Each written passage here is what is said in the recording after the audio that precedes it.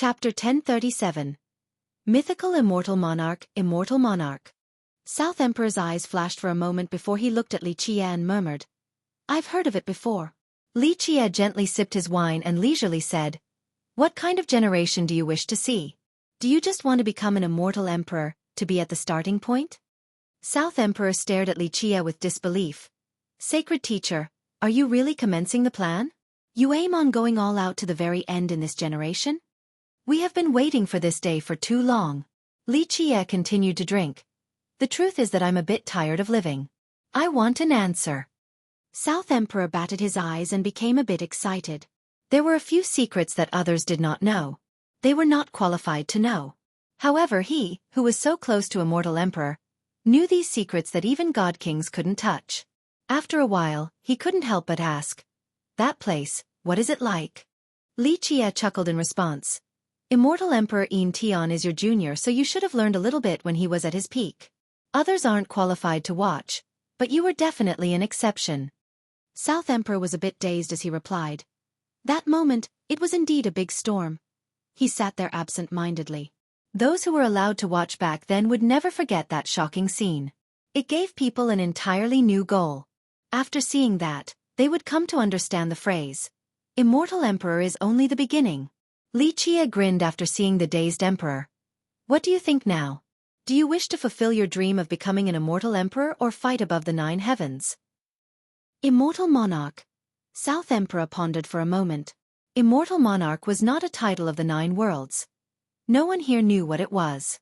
However, he had always wanted to become an immortal emperor, so he was hesitant on the prospect of becoming a monarch instead. "Little Gua, you were a bit arrogant before, but after being polished by the river of time, your value has increased. You are now over 30. Just like the polishing of jade, your gloss will become eternal." Li Qie spoke. "Is it possible?" South Emperor wondered. If Li Qie wasn't here, then he was certain of becoming the immortal emperor. However, before going to an unknown place, he needed guidance. It wasn't possible in the past, but it is now. I can guarantee this. Li Qie drank more wine. However, you need to be prepared. Becoming an immortal monarch is different from becoming an immortal emperor, so you need to be sure. Let go of your pride and I can show you the way. This particular shift is allowed? He asked Li Qie. After growing older, he no longer had a rash and willful temperament. In the past, even though he didn't act arrogant, he felt it inside. He was confident that he could become an emperor even without the Dark Crow as his teacher. Because of this, he never asked the Dark Crow for help. Otherwise, he could have been an emperor already by letting go of his pride. "Oh, you are not confident this time?" Li Qie laughed and shook his head. "Even though you were wrong for 4 generations, things really aren't that serious. Remember, you are among the top 10 of all the geniuses across the eons. You satisfy all the conditions right now. Firm Tao heart with an understanding of the Grand Tao's origin as well as being recognized by the heavens will. No matter which generation it may be, you are still the most outstanding genius." He looked at South Emperor to say, "As long as you are willing, you will definitely be able to do it. The only question is your own desire. To test your might in this generation, or to become an immortal emperor. Of course, each has its own merits. They are different paths leading to different worlds." "I will test my might in this generation then." South Emperor took a deep breath and said solemnly, "I'm also tired of evading one generation after another, so this generation it is. Just like Sacred Teacher said before, I'm also tired of living." "You are only 30 years old. What is there to be tired of?" Li Qie smilingly shook his head. "You are at your prime, so you should be high-spirited. To tell the truth, I'm a bit envious of you. Unburdened and without restrictions. This is how one should be when seeking the Grand Tao." South Emperor chuckled awkwardly after hearing this. Even a top character like him became a bit embarrassed. "Not loving anyone and having nobody to love me, is this still considered lucky? It's because your standards are too high. Back then, countless fairies and goddesses adored you, but you simply didn't like them." Li Qie smiled and paused for a moment. Not knowing love is also a kind of blessing. He gently sighed. "When you live for a long time, you will have to watch some people leave, both those whom you love and those who love you. The real pain is never being able to see each other again. I no longer care too much after my master's death." South Emperor replied. That's good, I suppose. No regrets when it is time to part. Let us not talk about this sad topic. Li Qie gently shook his head and smiled while drinking. South Emperor took a deep breath and bowed like a junior. For this journey towards the Grand Tao, Sacred Master, please show this junior the way. How can I refuse if you put it this way? Even without being considerate of Xueqi, I can't say no after you have asked, considering your talents. Li Qie smiled. In this undisturbed location, the two of them talked for a long time about many secret matters unknown to the world. After the talk, Li Qie smiled and told South Emperor, I asked the Radiant Bodhisattva earlier, they will open that place soon. If you are interested, you can come take a look. It is absolutely a fun and interesting location. One thought to become Buddha, another to become devil. This is definitely worth taking a look. South Emperor praised. Outside of the Rainflower Terrace, many people were waiting for evil Buddha and South Emperor to reappear. In the present times, these two were the most famous at the Buddhist funeral plateau. They even overshadowed Jikong Wudi's group. Baz! Before the eager crowd, space finally shook and the pavilion reappeared on the terrace. Both evil Buddha and South Emperor were still sitting there. Many people held their breaths and were curious about the conversation between the two and whether a battle would occur or not. However, contrary to their expectations, neither attacked. There were no wounds on either of them. Both had natural expressions, so it didn't seem like they fought at all. Eventually, they saw South Emperor getting up. He clasped his fist towards Li Qie before disappearing. As for evil Buddha, he continued to sit there, drinking his wine. They didn't fight at all. Maybe they are acquaintances? Many people whispered in private. Someone speculated, perhaps evil Buddha is also an era evader? Regardless of the speculations, no one bothered Li Qie during the next several days at the terrace. Outside of Jikong Wudi's group, other people would need to think twice about their own abilities before provoking evil Buddha. Li Qie waited several days at the terrace, but Li Shuangyin's group didn't come. He gently shook his head and said, it seems like there is some trouble. However, he was not worried. Li Shuangyin and the others were quite skilled now. It wouldn't be easy to kill them. If something big had happened, they would have already asked him for help. He paid for the drinks then left the terrace to enter the streets of the city once more. The Buddhist city was large. Even if it wasn't the largest in the barren earth, it would at least be among the top 3. It spanned for tens of thousands of miles with countless temples. Li Qie walked along the streets before finally arriving at a huge Buddhist temple. It was quite magnificent with a grand atmosphere. It was not particularly eye-catching in this city, however. There were many temples that were even more extravagant than this one. I want to see Veda's Vajra, Li Qie casually stated outside of the temple. Amitabha, benefactor, the Vajra is not seeing guests. The monk at the door shook his head. Amitabha. Li Qie placed his palms together, causing his Buddhist light to bloom. He turned into a Buddhist lord. The monk couldn't stand straight anymore and immediately prostrated on the ground, kowtowing. Please excuse this little monk. I didn't know Bodhisattva was coming. He bowed 3 times before going inside to report. Soon after, the monk came out and placed his palms together to say, Bodhisattva, the Vajra will see you, please come inside. With that, he led the way for Li Qie. Li Qie recalled his Buddhist light, making him resemble an ordinary man again, and followed the monk inside the temple. Eventually, the monk took him to a building and quietly left. Li Qie gave it a quick glance before entering. A vast Buddhist aura could be found inside the room. An aura that would drown any newcomer in an ocean of Buddhism. They would instantly have the urge to convert and become a Buddhist themselves after feeling this aura. Of course, this aura had no effect on Li Qie. He leisurely walked inside. Chapter 1038. Veda's Vajra. A Vajra adorned with a monastic robe was sitting inside the room. He exuded a scintillating brilliance as if his body was not made of flesh but was rather a statue cast from gold. His very long brows were as white as snow. The monk markings on his head were especially conspicuous. Each of them emitted light, like little lanterns. Li Qie sat down on a cushion and only smiled while looking at the Veda's Vajra.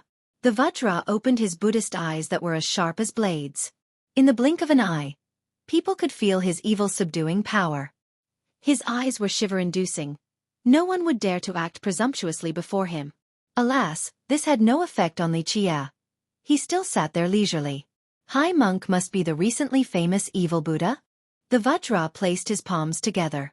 Despite his great status, being rude was not part of his nature. Li Qie smiled and casually said, "Let them call me what they want. I am here not to talk about the Dharma or to debate. I just want something from you." The Vajra spoke. "A monk only has the 4 great tribulations and a cushion to sit on, nothing else." Li Qie gently shook his head. "I'm not asking about your other possessions. Vedas, I am here for the item that you obtained from the lesser imperial devil world." The Vajra's eyes turned sharp for a split second before turning back to normal. He gently shook his head. "I do not know what High Monk is talking about. A monk has nothing besides the tribulations."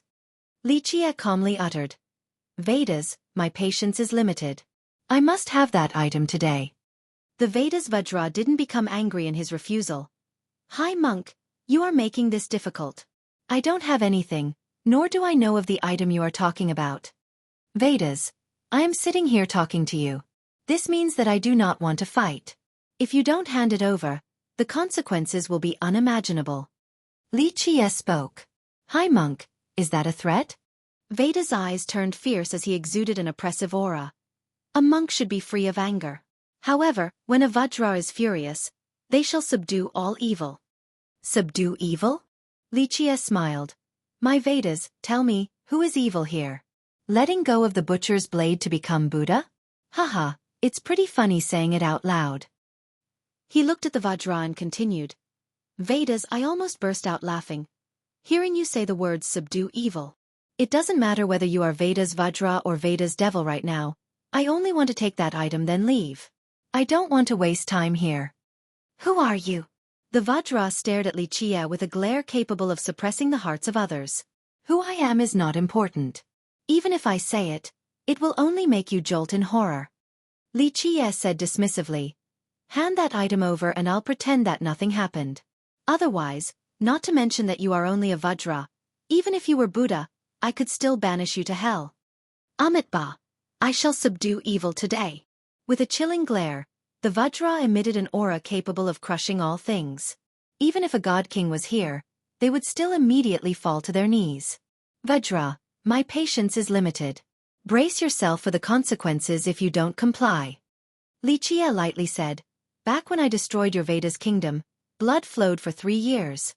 If you think that was a disaster back then, you haven't seen anything yet. If I take action now, I will show you a real calamity. I will banish you to hell with no chance of reincarnation." "You!" The Vajra stood up with his eyes wide open. A terrifying Buddhist aura erupted as he harshly shouted, You are that devil. The dark crow." "Devil?" Li Qie smiled. "Vedas, you are not one that can call me a devil. Yes, I massacred your kingdom, but if I am a devil, then what are you and those from your kingdom? You weren't even qualified to be called devils. At the very least, I as a devil, slew all of you openly so that your kind would never rise again. But you all," Li Qie glanced at the Vajra dismissively, "all of you are just a bunch of wretched abominations. Your kind drank blood and flay skin for pleasure. You built your kingdom upon the belief that humans were mere ants and treated them as food, using their bones to build your palaces. To tell the truth, Vedas, you don't even have the right to be part of the human race. In my eyes, you are only the lowest of abominations. The human race doesn't have such disgusting creatures as you." In an instant, the Vajra's chest was shaking with anger. He was quite emotional despite being a Vajra who had severed all mundane ties. His mood was swinging intensely. "Dark crow. You killed my wife and slaughtered my children as well as my entire family." The Vajra shouted. "So what?" Li Qie was too lazy to look at him. "Vedas, I don't care who you are now. Back then when you rampaged across the 9 worlds as an invincible god king, no one dared to touch you. But in my eyes, you were only an ant." "That's right, I destroyed your sect and slaughtered all of your family." Li Qie calmly said, "I won't say that it was for justice or retribution in the heavens' stead. I will just say that maggots like your kind were not eligible to be included in the human race. Thus, I deemed you an eyesore and killed all of you." He paused for a moment and glanced at the furious Vajra. "Vedas, did you really think you managed to escape my grasp?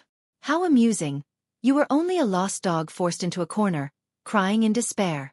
Then all of a sudden, you finally wanted to become a good person, throwing away your butcher's blade and repenting.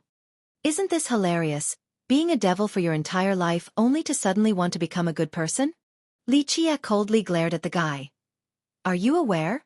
If the Buddhist lore didn't guarantee me that you had truly repented and would never kill again, not even an ant, I would have crucified you down in hell so that you would never re-enter samsara. Even the Buddhist funeral plateau wouldn't have been able to protect you. After hearing this, the Buddhist light from the Vajra pulsed in an unstable manner. His expression changed unpredictably as he stood there. Eventually, he sat back down on the Buddhist cushion.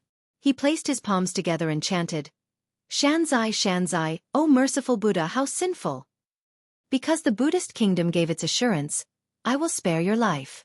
Li Qie spoke, but if you don't hand that item over, not to mention the kingdom's assurance, even the high heaven's assurance won't do. Amit Ba. The Vajra chanted and finally relaxed. He opened his eyes to say, High monk, the thing you desire is no longer in my possession. Li Qie narrowed his eyes and repeated, Not in your hands? The Vajra placed his palms together in response. A monk does not lie. Veda's devil is dead, so I don't need to trick you. A few days ago, a young miss from the Eternal River School traded an old item for it. That girl. Li Qie knew who it was.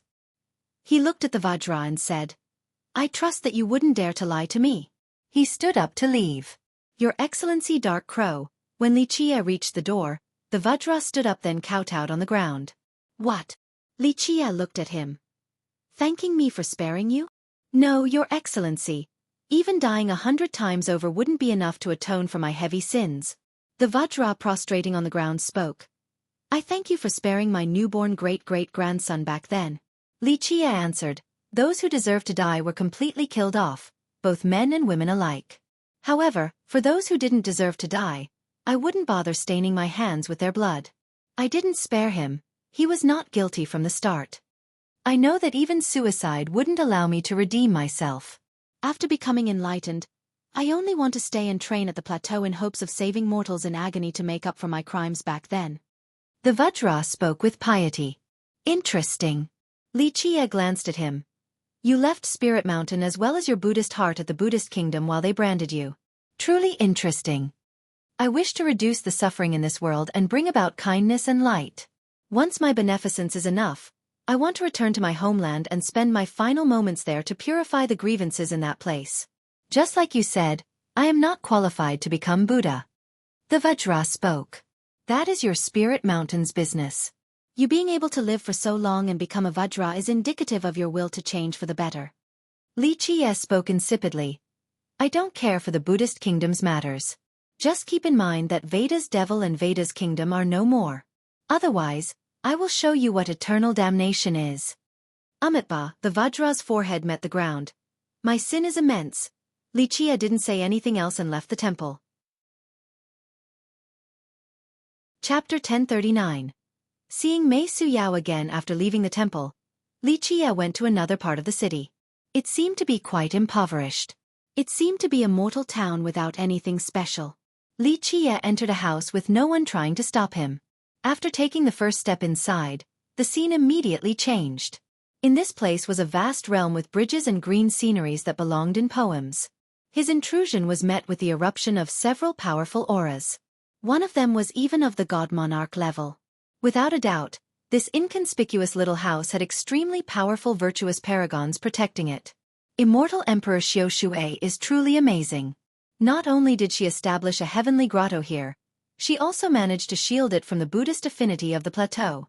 Such keen insight is truly admirable. He took his time walking through this place to enjoy it fully. The powerful auras surged, their owners wanting to attack Li Qie. However, a voice that resembled an immortal hymn resounded. He is a guest, do not be rude. Li Qie only smiled and strolled through the place to reach a particular pavilion. It was built in the middle of a lake with a woman sitting on a stone chair. She was looking at the pretty view of the lake. Anyone would marvel at the sight of this woman ahead. She was beautiful beyond words. It was not enough to call her a goddess. Mei Suyao. The woman praised as a goddess in the mortal emperor world. She was sitting quietly with an indifferent demeanor, like a fairy detached from this mundane world. She also had this appearance in the past, but the current Mei Suyao was completely different from before. In the past, her steps were accompanied by visual phenomena like a deity descending to this world. But now, she had returned to the origin and held a simplicity far from striking visuals and hymns of the Grand Tao. Nevertheless, she was still a goddess removed from the pollution of the world and was about to fuse together with nature. Her core remained unchanged, but she now used a different attitude to deal with the world, resulting in a different style. She stood up the moment she saw Li Qie walk into the pavilion. She looked at him and, with a slightly surprised expression while her forehead flashed with a glimmer, she inquired, "Is it you, young noble Li?" She was not completely sure of this either. Not bad. An immortal bone is worthy of its prestige. To be able to see the truth and communicate with true gods. Li Qie nodded his head and praised. He revealed his true form and freely sat down on another stone chair. After seeing his form, Mei Suyao bowed her head gently with a respectful demeanor. "Please excuse me for not personally greeting you." He waved his sleeve and interrupted her. "Okay, little girl, there's no need for cumbersome formalities." Goddess Mei Suyao was always the focus of the show regardless of the time and place. Even peerless geniuses like Jikong Wudi's group would always show their best side in front of her. Only Li Qie didn't pay her any mind. She was not angry and sat down. She poured some tea into a jade cup for him while speaking. "Please have this simple cup of tea." He accepted her jade cup and took a sip before commenting freely. "It seems like you have finally understood. This is Immortal Emperor Xueqi's Alea Heavenly Fragrance Tao. This is thanks to you. In recent years, I was enlightened and spent time meditating before understanding the profundities within." She spoke with sincerity. "If you didn't wake me up from my dream, my path would have been even longer." Li Qie smiled and enjoyed his tea as well as the charming beauty before him. He was relaxed and carefree. Everything else became insignificant. She didn't speak and only quietly kept him company, pouring more tea for him in a demure and natural manner. He closed his eyes to feel the calm rhythm. After a while he gently nodded. It is this feeling. You have truly understood the core of the fragrant Tao and will be able to enter the heavenly Tao. This will be a grand Tao that belongs to you, allowing you to eventually embark on one that is unique to yourself." Mei Suyao subtly smiled like an apricot bud slowly blossoming. It was quite a scene to behold. Mei Suyao took out an old box and slowly handed it over to him. "One half of the treasure is here, please take a look." Li Qie opened it and glanced at the item inside before nodding his head. "Where is the other half?" "It was taken back by the ancestor." Mei Suyao calmly answered, "My immortal bone still has difficulty understanding this thing, so I asked the ancestor to bring back one half so that the other ancestors could take a look. Maybe they will be able to see through its mysticisms." I have consulted Vedas Vajra as well about this issue. He didn't know either. The only thing he said was that the item is extremely unfathomable. Mei Suyao told the truth. If Vedas Vajra could comprehend it, then he wouldn't be Vedas Vajra. Li Qie said dismissively, "This thing is connected to an ancient mystery. People who don't know about the ancient legends would never be able to understand the item's secrets." She asked curiously, "Young noble is referring to the era before the desolate era? The mythical legendary era?" Coming from the Eternal River School, a sect with 3 emperors, she was an erudite person with few peers. However, she didn't know if the item came from the legendary era. It may be even older. Li Qie only smiled without saying much. Mei Suyao was dazed for a moment. In the minds of common cultivators, the desolate era was the oldest. She knew about the existence of the legendary era that came before it, but what kind of era was even older? Li Qie put away the box and said, "I want the whole thing. Half of it is tantamount to trash." "Don't worry, young noble. I have sent a message to the ancestors and told the school to immediately bring it to you without delay." She was very open and agreed right away. Li Qie looked at her and chuckled. "Girl, if I didn't know that you have understood the fragrant Tao's essence, I wouldn't believe it either. Such a great change in a short period of time, you can even call it a metamorphosis. Before coming, I expected you to make bargains. It seems like I have underestimated you." Chapter 1040. Mei Suyao's beauty. Would any attempt at negotiation be useful? She smiled wryly and slightly shook her head. "Do I have any room to bargain?" Li Qie couldn't help but smile while looking at her to leisurely say, "I'm actually curious, What did the old geezer tell you? She smiled without responding, like a flower bud on the verge of blossoming. It was of transcendent beauty and boundless charm. Li Qie stood up and wanted to leave, but Mei Suyao spoke. If you don't have a place to stay, you can stay here. Our school is willing to offer our humble abode to you. He looked back at her and smiled before sitting down again to say, Girl, what ideas are you having? What are your plans? Mei Suyao chuckled. She spoke in a playful tone. It seems like you are still cautious of me. I suppose I can't really blame you. It is my fault for being naive back then and leaving you with a bad impression. Li Qie gently shook his head. Girl, you are a beauty capable of causing disasters. Of course, I understand what the old geezers from your school are thinking. However, I'm even more curious about your thoughts. She didn't say who it was, but any discerning person could figure it out. Girl, I won't take your item without giving something back. Since you have given it to me, I will give you a creation. Before leaving, he told her, before entering the lesser world, come find me. I will point you to the right path. Thank you, young noble. She charmingly bowed. I speak on behalf of my ancestors when I say, just say the word if you ever need my school for anything. We will assist you at any moment. Your old geezers indeed have a little foresight. He laughed and left. Mei Suyao watched him leave, then ordered an elder from the school. Elder, please go back to the school and bring the other half of the treasure here for young noble Li as fast as possible. The elder acknowledged this command and immediately went to carry it out. Because Li Shuangyan and the others hadn't come, Li Qie stayed behind at the Rainflower Terrace again. The moment he arrived, he sent Xikong Taotian a message. In the shortest amount of time, Xikong Taotian appeared before Li Qie and immediately spoke. Boss, you have an order? Is it about the Heavenly God sect? He looked at Xikong Taotian and asked, Heavenly God sect? What's going on with them? Xikong Taotian answered right away. Boss, I received a direct message that there has been some friction between cleansing incense and Heavenly God. This news has yet to reach the barren earth. The Heavenly God sect is quite brave now. They finally can't stay patient anymore. Li Qie smiled. Boss has probably heard about it too. Right now, their backing is even stronger than before. It was the Azure Mysterious Ancient Kingdom back then, and now it's the Soaring Immortal Sect. Xikong Taotian spoke. Right now, even the Azure Mysterious Ancient Kingdom has to show the Heavenly God sect some consideration. Not to mention the Soaring Immortal Sect hasn't descended yet. Even if they did, I still wouldn't give a damn. Li Qie freely smiled. They have already started sharpening their blades before Soaring Immortal is even here. Wait until I return to the Grand Middle Territory. The first thing I will do is destroy their Heavenly God sect. Li Qie was not worried about cleansing incense at this moment. Because of Peng Keng's group, nothing big should happen. Just give me the command and I shall be your vanguard, the first to kill my way into the Heavenly God sect. Xikong Taotian smacked his chest loudly 3 times. Li Qie gave him a look. Will you be there to kill or to grab the treasures? I definitely believe that you will be the first to charge into the Heavenly God sect. Their treasury, to be specific. Ha ha ha, boss, I will be killing and plundering, not stealing. He didn't blush at all and spoke with incredibly thick skin. Li Qie smiled and didn't scold him. This time, I didn't call you to tell you to go kill the Heavenly God sect. I want you to do something else. Boss, just say the words. Tell me what you want and I shall carry it out perfectly. You can rest assured when I am the man doing the job. He smacked his chest loudly again and confidently assured Li Qie. Chapter 1041. Soaring Heavenly Saintess. Li Qie looked at the boasting thief and said, Okay, stop messing around.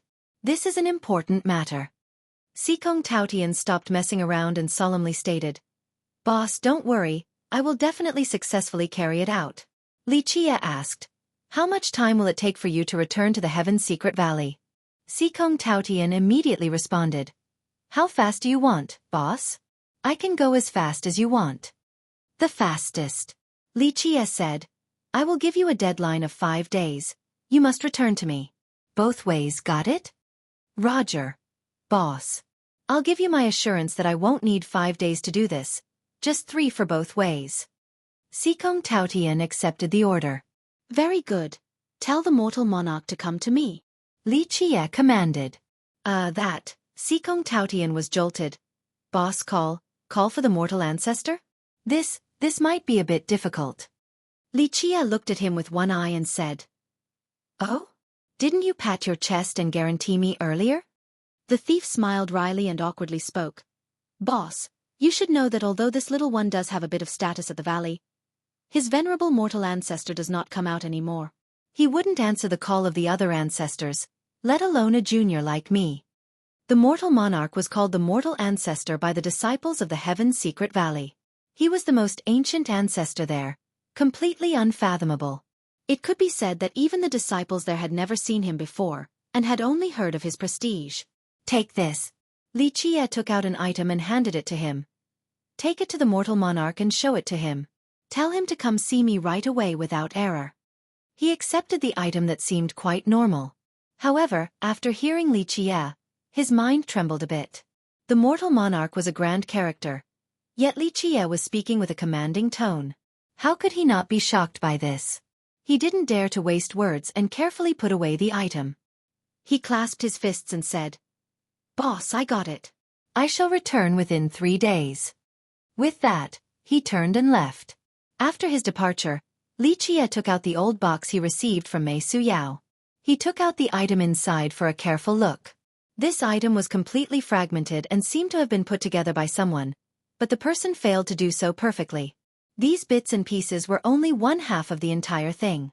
Only when they were perfectly combined with the other half would it be complete again. In the past, Vedas Vajra obtained it from the lesser imperial devil world by complete accident.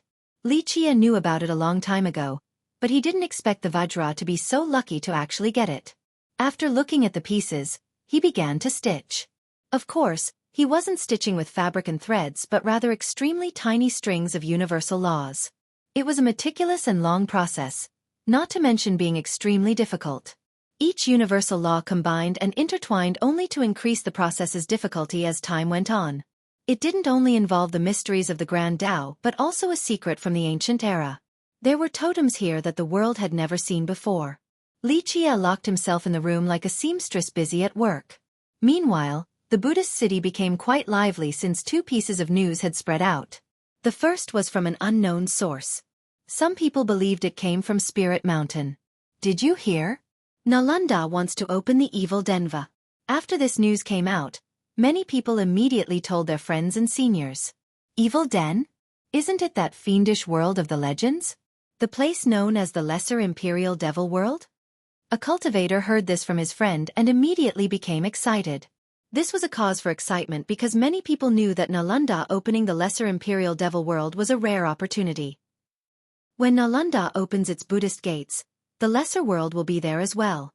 An old paragon commented, "What's truly interesting is why a powerful existence like Spirit Mountain would allow the Lesser Imperial Devil World to exist. Why is it that they want to open the Lesser World every generation?" The older generation that had lived for a long time found it quite strange due to Nalanda's stance on the Lesser World. The second piece of news quietly spread after this one. "I heard people from the soaring immortal sect are about to enter the mortal emperor world." Many sects and cultivators discussed this secret message. Many people, including even ancestors, quivered after hearing this. An ancestor couldn't help but murmur, "Is the soaring immortal sect really coming? It's the only giant in the 9 worlds that can control each generation." It was the only sect with 5 emperors in the 9 worlds. Legend states that among the River of Time, it had controlled many generations of the 9 worlds. It had left its mark in history across time itself. I heard the sect has not appeared for at least 3 generations, the era of the Black Dragon King. But now, its sudden appearance. Don't tell me it wants to groom the next successor to the throne? A few ancestors discussed it within their group. In fact, anyone would be alarmed after coming up with this possibility because if the sect truly groomed a successor, no one in the contemporary would be able to compete with them. Is a lineage with 6 emperors about to appear? An ancestor absent-mindedly mumbled after thinking about it. Is it true that the soaring immortal sect is coming to the mortal emperor world? Many people didn't believe this because it hadn't shown itself for 3 generations. A well-informed person clarified some points. "It's not certain for now, but an emissary is coming. I heard he went to the Heavenly God sect already. Also, I heard that the soaring heavenly saintess has arrived at the Buddhist funeral plateau." Sure enough, on the same day, a rainbow swept over the sky. A golden vessel emerged right outside of the Buddhist city and poured down an auspicious light. It made no effort to constrain its overbearing brilliance. It came into the city with great fanfare and zero restraint. On top of the vessel was a gorgeous woman. She wore a golden robe, making her seem like a golden phoenix perched on a branch.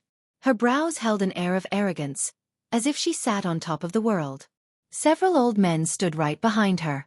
They emitted a terrifying aura, making it clear that they were paragons that had entered the path of the grand era. The soaring heavenly saintess is here. Someone cried out after seeing the woman on the ship. Many in the city quickly came out to greet her. Among them were leaders and tyrants.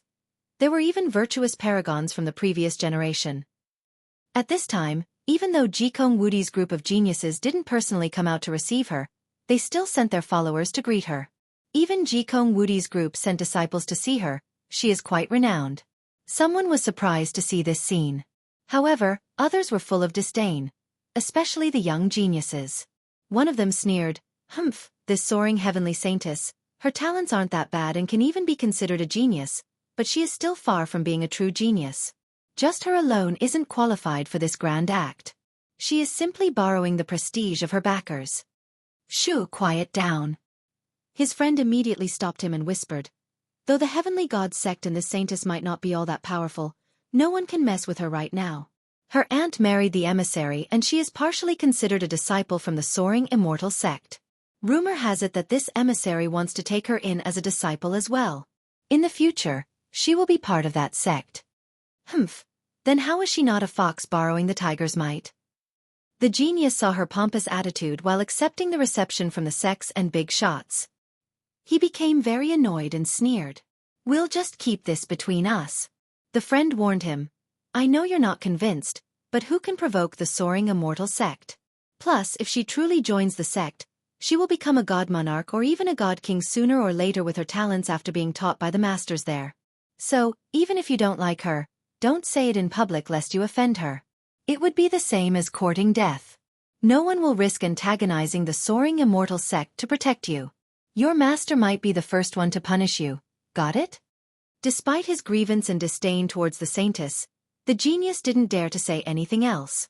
The saintess receiving the grand reception of the other sects and Jikong Wudi's group made many people envious. Someone spoke with envy, "It's so nice to be able to hug the soaring immortal sect's thighs, just like a carp leaping over the dragon gate and flying to the 9th heaven." Chapter 1042. The mortal monarch Xueqi continued this embroidery process for 2 days and 3 nights before finally doing a good job of sewing the laws together. Looking at the flashing totems in his hand, Xueqi couldn't help but chuckle. After struggling for so many years, an unknown era had disappeared without anyone knowing. Even though Xikong Taotian was a carefree fella, he didn't dare to do a sloppy job on a task given by Xueqi. On the 3rd day, he finally returned.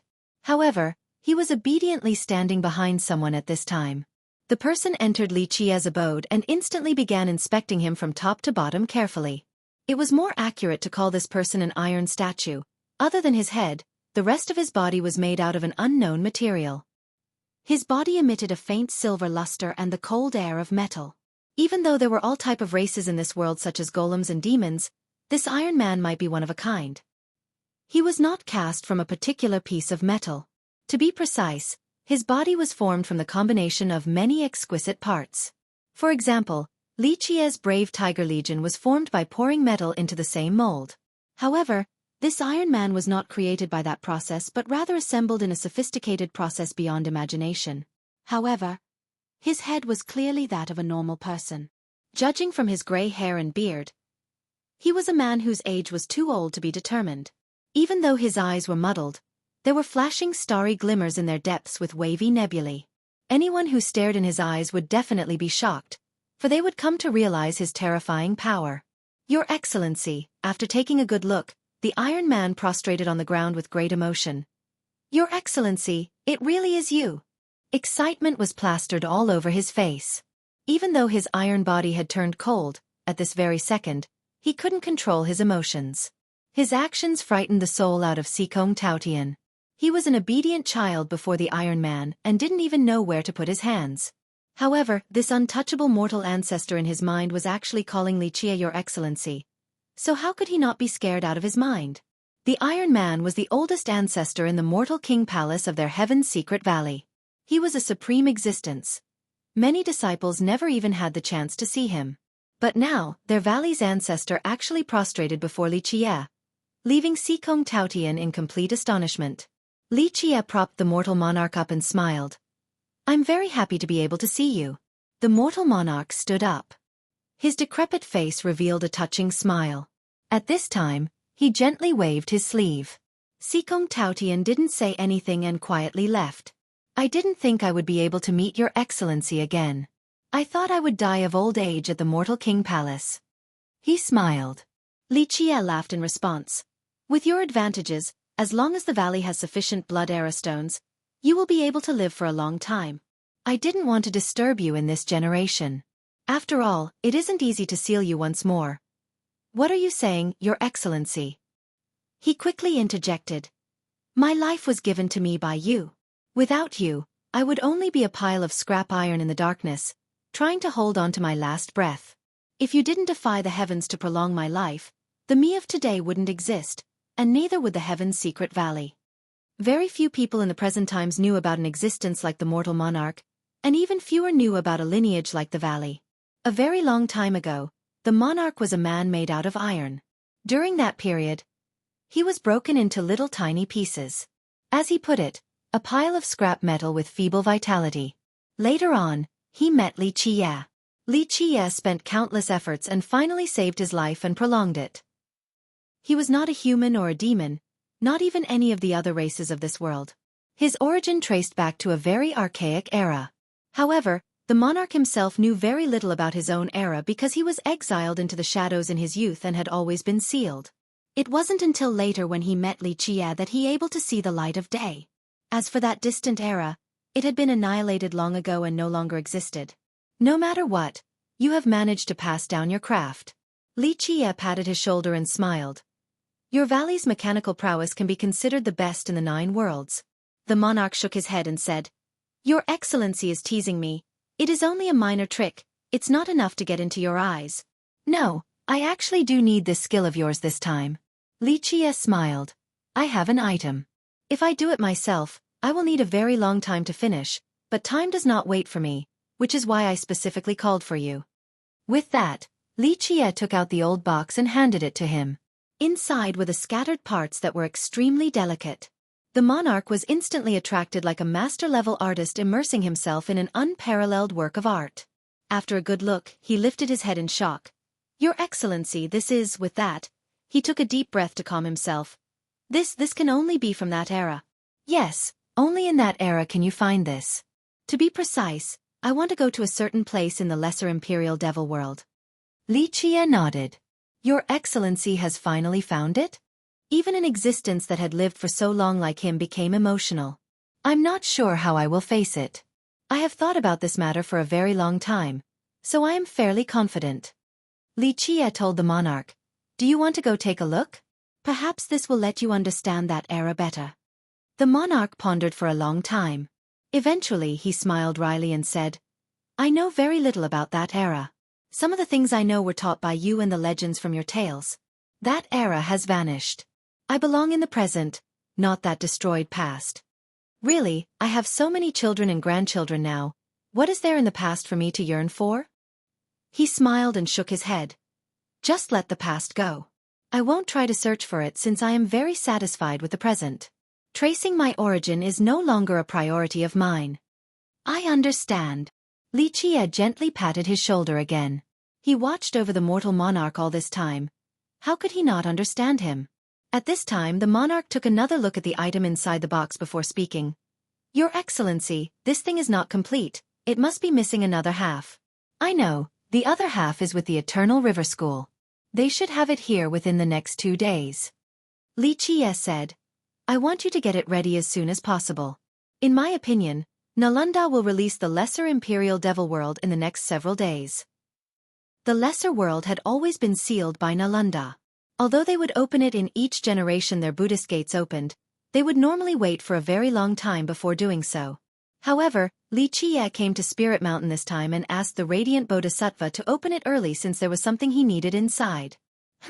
I'm afraid this is difficult for me as well. The monarch stared at the item and said, Your Excellency, this thing is of the utmost importance and relates to the totems of that era. I can't prepare it well in a short amount of time. I have to understand these totems first before knowing their derivations and transformations. I don't have many memories about these totems, so if I wanted to complete it, I would need a very long time.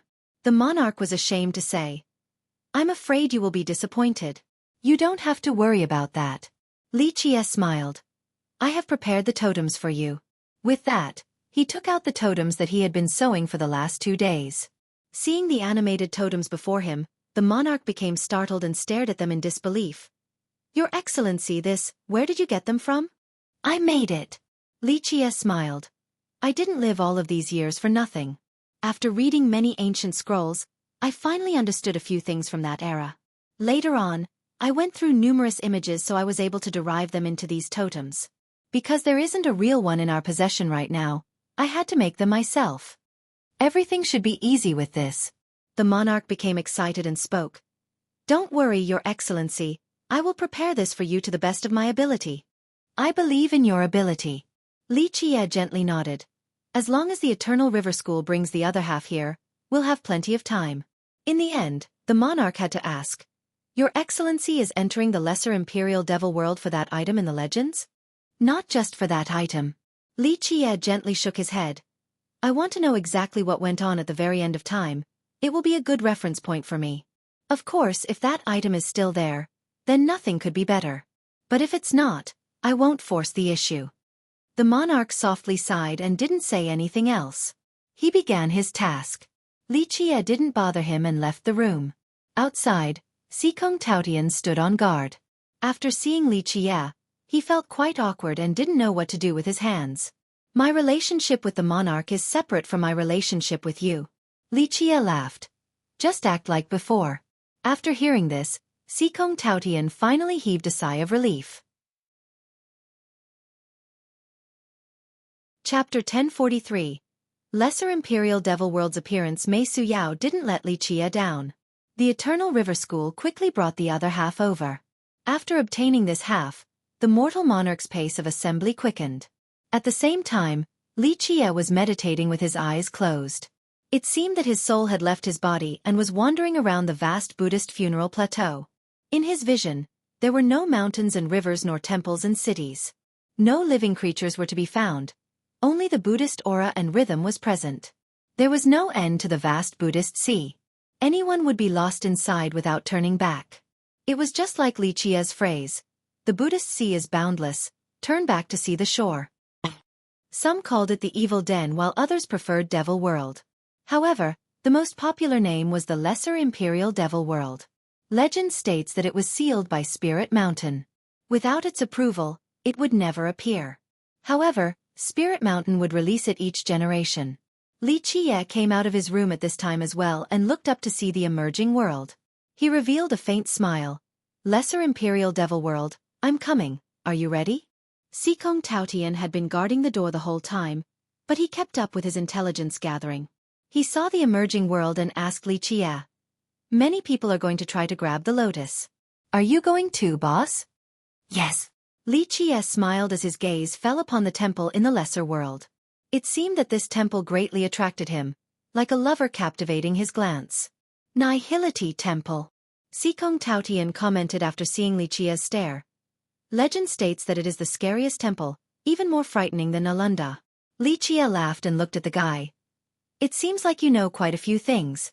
Even if many had heard of the name Nihility, very few truly understood it. Everyone was more familiar with the 18 temples and Nalanda. The Nihility Temple remained a mystery to most. Haha, I've heard from the seniors in the valley. Xikong Taotian rubbed his palms together and smiled. If boss won't make fun of me for showing off, then I'll tell you. Li Qiye chuckled. It's fine, go for it.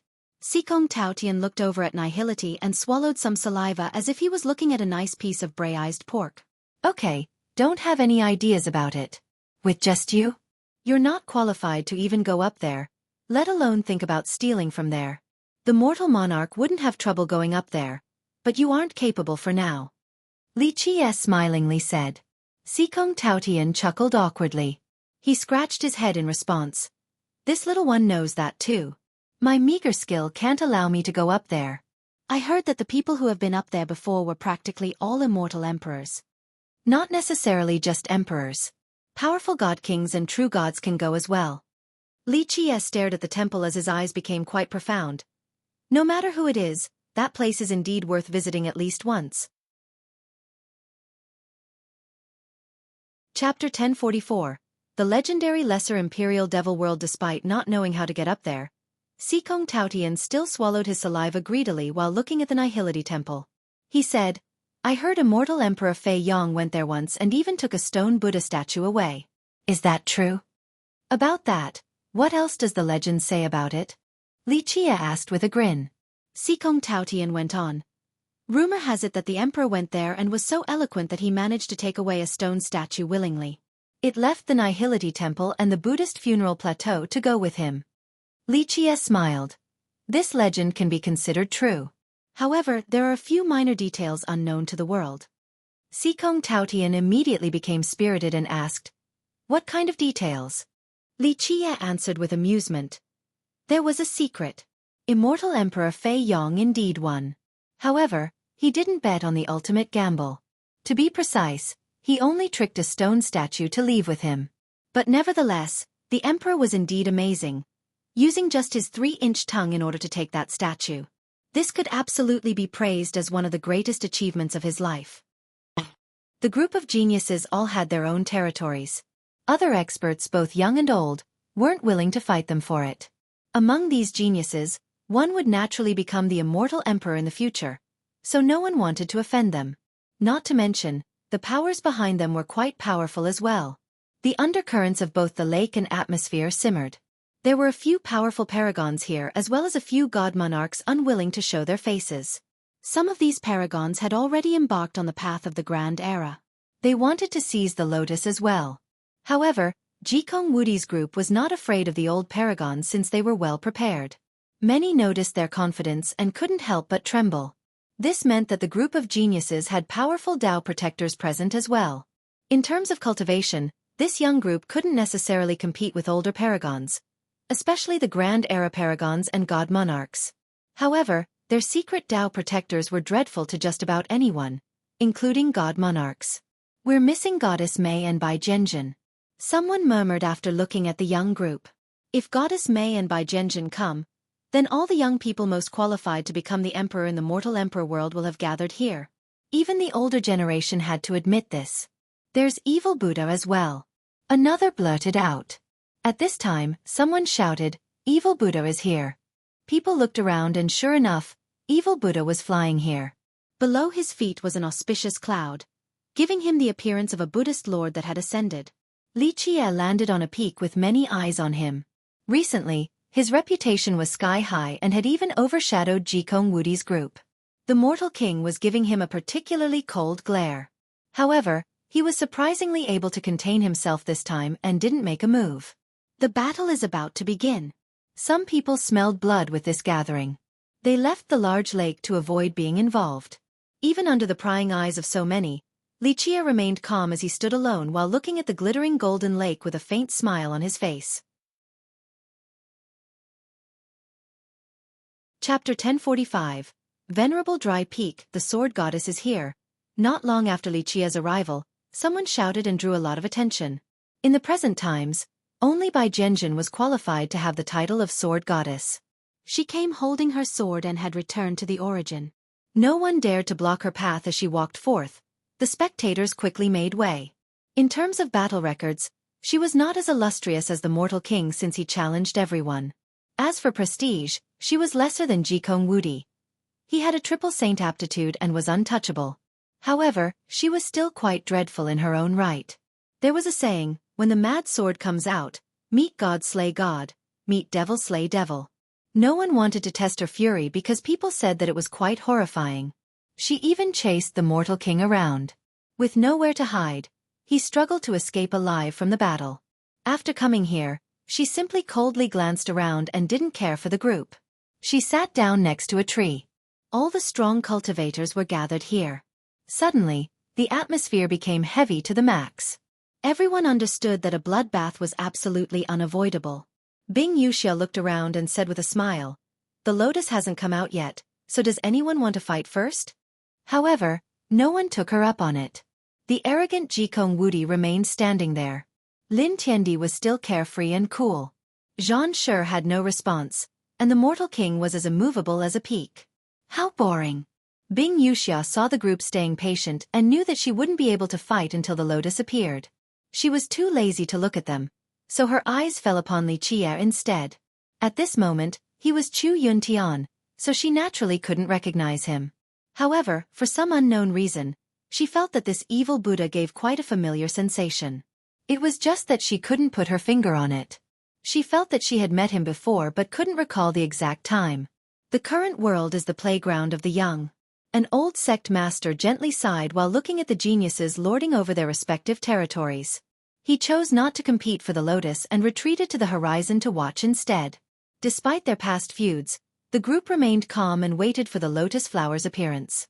The tense atmosphere permeated this entire area. At the same time, an old man flew here and took a look around before focusing on the lake. This old man exuded the aura of a paragon. It was quite oppressive. Moreover, he came with great fanfare, as if he was not afraid of antagonizing others. Venerable Dry Peak. Someone recognized his identity and murmured, "I didn't think someone of his status would actually work under the soaring heavenly saintess." It turned out that this old man was a famous virtuous paragon. He was from a big sect and many people called him Venerable Dry Peak. As a paragon, he shouldn't have joined the banner of a junior, especially one like the saintess, since she couldn't compare to Jikong Wudi's group. However, he actually went against the norm because he wanted to use the emissary behind the saintness to join the soaring immortal sect. He wished to become an external disciple to pave the way for his sect in the future. His decree resonated with the Buddhist hymns, "Go subdue the evil." Goodness, goodness. After the decree came out, the Venerable actually placed his palms together and turned around to leave. He instantly disappeared into the horizon. Li Qie's light disappeared and he resumed his normal appearance. It seemed as if what happened just now was only an illusion. That's it. Many people felt disappointed after seeing the Venerable leave. Some thought that he would commit suicide and were slightly let down by Li Qie's dharma. A virtuous paragon stared at the faraway Buddhist city and murmured, "No, it's more than that." Ah! Screams rang out from the city.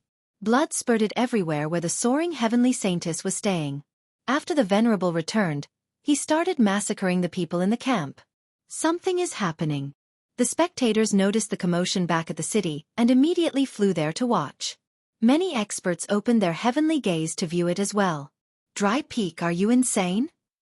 Eventually, Dry Peak's slaughter alarmed the other virtuous paragons under the saintness. One of them shouted and went to stop him. Rumble! In a split second the world spun. Virtuous paragons had a showdown in the sky and broke through the firmament. Treasures slammed into each other, causing flames to spark and light up the sky. Ah! Eventually, a shrill scream resounded. Venerable Dry Peak was assassinated by another paragon, and this bizarre event finally concluded. Back at the lake, many sex masters and paragons all witnessed that scene. They shivered and glanced over at Li Qie. People receded like the tides to maintain their distance. Li Qie using the Dharma to control the Nantian Young Kings group was one thing. This could be attributed to their age, lack of cultivation, and brittle Dao heart. However, a paragon like Dry Peak was instantly crossed over by Li Qie as well. This was too horrifying. If Li Qie wanted to perform a mass conversion, wouldn't he be able to instantly control countless experts? A cold sweat broke out as they thought about Venerable Dry Peak's ultimate fate. In their eyes, Li Qie was even more frightening than a devil. Jikong Wudi's group turned quite serious as well. Evil Buddha's terrifying might once again exceeded their expectations. Even Zhan Shi with his firm Dao heart wasn't sure if he could stay strong against Evil Buddha's conversion. Li Qie only chuckled. He had grasped the true meaning of the Buddhist funeral plateau. In this place, he was able to control all Buddhist laws. Unless the existence in the Buddhist sea took action, he could convert just about anyone with his dharma. Chapter 1046. A brewing storm. People stayed far away from Li Chia and stared at him in horror. This monk that didn't look like a monk gave them the willies. Everyone knew the fearful Dharma in the plateau as well as Spirit Mountain's power of conversion. However, under normal circumstances, sacred monks and bodhisattvas from the 18 temples wouldn't take the initiative to convert others.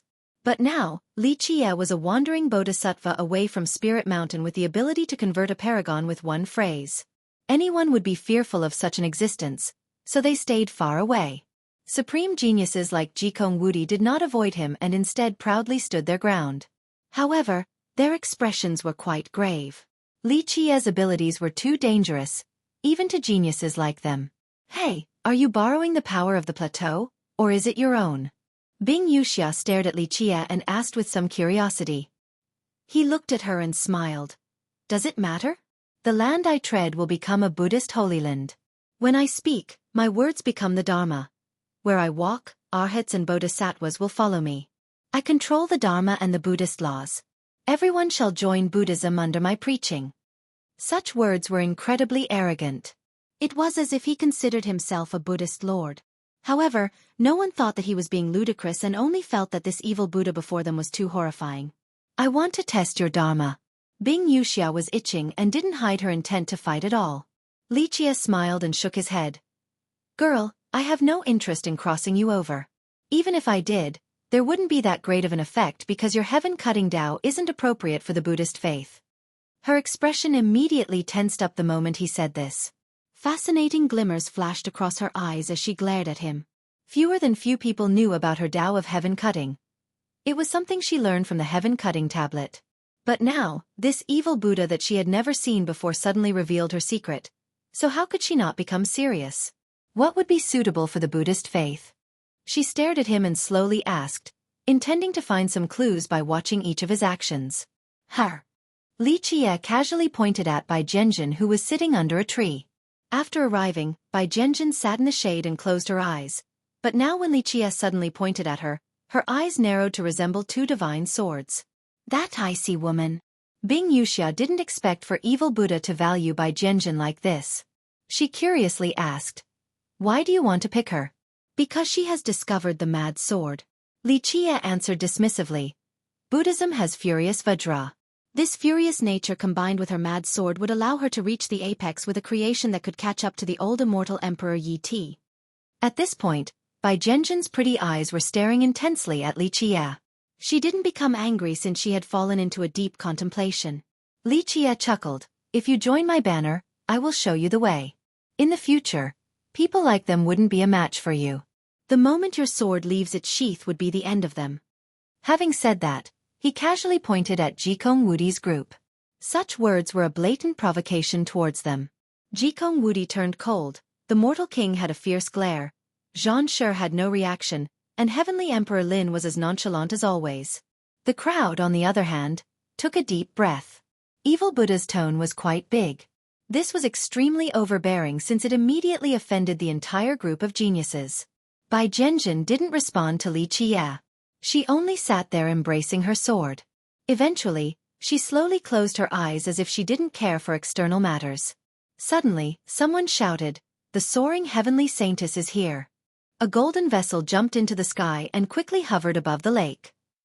On top of the vessel was a woman, the current descendant of the heavenly god sect, the soaring heavenly saintess. Behind her were three old men. They spent no effort to conceal their paragon auras that were surging endlessly like a flood assaulting the sky. Even though these old men were incredibly arrogant, many people still trembled inside. This was due to the fact that the three old men were not ordinary paragons. They had entered the path of the Grand Era.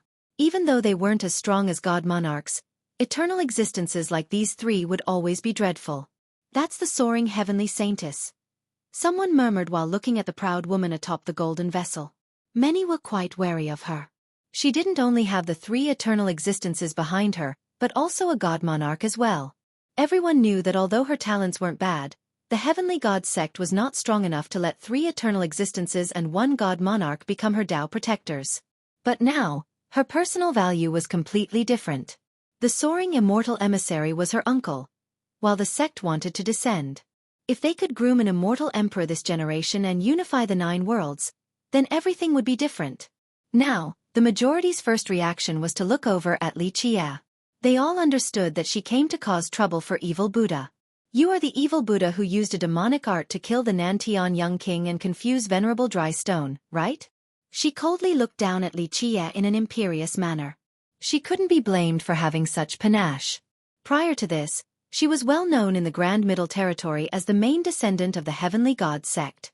However, she was far from being comparable to supreme geniuses like Wudi and the others. But things were different now. The rise of the Heavenly God sect and return of her uncle as well as her being chosen for the sect were all a matter of time. In the future, she would actually succeed her uncle's position and become the new emissary of the sect in the mortal emperor world. Overnight, her worth became 100 times greater, turning her into a big shot that was on the same standing as Wudi's group. Thus, how could her confidence not shoot up? Right now, she wanted to establish her prestige so that no one would dare to question her authority. For this, she needed to make an example out of someone. Without a doubt, this evil Buddha had become her target. That's right. Li Qie smiled while looking at the haughty saintess. At this point, everyone watched with bated breaths.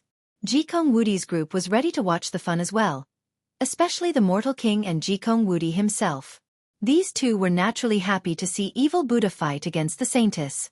Once evil Buddha became enemies with the Heavenly God sect, only death would await him no matter how powerful he might be. She shouted with a cold demeanor. I see you're an evil monk. You dare to spout heresy to confuse people and killed soaring immortal disciples with an evil art. Even 10,000 deaths cannot absolve your sin. Many people glanced at each other after hearing this. They knew that both the young king and the venerable weren't soaring immortal disciples. The saintess simply wanted to frame Li Qie to make him an enemy of the soaring sect. Li Qie couldn't help but smile and shake his head. Just a little junior that already knows how to wave the banner around, a fox borrowing the might of a tiger. The soaring immortal sect has yet to recruit you, but you are already showing off. If you become the emissary, won't you begin to order the entire mortal emperor world around? This retort left the saintess with an extremely ugly expression. It was a clear showing of disdain and directly hit her insecurities. This was the thing she didn't want to hear the most. Many were very afraid of evil Buddha, but they secretly applauded his words. In fact, they didn't like watching the saintess acting haughtily due to her backing. Alas, they were afraid of the soaring immortal sect behind her, so they didn't dare to antagonize her. Thus, when evil Buddha spoke what was on everyone's mind, it made the crowd feel very good. Evil monk, you don't know life from death. The saintess was shaking with anger and shouted at him. Li Qie looked at her and shook his head again. The soaring immortal sect is in a steep decline. Those old geezers will not leave their coffins to come out, so their descendants can only groom some trash. If a joke like you can eventually become the emissary, then the soaring immortal sect can only continue on this downward spiral, like a river drying up by the day. The soaring heavenly saintess commanded, Evil monk, you actually dare to slander the soaring immortal sect, you deserve to be quartered. Elders, go take down this monk and torture him. Let him know the name soaring immortal. The three eternal existences stepped out at this time and immediately went for Li Qie. Their surging blood energies erupted as their fate weapons appeared and poured down universal laws. This was to prevent the Dharma's affinity of conversion. In their eyes, Li Qie's Dharma was a confusion technique of sorts, so they sealed their 5 senses. This way, his Dharma wouldn't be able to charm them. The crowd truly appreciated this defensive maneuver. They wanted to see if such a method could stop Li Qie's Dharma or not. Evil monk, accept your fate. With their 5 senses sealed, 3 gigantic palms blotted out the sky, not giving Li Qie a chance to escape as they lunged at him. A Buddhist light bloomed from his body. This extremely scorching light was dazzling to the point where people couldn't keep their eyes open. At this moment, Li Qie seemed to control the entire plateau. He was the supreme Buddhist lord. Amitabha. Li Qie chanted his mantra and instantly gathered the endless Buddhist energy of the plateau. All of its power was within his grasp. Amitabha, with the urging from Li Qie's peerless Dharma, the numerous temples and monks of the plateau all chanted in unison. Chapter 1047. One word opposing a god monarch. Such a change left all existences in the plateau quivering. As myriad temples echoed after him, Li Qie raised his palm. The power in this place was being driven by him. a gigantic Buddhist palm appeared in the sky. Its shadow would make even gods tremble. Boom! This palm shattered the sky and came crashing towards the three eternal existences. Initiate! The three eternal existence shouted in response. They didn't hold anything back and unleashed all of their blood energy to power their most powerful attacks. They shot it towards the palm in order to stop its terrifying might. Bang! The entire plateau quaked. On the ground was a gigantic palm print as if a blade had used the land as its canvas. Each of its curves was extremely meticulously and skillfully crafted. As for the three eternal existences, they were rendered into pools of blood. Their corpses no longer existed. Mommy, countless people felt their knees giving in while their legs trembled in fear after seeing this. Three eternal existences were annihilated by a single Buddhist palm. There was nothing left of them. Jikong Wudi's group was astounded. Until now, they assumed that Li Qie could only use his dharma to convert people. They didn't expect that he could destroy three eternal existences with a casual attack. Borrowing the power of the Buddhist funeral plateau, Heavenly Emperor Lin was astonished after seeing this palm. His eyes became quite profound. This attack left the group of geniuses in fear. All of a sudden, the scene became quiet. Li Qie's might extending beyond mere conversion shattered all expectations. Three paragons couldn't even block a single move before meeting their demise. Anyone would shiver after seeing this development. The soaring heavenly saintess expression greatly shifted. With a god monarch as her backing, she was previously fearless. However, she didn't expect for the three eternal existences to be unable to block even a single palm. Li Qie flew into the sky and instantly stood before the saintess golden vessel. He smiled. Tell me, should I convert you or crush you? The shocked saintess couldn't help but take several steps back with fear in her heart. However, a figure came out and stood before her. It was an old man adorned in a hemp robe. His appearance caused the sky to fall into darkness. His eyes flashed a green glint, causing people to quiver uncontrollably. An aghast spectator uttered, God Monarch. Despite not unleashing his full blood energy and God Monarch aura, the strands of power radiating from his body were scary enough. A paragon from the previous generation murmured in astonishment. Night Scorpion God Monarch. The old man called the Night Scorpion God Monarch blocked everything with darkness. In order to stop Li Qie's conversion, he stood before the saintess and spoke gravely. Little friend, please hold on. A God Monarch. Li Qie looked at him and chuckled. Although you barely make the cut, you are still a bit stronger than self-proclaimed monarchs. Night Scorpion did not respond. He coldly stared at Li Qie like a scorpion watching its prey from the shadows, ready to deliver the fatal blow with its poisonous pincers at any time. At this second, it already belonged to him. No one else could take it. Boom! But right when he got close, several people immediately took action. They were all experts that hid in the shadows, true masters. All of them were at least at the eternal existence level. One of them was even a god monarch. And this was not the most terrifying part. An imperial aura that tore apart all things was among these invincible powers. An imperial weapon came forth and shattered myriad laws, forcing people down to their knees in worship. Imperial weapon. The majority of the cultivators had already withdrawn far away after sensing the imperial aura. They didn't wish to participate in this competition since they couldn't even stand firm at this moment. A god monarch ambushing with an imperial weapon. One could easily imagine how dreadful this attack was. These big shots that had been hiding were all famous. However, they let go of their reputations and all launched a surprise attack on Evil Buddha. In their eyes, Evil Buddha's ability to banish a god monarch with one word was too frightening. Thus, they wanted to take the initiative and kill him before he could react. Amit Ba! Li Qie chanted. A boundless light blasted across space. The power of the entire plateau was taken by him, no matter how vast it might be. At this time, he was the Buddhist lord that controlled the entire plateau. Amit Ba! With a loud shout like a vajra subduing evil, the innumerable monks in this place all shouted. The torrential force of the Dharma rushed out like a reversed waterfall. It guarded all the existences in this world. Boom! The sky sent down a golden word, Buddha. It had supreme power and crushed everything in the 9 heavens and 10 earths.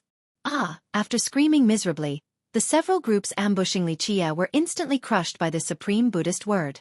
Blood and flesh spilled all over the place.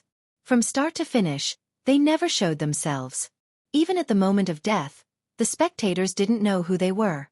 After all, they died without leaving behind a corpse, let alone a grave. Bang! The imperial aura exploded in the sky. Among the ambushers, only the god monarch survived. His imperial weapon managed to block the word Buddha. However, he was crazily vomiting blood while everyone could hear the sound of bones snapping. Chapter 1048. One challenging the horde despite being protected by the imperial weapon, he was nearly mangled by the pressure. At this time, his position was revealed and he couldn't hide any longer. He was driven to insanity. As a god monarch from an imperial lineage with an imperial weapon, he was confident in even challenging a god king without an equal weapon. However, a junior crushed him so easily. He held his weapon and ran away, not wanting to stay for a second longer. Evil Buddha's horrifying might far exceeded his imagination. Face Buddha's wrath, the sword that shall sweep through the sky. Buddhist lights bloomed from Li Chie's body and lit up the entire plateau. He chanted and derived the Dharma while the monks in this place sang for him. The Buddhist affinity accumulated for generations became blessings on his body. With this mantra, he spread out his palm. Another Buddhist ray emerged like a stout tree. Clank! A sword assaulted the sky as it swept forth. The stars and the galaxy were split. This one sword was extremely mystical and caused gods and devils to bow their heads. Whoosh! Blood sprayed high up in the air. The god monarch's head rolled far away on the ground. His eyes were still wide open. Despite running tens of thousands of miles away in an instant, he still couldn't dodge the Buddhist sword. An escaping god monarch, despite having an imperial weapon, would have a weakened defense. After he was killed, the weapon didn't pause at all and instantly disappeared into the horizon. The world stood still once more while the Buddhist lotus quietly floated above the lake. At this moment, no one dared to cross the line at all. Li Chie took his time walking to the lotus and nonchalantly stood on top of it. At this moment, he gathered the affinity of the plateau again. Its rhythm swayed to his will. He became extremely holy while standing on the lotus. Anyone who was close to him would have the urge to prostrate and join the Buddhist order. Despite Li Chie's attempts to limit his aura to prevent it from converting people, it was still immensely terrifying. No one dared to come close. One thought to become Buddha, another to become devil. In the Buddhist city, South Emperor watched the whole event and said, "He is Buddha, capable of controlling the entire plateau." So many ignorant fools running to their deaths. The whole world was silent while Li Chie stood on top of the lotus, undisturbed.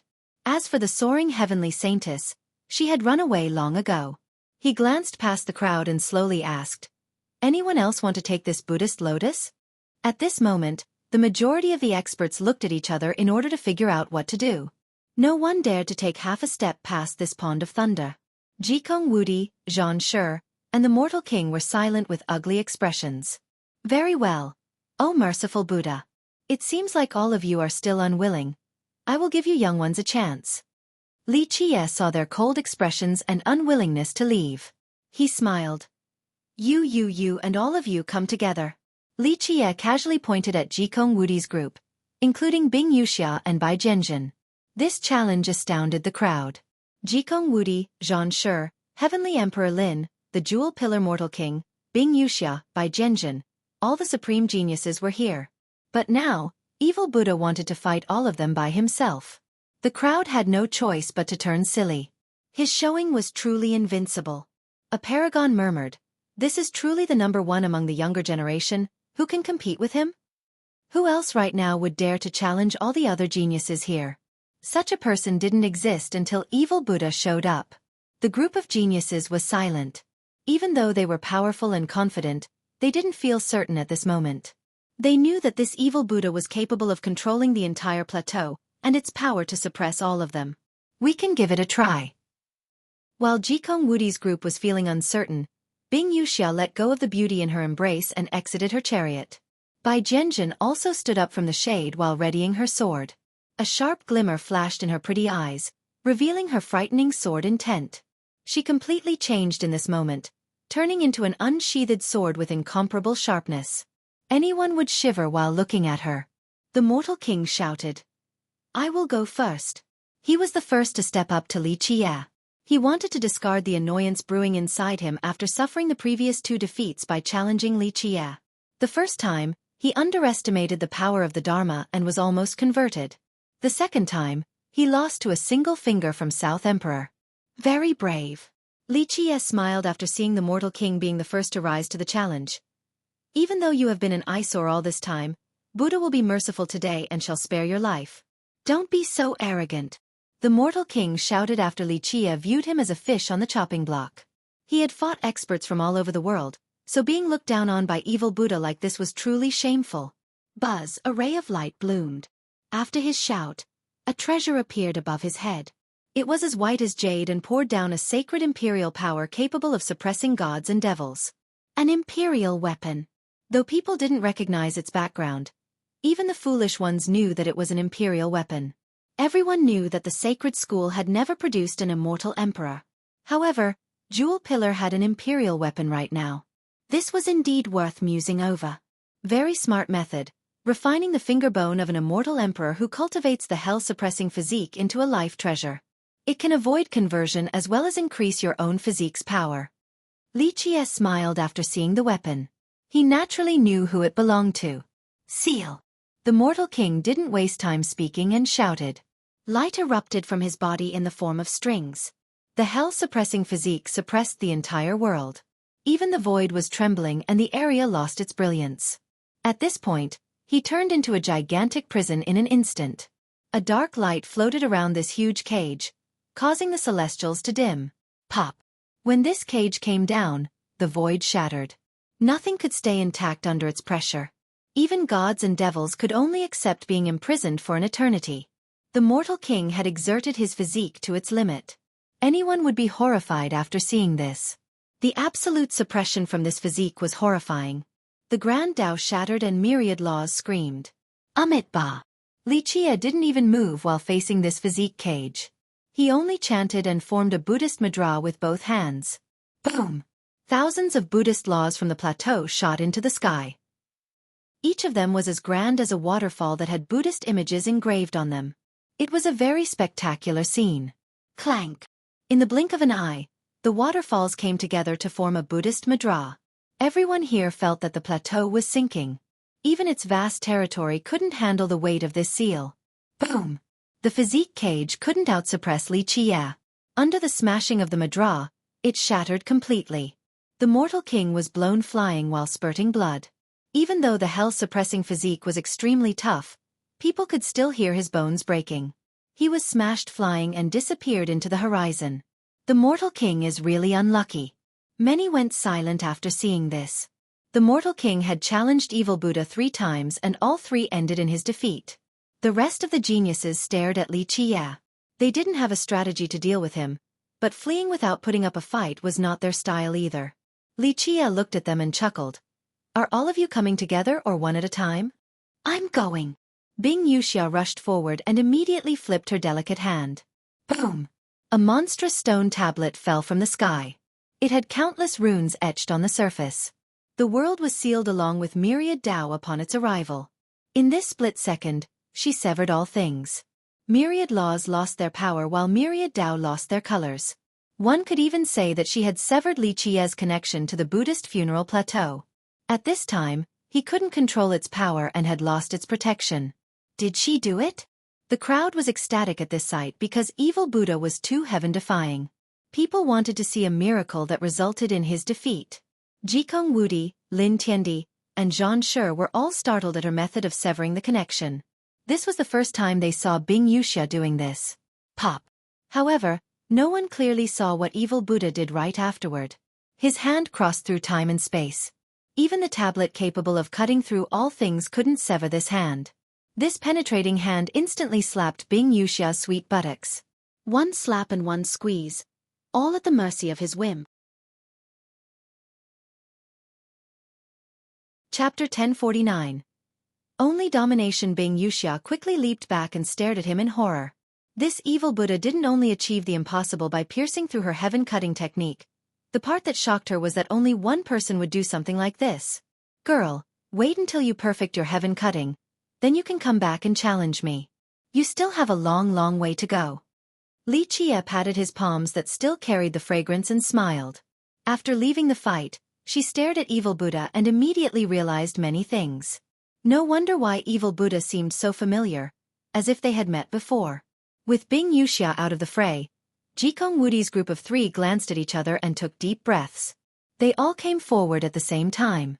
Each of them took one corner to form a horn-shaped formation to surround and destroy Li Qie by delivering a fatal blow. If even these 3 couldn't defeat Evil Buddha, then others would fall into despair for the bleak future of the competition for the heaven's will. Time stood still.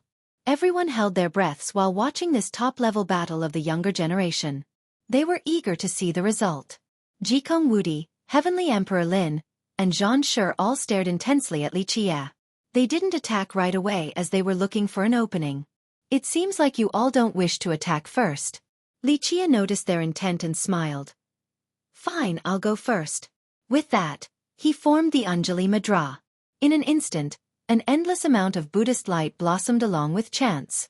All the sacred monks in the plateau sang for him once more just like before. The light engulfed the 3 geniuses and seemed to be casting a layer of gold on their bodies. Even those watching on the distant horizon were shocked and exclaimed, "Conversion! Boundless Supreme!" Lin Tiandi let out a long yell while chanting his Taoist scripture. In the blink of an eye, a magnificent light descended from above as if a world of immortals was opening. It wanted to illuminate the entire plateau. Heavenly Emperor Lin is truly amazing. He is actually using a different immortal law to resist the Buddhist conversion. Someone praised quietly while watching the immortal light try to purify the Buddhist light. Though Lin's light was quite powerful, it was far inferior to the Buddhist's brilliance. At this moment, Li Qie's light was the culmination of the entire plateau. Thus, when the immortal light came down, it was slowly purified and dyed a pure gold. It was about to become a part of the Buddhist light. Long live the Supreme! He took out a physical immortal scripture and flipped the pages, then began to chant again. The nearly converted immortal light lit up once more. This allowed it to barely stop the Buddhist conversion. Now! Jikong Wudi shouted. He understood full well that even if the scripture in Heavenly Emperor Lin's hand was incredible, it still couldn't withstand the power of conversion. They only had a split-second's opportunity. Baz! Zhan Shi took several steps forward with the most powerful offensive rhythm he could muster. Even though he didn't attack just yet, his pace was leading the rhythm of the Grand Tao. The world moved to his whim while his steps seemed to be stomping on the Tao hearts of others to an unbearable extent. With that, he took out a halberd and with a shout, rushed forward to attack. There were no profound techniques or fancy variations. The halberd carried an unstoppable momentum. It was not just a thrust from a weapon, it was also Zhan Shi's will. He moved forward, unfaltering and heroic. Revered one of the world. Li Qie didn't look at the direct attack from the halberd. He simply created the mudra again by placing his palms together.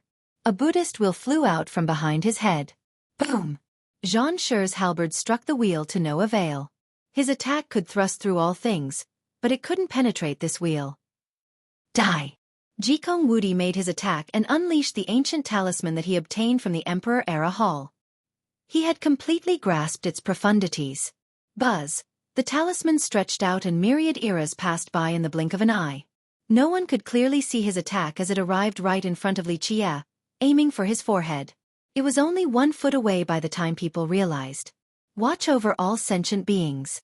Li Qie chanted a Buddhist phrase as the attack was about to pierce his head.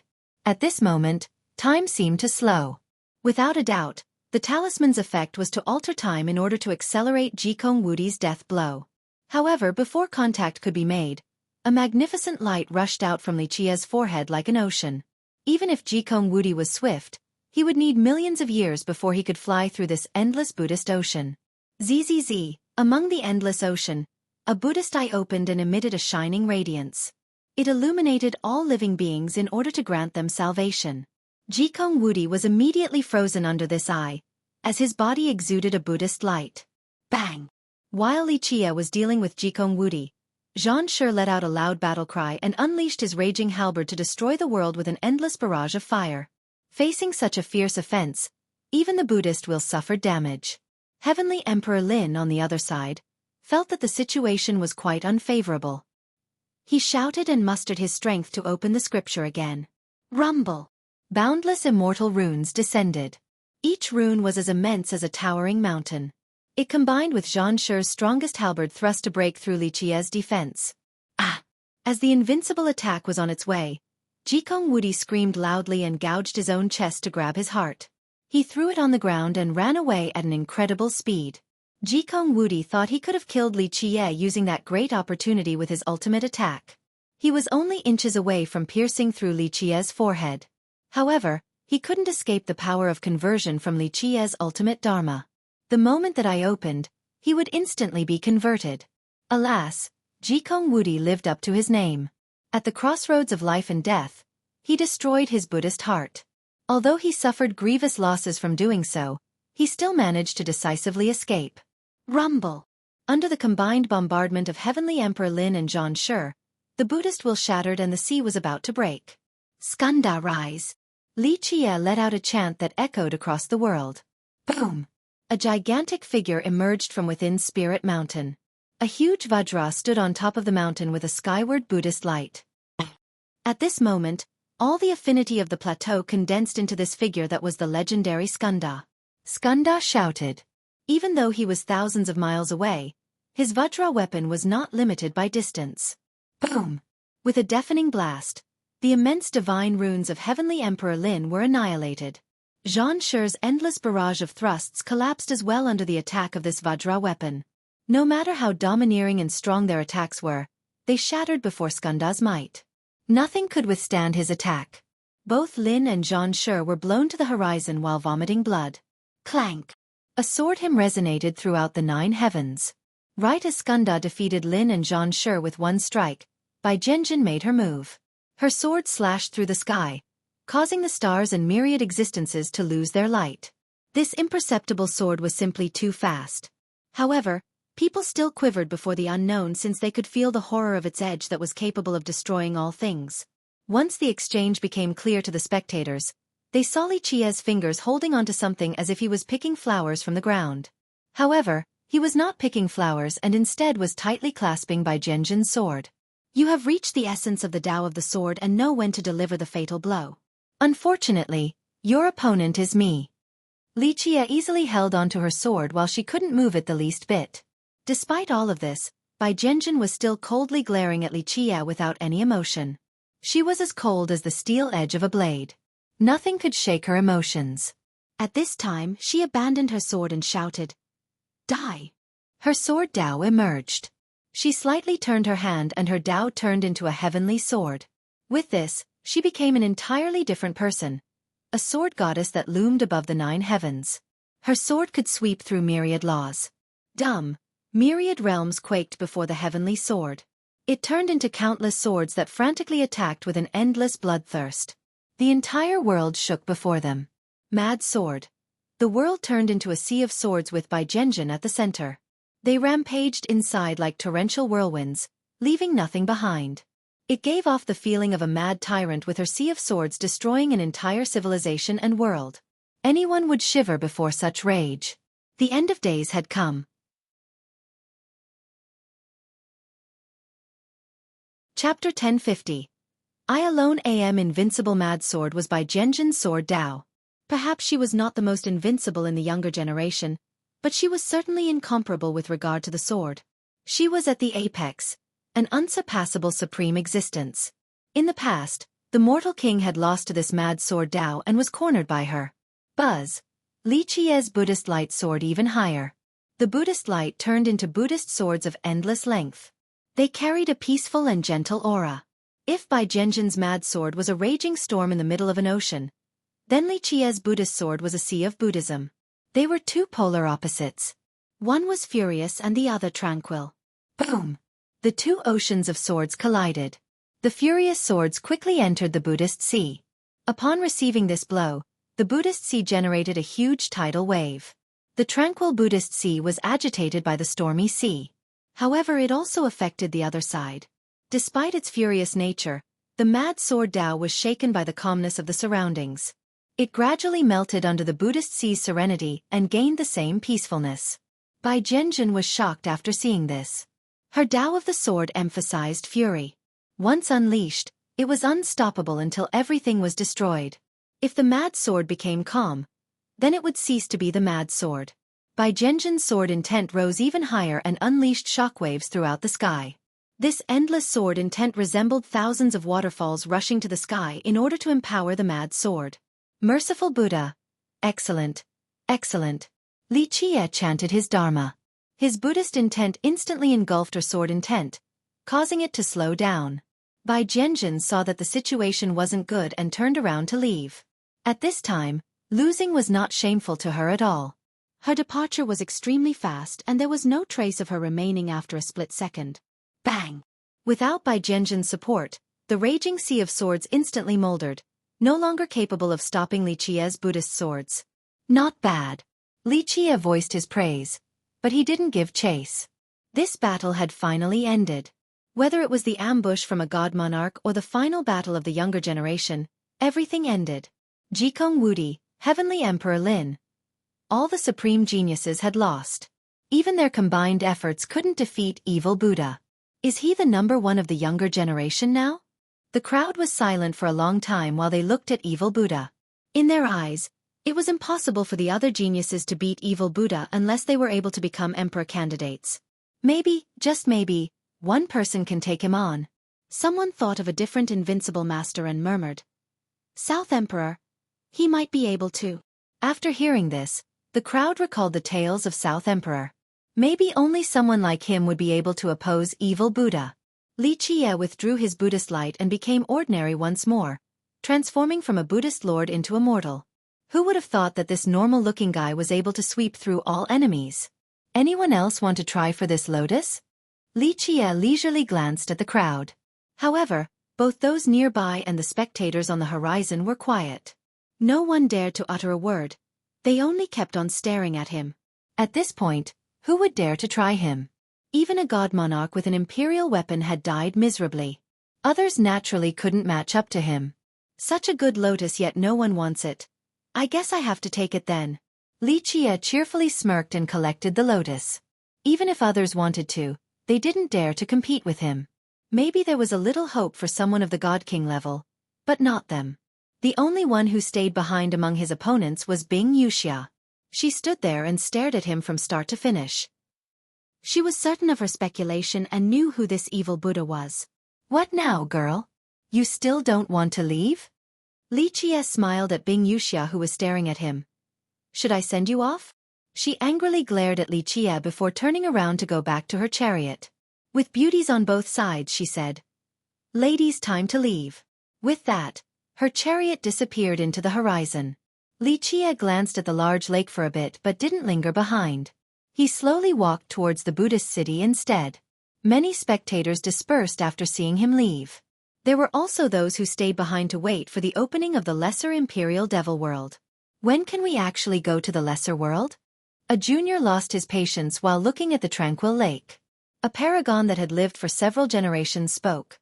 Who knows? It depends on how long Spirit Mountain takes to remove the seal. It might take a while this time since evil Buddha channeled the power of the plateau. That might have had a great impact on Spirit Mountain. Evil Buddha is back. Someone shouted right when Li Qie appeared in the Buddhist city. The entire city erupted into a clamor. Those who saw him took the long way around. No one dared to come close. He was someone who was feared by all people and even made devils nervous. It was not an exaggerated response to the killing of a god monarch and defeating all geniuses. In the eyes of many, no one except the South Emperor could compete with him among the younger generation. He was the center of attention after entering the city. Both young and old and even a few god monarchs hiding behind the curtains had their eyes on him. Someone curiously asked, Will evil Buddha fight South Emperor?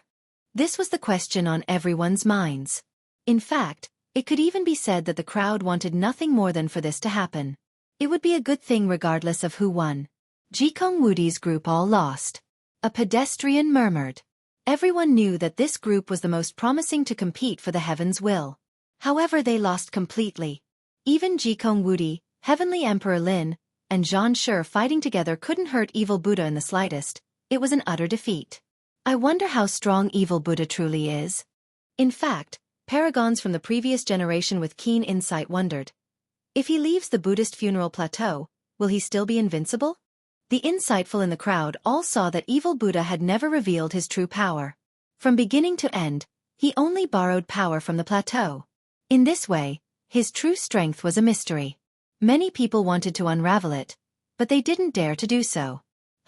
If he leaves the plateau, he probably isn't a match for deity's group. He is only unbeatable by relying on the plateau. A few youths stated.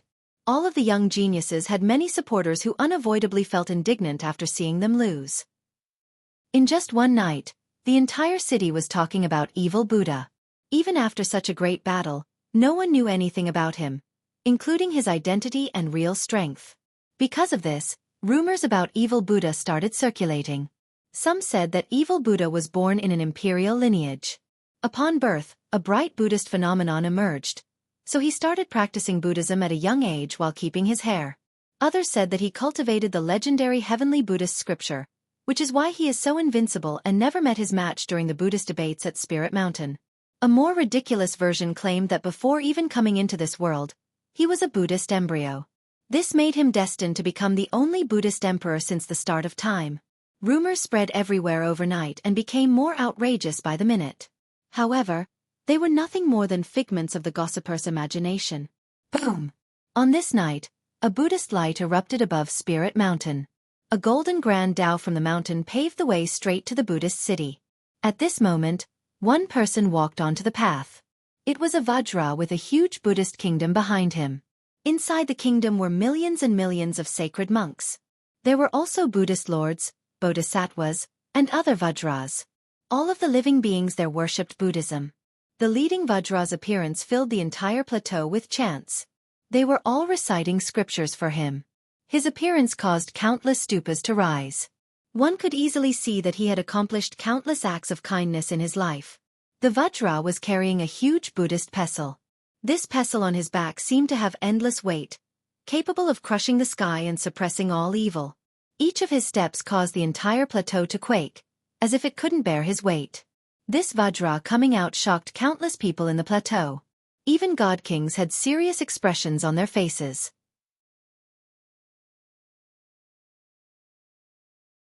Chapter 1051.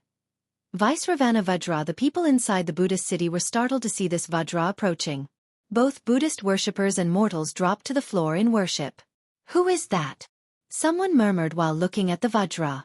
Not to mention the younger generation, even many of the older paragons didn't know who it was. Vaisravana Vajra, the legendary guardian Vajra of Spirit Mountain. An old god monarch recognized him and spoke.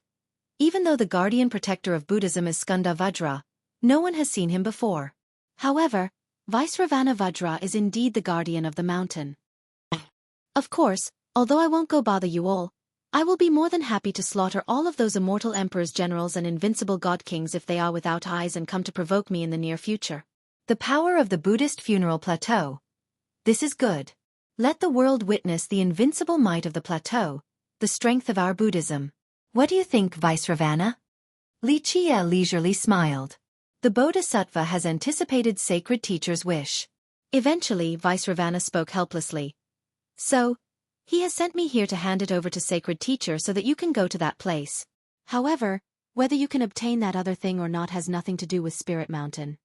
With that, he handed a Buddhist container over to Lichia. Lichia opened it for a look and then closed it before smiling. It is still the radiant Bodhisattva who understands me the most. He is truly extraordinary with peerless wisdom. If he didn't join Spirit Mountain to become a monk at your plateau, I would have wanted to groom him into an immortal emperor. Vaisravana didn't know what to say. Being watched over by an existence like this sacred teacher was the same as being a fish on the chopping block. He was a hawk who would not let go until he spotted and caught the rabbit. Your Spirit Mountain can rest easy. I am a man of my word. Lichia put the box away and smiled. I have taken your item, so from today onward, I shall not use your Buddhist funeral plateau's power. Thank you, sacred teacher. The Vajra formed a mudra and bowed towards Lichia. Lichia smilingly said, You all can relax now. Tell those other monks to keep chanting in peace. Something like today won't happen again. No one will try to strip them of their faith. The Vajra didn't say anything else. He bowed again and left. Meanwhile, the people in the city were all watching evil Buddha's place. They were looking forward to an earth-shattering fight between Vaisravana Vajra and him. Unfortunately, such a battle did not happen. They only watched the Vajra leave with no discernible change in his calm demeanor. They didn't know what actually happened in there. They only felt that it was a shame that no battle had taken place. However, on the second day, many temples in the plateau received a message. From now on, there would be no more absorption of the Buddhist affinity in this area. The countless monks here could continue their days as usual while chanting and meditating. Is it true? Many cultivators heard this news as well. One person curiously asked, "Does that mean evil Buddha won't be able to use the power of the Buddhist funeral plateau anymore?" While many were quite skeptical of this news, another rumor quickly spread in a short amount of time. Evil Buddha has quietly left the Buddhist city, and no one is certain of his direction. No one knew who the first was to receive this message, but it traveled across the city like wildfire.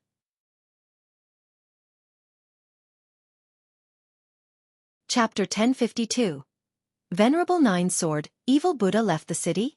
The crowd crazily celebrated after hearing this message. Evil Buddha has really left the city. People were able to breathe easy after this news was confirmed. Haha, it looks like he was banished by Spirit Mountain. Thinking about the visit of the Vajra last night in addition to the news sent to all the temples at the plateau, the cultivators in the city unanimously thought that Evil Buddha had been banished. Borrowing external force will never end well. The only correct path of cultivation is to rely on oneself.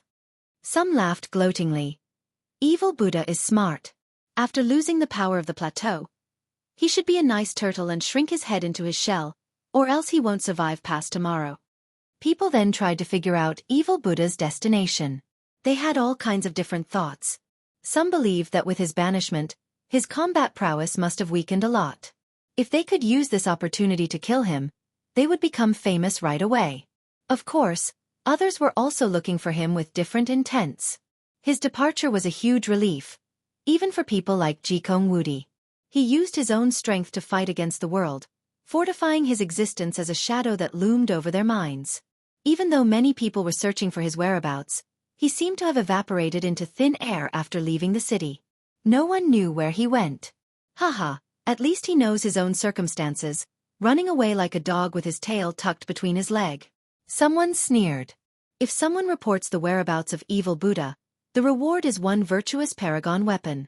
Take his head and it will be a god Monaka's treasure. While the crowd was excited, the soaring heavenly saintess suddenly showed up and sent out this bounty. The crowd glanced at each other. Back during the competition for the Buddhist lotus, the saintess ran away like a dog that had lost its owner, not daring to show her face. But now, after hearing about his banishment by Spirit Mountain, she suddenly put such a high bounty on his head. Many were quite surprised by her choice of action and became tempted.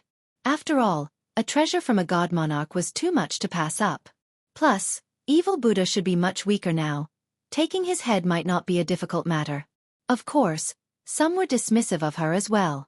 When Evil Buddha was at his zenith like the sun at noon, she ran away while pissing her pants and hid in her rat hole without uttering a single word. Now that Evil Buddha had lost his advantage, she came here prancing around. They didn't like such wretched behavior. Regardless of the opinion of others, the saintess had to do this. When she tried to establish her authority and show off her might, Evil Buddha completely annihilated her. If she didn't kill him, it would be too detrimental to her wish of becoming the future representative of the soaring immortal sect in the mortal emperor world. Her aspiration would become a fool's wish. Thus, no matter the price, she must take his head. Therefore, after several days without any news of Evil Buddha, she raised the bounty. Those who have information about Evil Buddha's whereabouts will be rewarded with 2 virtuous paragons' life treasures. Those who bring his head will receive a god Monaka's treasure as well as a set of ancient armor. This increase in rewards made even more people search for Evil Buddha. Even more desired the treasures now. In the eyes of many experts, Evil Buddha wouldn't have run if he still had the power of the plateau. This was the best time to take his head. A bunch of naive fools. South Emperor, who was still staying behind at the plateau, heard this news and laughed. They don't even know the kind of behemoths they are facing. It looks like some people want to be massacred. Xueqi's group only smiled after seeing the saintess make her move. Even though they wanted to defeat Evil Buddha as well, they still maintained a graceful bearing befitting their status. To do something like what the Saintess was doing was a huge disgrace and would be an affront to their reputation as geniuses. Thud, thud, thud. A very strange sound came from the Buddhist city. It was as if someone was knocking on the sky with a particular rhythm. After a while, someone finally saw a person walking from the horizon. He walked very slowly like an 80-year-old man floundering about. In fact, this newcomer looked just like an old man, at least from the perspective of a mortal. This wizened man had winter-white hair and a bamboo branch in his hand. He slowly came from the horizon while seemingly struggling with all of his might due to his staggering. However, contrary to his appearance, the old man was walking extremely fast. In fact, each of his steps spanned 10,000 miles. Who is that man? Many saw this old man approaching from the distance. After each step, he would knock with a bamboo branch in his hand as if he was afraid of falling down from the sky. They were quite puzzled by this. No one could recognize this old man, yet they didn't dare to look down on him either. Eventually, many saw Xueqi personally go out to welcome this old man into his abode. Old Immortal, rumored to be the strongest and oldest ancestor of the rampaging divine mountain. An ancient god monarch guessed his identity after seeing Xueqi going out to see him. Legend states that the rampaging divine mountain was created by immortal Emperor Jiao Hang. Who knows if this is true or not? But if it is, then their oldest and most powerful ancestor must be very terrifying. A virtuous paragon turned serious after speaking. Xueqi came from the rampaging divine mountain located in the western desolate wasteland. It was a very mysterious lineage with numerous myths surrounding it. Some believe that this place was created by immortal Emperor Jiao Hang, but few actually knew the truth. This old geezer came as well. South Emperor saw this oldest ancestor from the mountain and smiled. I wonder how much he actually learned from his ancestor. However, it is all for naught. If he actually obtained immortal Emperor Jiao Heng's legacy, then it would be worth seeing. Alas, his ancestor was only an old servant of the emperor. South Emperor was one of the very few who knew about the rampaging divine mountain's origin. It was not created by immortal Emperor Jiao Hang, but his old servant instead. Of course, this old servant had been personally taught by the emperor before. Scratch! An eagle's cry echoed across the 9 firmaments. After the old immortal from the divine mountain came to the Buddhist city, the cry of this eagle disturbed everyone. They all went outside to take a look. A gigantic demon king was flying at swift speeds. Its wings blotted out the sun, causing the region to be drowned in darkness. A beastly aura assaulted everyone in the sky, giving the sensation that millions of heavenly eagles were soaring closer. Another big shot is coming. Many people couldn't sit still after seeing this demon king flying towards the Buddhist city. Virtuous paragons and eternal existences recognized this demon king and were quite shocked. Heavenly Eagle Demon King, an ancestor, was aghast after sensing the murderous and powerful aura from the demon king and murmured, "This is a vanguard from immortal Emperor Ta Kong's legion. Which one of immortal Emperor Ta Kong's generals is coming?" The spectators were shocked after hearing this and had to take deep breaths. People knew that the Space Trample Mountain was Jikong Wudi's backing, and it was quite powerful. Jikong Wudi didn't let people down either. With an aptitude that consisted of 3 saint-level constitutions, he was destined to become a deity of this generation. Today, an unparalleled character finally arrived to the dismay of the crowd. Venerable Nine Sword is coming. A god monarch behind the scenes knew the Space Trample Mountain very well and spoke. The Heavenly Eagle Demon King is a great demon below the Venerable as well as his scouting vanguard. His arrival means that the Venerable is coming as well. Sure enough, not long after the Heavenly Eagle Demon King came to the Buddhist city, a rumbling sound came from the distance. A chariot soared through the sky. This chariot was not luxurious and instead was quite simple and old. There were no superfluous decorations, for it was laden with battle scars from swords and broken arrows. Without a doubt, it had seen many battlefields. An old man was sitting on the chariot with 9 divine swords on his back. Even though he didn't emit a heaven-shattering aura and had his eyes closed, people knew that the moment he opened his eyes, the world would have to change its color. Even virtuous paragons quivered after seeing this old man. An expert's intuition told them that this old man ahead was extremely frightening and mighty. Venerable Nine Sword, an invincible general under immortal Emperor Ta Kong. An ancestor murmured with an aghast expression. The city became silent right away. First, old Immortal came, and now it was Venerable Ninesword's turn. Which other powerful existences were about to arrive and shock the crowd? As for the cultivators with humble backgrounds, they were clever enough to hide without saying a word. Chapter 1053. Broken Metal. They saw Jikong Wudi personally go greet Venerable Nine Sword. It was a very simple ceremony, but people were still shaken all the same. An ancestor from the previous generation had seen the Venerable in action before. He murmured in dejection, "Venerable Nine Sword, when all 9 blades come out, they will destroy the world. Who will be able to stop him?" Everyone knew that every imperial lineage had their own power and resources. It could even be said that the majority of them had buried generals to keep them alive until now. But the more shocking thing was still the Space Trample Mountain. Because Immortal Emperor Ta Kong was the most recent emperor, he was too close to the contemporary times. Many ancestors still recognized his generals or had even seen them sweep through this world. Therefore, the generals that remained in this world were truly stirring. Moreover, these generals were younger than those of any other imperial lineage. Old Immortal from the Rampage Divine Mountain and Venerable Nine Sword from the Space Trample Mountain. Why did these 2 giants come? A junior was confused about their sudden appearance. To protect the Tao, the older generation clearly understood. The path towards Immortal Emperor will be increasingly brutal, so the most powerful Tao protectors behind Jikong Wudi's group are all coming into being. After hearing this, the crowd recalled the fight several days ago when evil Buddha swept through all the geniuses. Against a heaven-defying existence like him, ordinary Tao protectors wouldn't do since he could easily kill even god monarchs. They understood that Jikong Wudi's group felt threatened. Against opponents like evil Buddha and South Emperor, their current Tao protectors would most likely only die in a confrontation. Only existences like Venerable Nine Sword would be able to handle them. I heard the Jewel Pillar Mortal King's Tao protector is also here. I'm told that after the last time this Tao protector saved him from Bai Zhenjin, he had not appeared again. This time, he is finally here at the Buddhist city.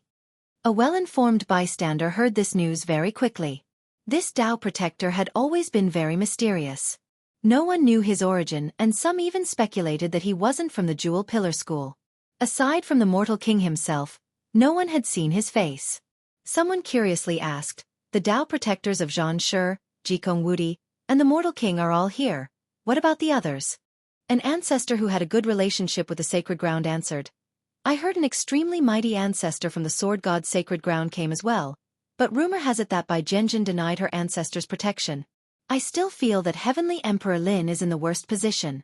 A big shot commented, "In my opinion, among the younger generation, Heavenly Emperor Lin has the weakest background but was able to reach the same height as the rest of the group. It makes sense to say that he is even more remarkable than them." No one denied this claim.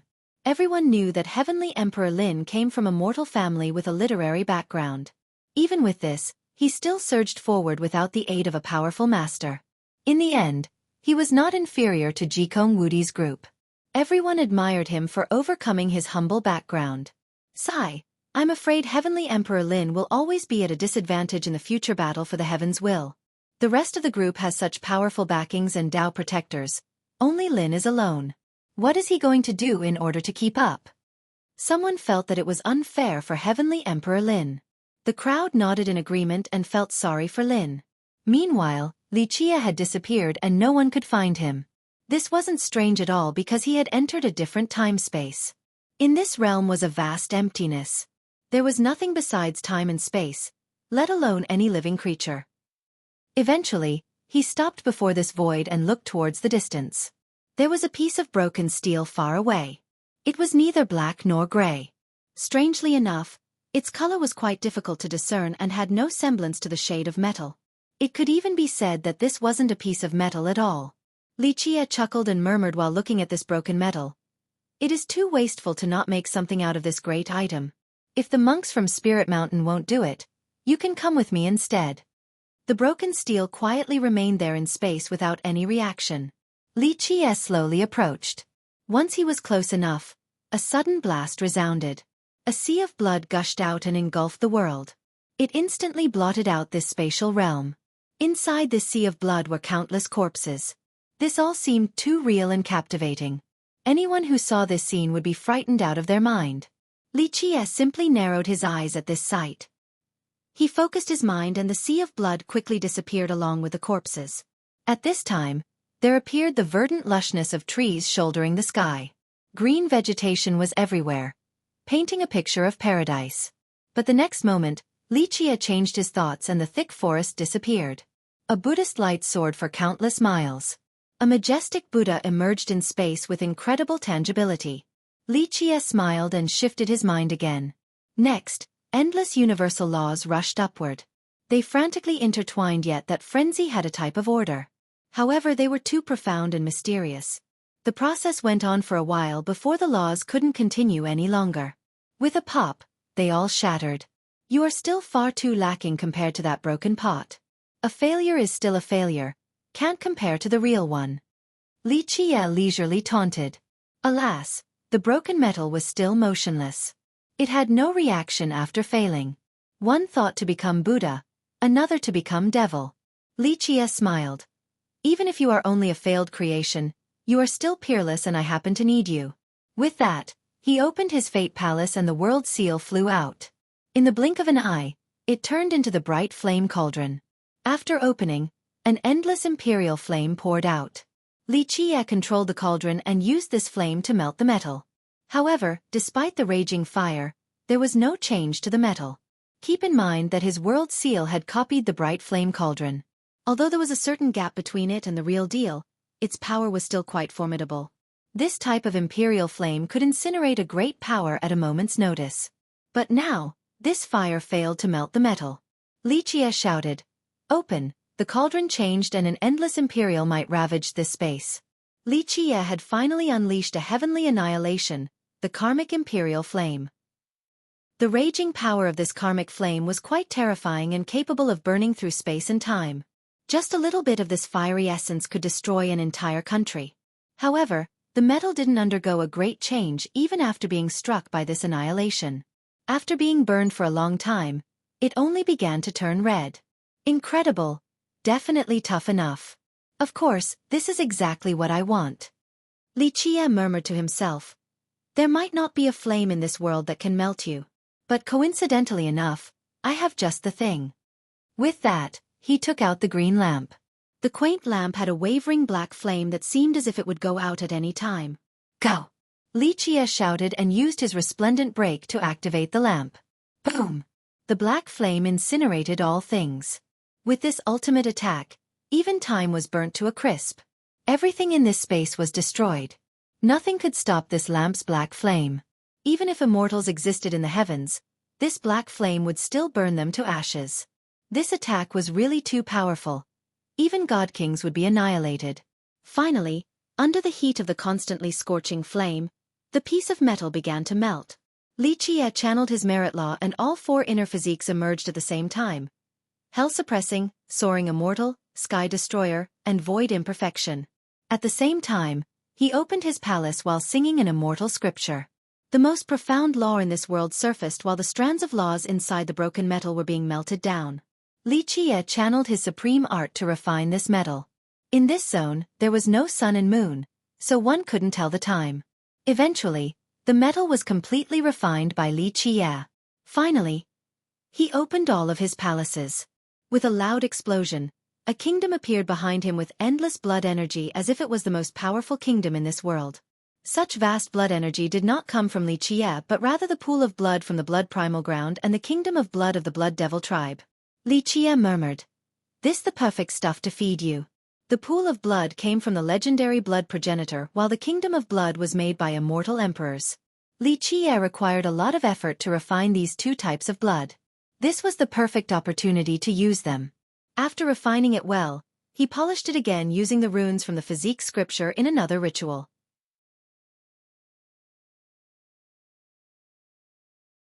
Chapter 1054. Soaring immortal emissary. While Xueqi was refining away in the lonely space, the Buddhist city became lively again. Another piece of news spread and made things much more exciting. The soaring immortal emissary has just arrived. This news spread so fast across the city that it was like it had wings. Many people were shaken after hearing this. An old paragon spoke. The soaring immortal sect is finally here. The emissary had arrived. However, he was not as cold and arrogant as everyone imagined. He entered in a low-key manner and went to visit powerful people like Venerable Nine-Sword and Old Immortal. Without a doubt, his humble attitude was very welcomed by the Space Trample Mountain and Rampaging Divine Mountain along with the other imperial lineages. In a few short days, they became quite close. Even Venerable Nine-Sword himself would personally go out to see the emissary. It looks like the soaring immortal sect wants to go big in this generation. After seeing the emissary acting so flexibly while rallying support from the other lineages, a few ancestors realized something. The soaring immortal sect had 5 emperors. It was a supreme existence, but the emissary was still acting courteously, trying to befriend the other sections. This made others speculate that he was not just here for a short time and instead wanted to stay in the mortal emperor world for quite a while. The soaring immortal sect will certainly have someone that will compete for the heavens will this time around. This was the final conclusion of a great character of the previous generation. Not long after the arrival of the soaring immortal emissary, 2 striking women came to the city as well. They both had peerless charm. One was hugging her sword while the other had a saber in her hand. Every location would brighten up with their presence. Li Xuangyan, Chen Baojiao. Someone inside the city recognized these 2 and had to murmur. That must mean Fierce Li Chia is about to come too. Fiercest is coming to the Buddhist city. Even though no one had seen Li Chia yet, this news exploded all over the city. Fiercest is on his way. The Buddhist city became rowdy right away. Someone else said, it is gonna be really fun this time. Fiercest has never given anyone face and is prone to killing. I want to see who will attempt to halt his steps this time around. Some were happy and some were sad to hear about Fiercest coming to the Buddhist city. Of course, some were happily gloating over the pain of others. They loved it when supreme geniuses met their match, and Fiercest was the perfect person to do just that. After all, he caused storms wherever he went. The stench of blood follows Fiercest. I wonder who will be unlucky this time. One person was too excited to watch the fun. Recently, Evil Buddha and South Emperor had overshadowed the others while Fiercest maintained a low profile. Everyone nearly forgot about his existence. Today, the legendary Fiercest was about to come to the Buddhist city. This was quite shocking to some. They knew that he had a feud with the blood race. Not only did he nearly kill the Storm God, the daughter of an immortal emperor, he also massacred the Blood Devil tribe. His grand showing was enough to shake the southern region, so people were eagerly anticipating his arrival. Some were secretly cheering, wanting to see how he would massacre these supreme geniuses. Some young geniuses prayed for Fiercest to kill Jikong Wudi's group. If that happened, perhaps the world might be their stage in the future. Just thinking about this left them drooling in their daydreams. While people were gossiping about Fiercest, the soaring immortal emissary sent out invitations for a meeting between the great powers. He was planning a summit at the Rainflower Terrace to discuss world events. Many cultivators naturally wanted to participate in such an event to bolster their knowledge. However, those who were invited only consisted of rulers or supreme geniuses like Jikong Wudi's group. At the same time, the Saintess became active again. With the emissary as her backer, she worked with the other sects and became the person in charge of communications. She relayed messages from the emissary to the other sects and vice versa. Because of this, her status immediately soared. After obtaining this prestigious position, she was very excited and carried herself with a smug air. The soaring immortal sect is doing something really big. They are inviting all the young geniuses, so they must be trying to take control of the mortal emperor world. Anyone would feel quite dreadful because just one emissary was enough to gather this great group. I'm afraid that it is a matter of course. This sect has not only reigned over the 9 worlds in the past, they did so for several generations. An old man gently sighed. If they really wanted to take control of this generation, I don't think it will be too difficult. Besides the other geniuses, the emissary also invited Fiercest Li Chia. However, Li Xuangyan and Chen Baojiao accepted the invitation in his stead. Chen Baojiao asked Xikong Taotian, "Hey swindler, where did our young noble go?" He put on a bitter face and replied, "Grandmas please, how would this lowly one know? Grandpa goes wherever he wants, he doesn't report to me." The mortal monarch was assembling the item inside, so Xikong Taotian had to stand guard by the door. He didn't dare to leave. Li Xuangyan glanced over the invitation from the emissary and said, "Should we wait for young noble, or should we go?" "Of course we're going, why not?" Chen Baojiao became quite spirited and lightly spoke. "Look at that soaring heavenly saintess acting all proud. Humph, Don't think that just because their heavenly god sect is sucking up to the soaring immortal sect that our cleansing incense is afraid of them. If it wasn't for the sect master not agreeing, we would have attacked her sect already. So it turns out that the reason why these two were late was that recently, there had been some friction between the heavenly god sect and the cleansing incense ancient sect. Due to their rising momentum, the heavenly god sect provoked cleansing incense several times. Keep in mind that cleansing incense was no longer what it was before. Its younger generation was extremely powerful and was developing at a rapid pace. This was especially true with the sudden appearance of their 3 immortal physiques. Anyone would be quite wary of such a force. Moreover, due to its relationship with the Heavenly Tao Academy and War God Temple, the Heavenly God sect had been very honest. They simply didn't want to mess with cleansing incense. However, because they were able to latch onto the soaring immortal sect's thighs, they started acting imperiously and began to provoke cleansing incense. This made the hot-headed Chen Baojiao want to show her might. She took several disciples to take care of several establishments of the Heavenly God sect. As a result, the Heavenly God sect calmed down quite a bit. It could be said that when Chen Baojiao and Li Shuangyan worked together with their physiques, people would be hard-pressed to find a worthy opponent for them. They always stayed together so people didn't dare to act recklessly before them, not even virtuous paragons.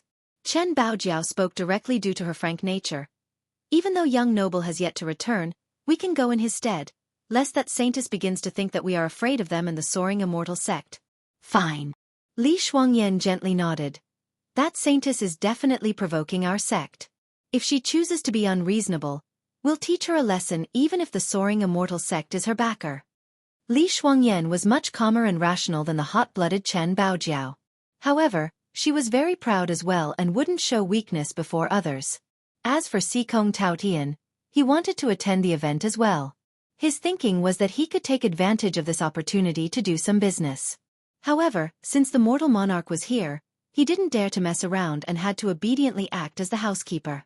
The Soaring Immortal Emissaries event was held at the Rainflower Terrace. The venue became very lively with many sect masters from great powers personally attending. There was no lack of ancestors as well.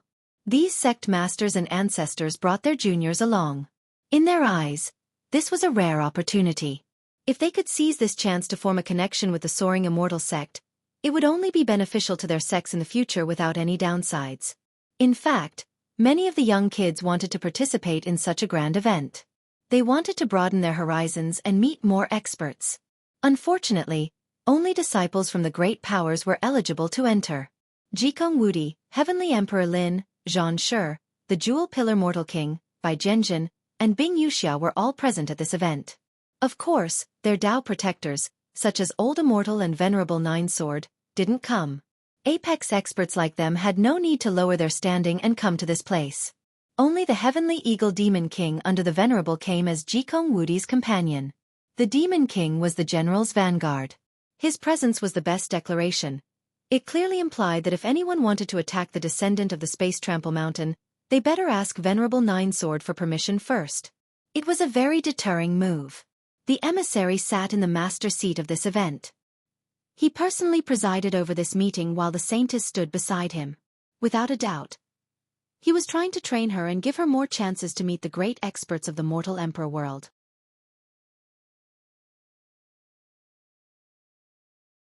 Chapter 1055.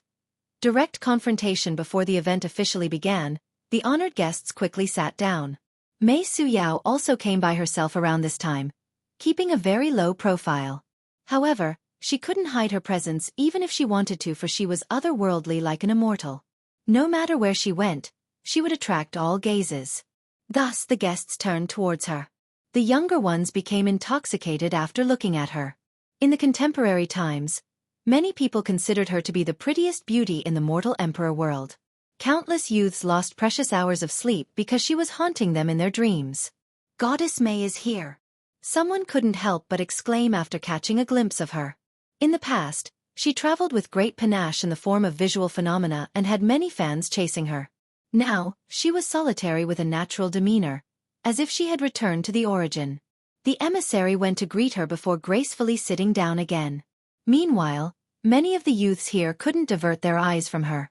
Chen Baojiao and Li Shuangyan arrived a bit after Mei Suyao. Although they were not as supreme as Mei Suyao, they were still kingdom-toppling. Anyone would have to praise and marvel at the sight of them. Cleansing incense dual blades messengers are here. So where is fiercest? Someone wondered after seeing the two ladies. Everyone knew that Li Shuangyan and Chen Baojiao were part of Li Qia's crew, so when they appeared, the crowd looked behind them to see if fiercest was there as well. To the disappointment of many, there was no one behind them. The group of great geniuses like Jikong Wudi also glanced over to look for Li Qia as well. These days, Li Qia's notoriety had spread far and wide.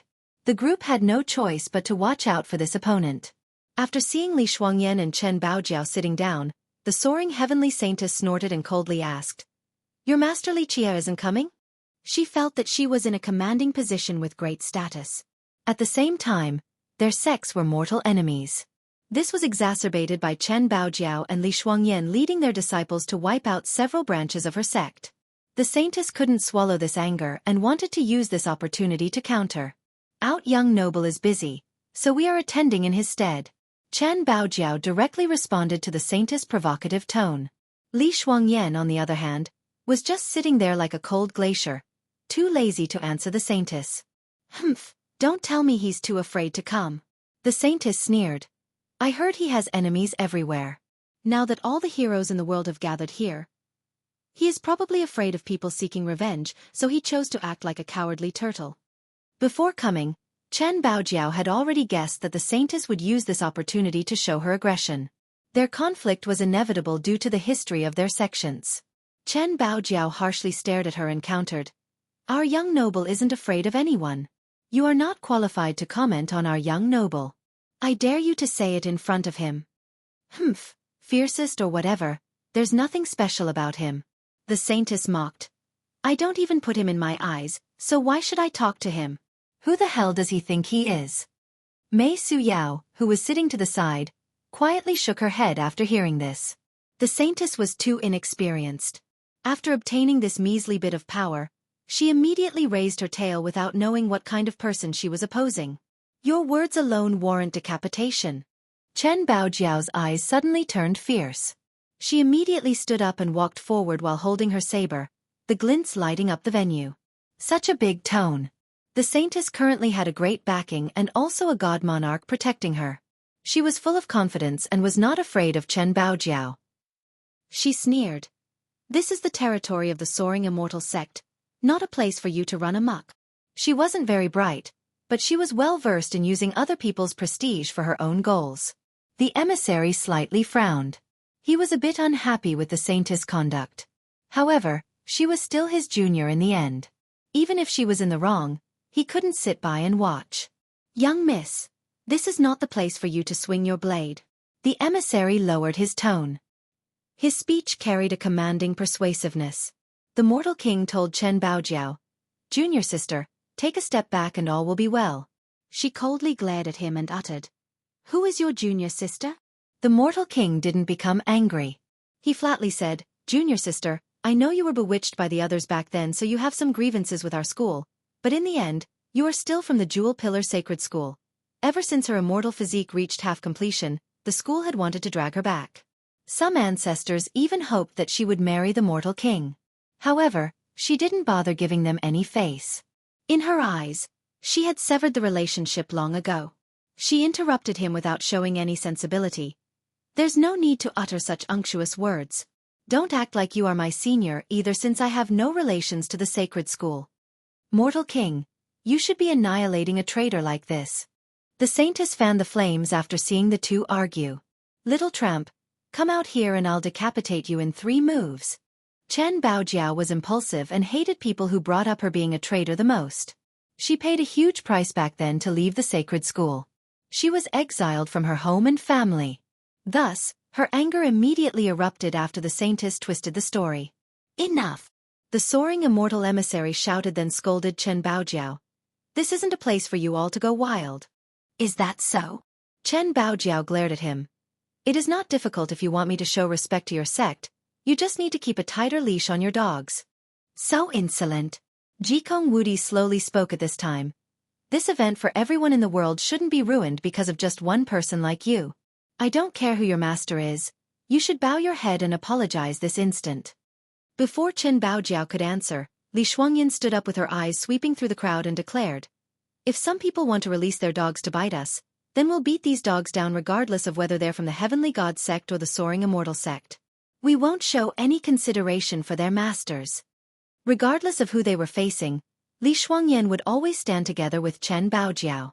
She would never let anyone bully her sister.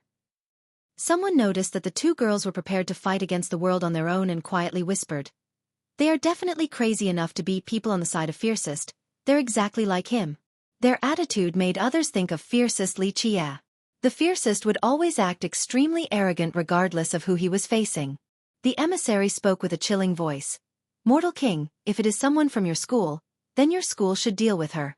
Otherwise, my Heavenly God sect will discipline her instead. Things won't end so easily if that were to happen." The Mortal King smiled and stood up while looking at Chen Baojiao. "Junior sister, you were just tricked by the others. It is not too late to return with me now. Don't make me take action." Li Shuangyan coldly laughed and retorted, "If the Jewel Pillar Mortal King is so confident, then bring it on.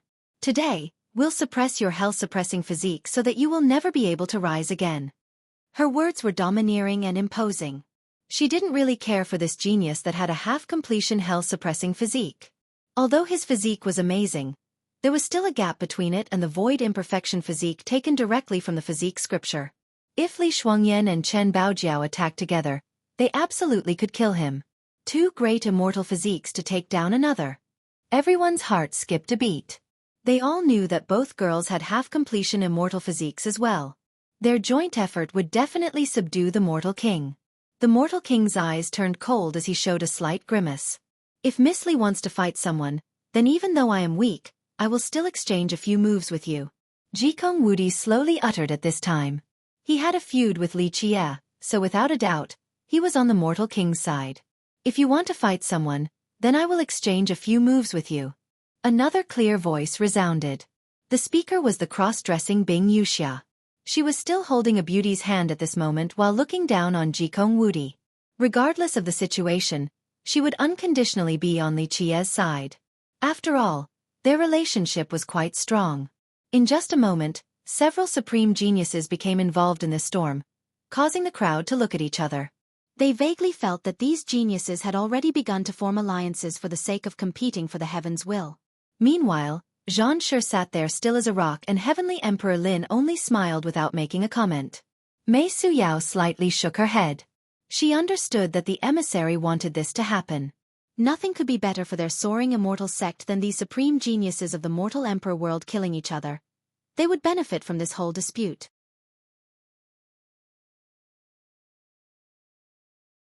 Chapter 1056.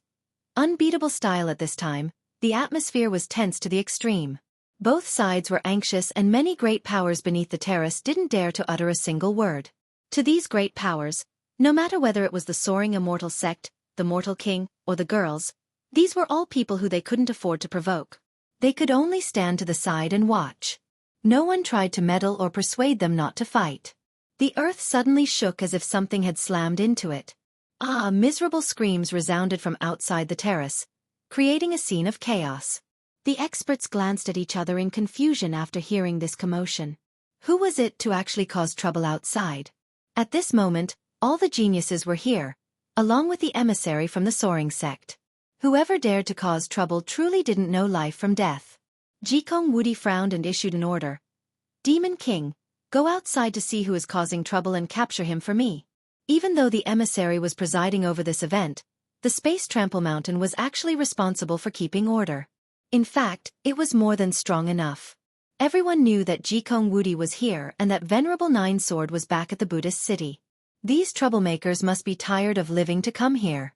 After receiving the order, the Heavenly Eagle Demon King shouted and spread his wings, blotting out the sun. He instantly flew out of the terrace. A bit later, it became quiet. "Good, it is peaceful again." Jikong Wudi looked at the group and said, "We'll continue the meeting. No one will be able to disturb this event from now on. Otherwise, I'm sure the emissary will give out the order to take them down." Jikong Wudi was quite imposing at this moment. He indeed had the strength to do so, since among the younger generation, one would be hard-pressed to find someone on his level. Moreover, the Venerable was in the city as well. Who would dare to maneuver against their space trample mountain? Who would dare to oppose them at this moment? Jikong Wudi tried to build a good relationship with the soaring immortal sect as well. In his opinion, earning this sect's support would definitely be favorable for him in the future. Well said, no one, regardless of who they may be, will disturb this event. The Mortal King gravely added. Otherwise they will be dealt with. At this time, everyone clearly saw that Jikong Wudi and the Mortal King were siding with the soaring immortal sect. Meanwhile, the soaring immortal emissary, in the most prestigious seat, stared at Li Shuangyan and Chen Baojiao while raising his voice. If you two ladies apologize to me, I trust that everyone will understand and act as if nothing happened. Boom. Before he could finish the sentence, the sky turned black. A gigantic figure came flying at a great velocity and smashed a crater into the ground, startling everyone and forcing them to retreat. Heavenly Eagle Demon King. When everyone finally took a look, they saw that this figure that fell from the sky was the Demon King who just flew outside earlier. Blood began to flow through the cracks on the ground where the Demon King was lying while a person was standing on top of him. This person had his foot pressing on the Eagle Demon's head so he couldn't stand up. Such a scene was too shocking. Keep in mind that this demon was a vanguard of Venerable Nine Sword, someone who had swept through the world with immortal Emperor Ta Kong. He was an extraordinary Demon King, yet he was being trampled upon by someone else. Evil Buddha! Someone shouted in horror after seeing the person on top of the Demon King. The group of geniuses were shocked and immediately stood up. Everyone knew that Evil Buddha had been chased away by Spirit Mountain, so he quietly left the city. No one expected him to come back and instantly trample the Heavenly Eagle Demon King. Wasn't this too domineering? Jikong Wudi's expression took a turn for the worse. The Demon King was their vanguard, but he was being stomped on by someone else in front of everyone. The Demon King wanted to get up, but Li Qie stomped on his neck. One could hear a bone cracking. The Demon King immediately screamed miserably. Anyone who heard this scream would shiver and feel a tingling sense of pain as well. Evil Buddha, you are too presumptuous. Jikong Wudi had to shout out. This Buddhist's actions were a merciless slap towards their space trample mountain. However, Li Qie was too lazy to look at Jikong Wudi. He got down from the Demon King's body and leisurely looked at the soaring immortal emissary. You better look in a mirror and carefully evaluate yourself before asking my people to apologize. Such words left the crowd puzzled. Many didn't actually understand what he was saying due to the sheer amount of perceived impudence. At this time, Li Qie waved at Li Shuangyan and Chen Baojiao. Girls, come over here. Your young noble will find out who is bullying you two and take charge of this matter. The two didn't say another word and immediately stood behind him. Ha! Bing Yuxia clapped and laughed. I knew you smelly brat were pretending to be a monk. That's right. Li Qie glanced at her and smiled leisurely. It has been a bit boring being a Buddhist lord, so it is time to switch my identity. With that, he revealed his true appearance. Fiercest Li Qie. Someone blurted out after seeing him. In just a second, everyone's eyes went wide. They couldn't believe what they were seeing. Even Jikong Wudi's group turned silly. Evil Buddha is fiercest Li Qie. Someone murmured. This news was too difficult for many people to accept in a short period. Jikong Wudi's group had grimaces even more unsightly than before. They would rather be defeated by Evil Buddha than fiercest Li Qie. Among those present, only Mei Suyao sat there calmly. She knew something like this would happen the moment Li Qie came. Li Qie looked at the crowd for a bit before revealing a friendly smile while slowly saying, "It is time to take care of some overdue business." With that, his eyes fell upon the Mortal King. I heard someone say earlier that our Baojiao is a disciple from the sacred school? He turned and looked at the crowd to declare. Now, I will say this only once, don't try to gild your face with gold. The next time your school tries to do something like this again, I will personally go to your school and annihilate it. This declaration left the Mortal King with an extremely ugly expression. The guy told everyone about his intention to destroy his school. This was not just a slap to their face, but the pinnacle humiliation. As the schoolmaster, how could he swallow this anger? He couldn't help but shout, "It doesn't matter whether you are Evil Buddha or Li Qie, your words are too arrogant. Daring to humiliate my school? Since you don't seem to understand what I'm saying, I'll teach you what I mean." Li Qie interrupted and reached for him with one hand. "Open!" The Mortal King let out a battle cry. The hell-suppressing physique immediately erupted to suppress the heavens and shatter myriad Tao. He lifted his leg that carried the weight of 1,000 stars to crush Li Qie. At this moment, explosions resounded. Under the might of this physique, even the void itself broke apart as it couldn't withstand this terrifying force. However, with a loud bang, the mortal king's thigh was caught by Li Qie. Remember that the hell-suppressing physique had boundless weight, especially at half completion. The weight of his leg was the same as millions of the stars in the sky. Yet, in this split second, Li Qie easily grabbed his thigh. Rumble! Before anyone could regain their sanity, Li Qie immediately lifted him up and mercilessly slammed him into the ground left and right. He smashed and smashed again with full malice, causing the earth to shatter into pieces. Though the immortal physique was very tough, the mortal king was still battered into a bloody pulp under such ruthless smashes. A spectator shouted in shock. Impossible! Everyone knew that this physique had infinite weight and no one could lift its user off of the ground. However, the mortal king at half completion was being dragged around by Li Qie like a little chicken, as if he was as light as a feather. They didn't know that Li Qie was using the Sky Destroyer physique. If the hell-suppressing physique had infinite weight, then the Sky Destroyer physique had limitless power. The two of them supported and deterred each other like the elements. Alas, the king's physique law was far weaker than Li Qie's own. Compared to Li Qie's Sky Destroyer, the king's hell-suppressing could only accept the beating. You dare to show off with only this much speed? Li Qie continued smashing the guy on the ground, causing blood to spray everywhere. It was well known that the mortal king's physique was invincible, but it was also obvious that his speed was insufficient. This was one of the weaknesses of the hell-suppressing physique. It had infinite weight, but it was much slower compared to the other immortal physiques.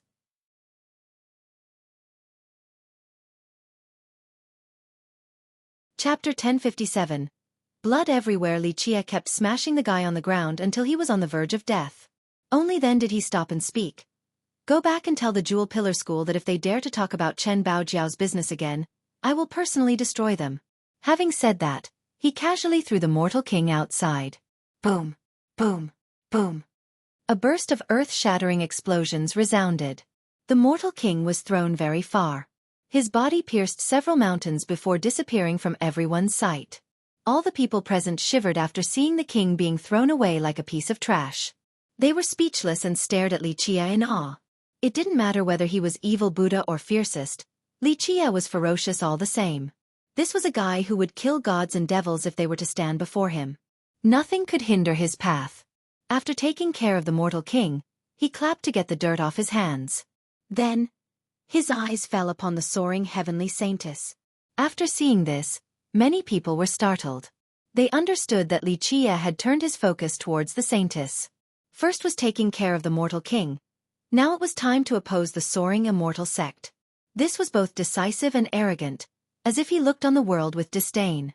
Well, I did promise the monks of Spirit Mountain to not disturb them in their meditation, Li Qie said dismissively. Unfortunately, time and time again, some people think that I have become a soft persimmon that anyone can crush. I heard that someone has placed a bounty on my head. Very well, my head is right here on my neck. With that, he tapped on his neck. The saintess was ghastly pale, but she couldn't back down when everyone was watching. Moreover, she had the soaring immortal sect as her backer. Thinking about her uncle-in-law, she immediately became courageous and shouted, Li, don't act all arrogant. If you dare to assault everyone, the people in this world won't spare you and the soaring immortal sect won't spare you either. At that time, you will die without a grave. Even your cleansing incense sect will have a calamity befall. Ugh! Before she could finish, her neck was gripped by Li Qie. Her body was lifted up high so she couldn't move at all. His speed was swift to the point where no one could see him clearly. Even the Night Scorpion God Monarch standing behind the emissary found it too late despite wanting to help. I am someone who only likes to listen to flattery and sycophants, but sometimes, I also like it when people curse me. To tell the truth, if you called me a bastard or a little animal, I could act as if I didn't hear it and only treat your words as a fart. He gripped her head and slowly shook his head. However, if someone threatens me, then I won't be happy. And if I'm not happy, then it will not be pretty. I might even destroy their entire family. Having said that, he let out a chilling glare towards the saintess. Uncle, save me. The saintess finally felt fear with her life hanging by a thread. She felt that a death god was beckoning for her at this moment. The emissary shouted. Junior, let her go now to avoid making a huge mistake. Li Qie maintained his grip and stared emotionlessly at the emissary. And if I don't? Death is the punishment for killing a soaring immortal disciple. The emissary spoke gravely. If you let her go, we can let bygones be bygones. Yes, the saintess felt her courage surge again after the emissary stood up for her and had to add. I am a soaring immortal disciple. Snap. Her words couldn't come out since her neck was wrung by Li Qie. Her pretty eyes widened in disbelief. Even in death she still couldn't believe that this was the moment of her doom. She was still full of spirit, dreaming about joining the soaring immortal sect. It was her time to represent the sect to order the rest of the mortal emperor world. This stunned all the spectators. The emissary had recognized her as a disciple of soaring immortal. This meant that she could definitely join it. But now, Li Qie has snapped her neck.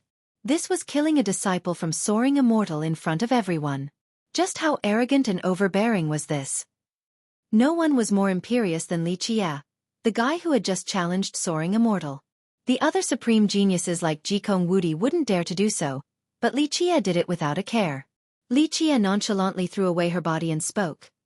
Even if you are the daughter of an immortal emperor, I'll still kill you if you provoke me. It was an incredibly tyrannical statement that caused everyone to take a deep breath. However, no one dared to say anything. Not long ago, Li Qie killed the storm god, the daughter of an emperor. Baz!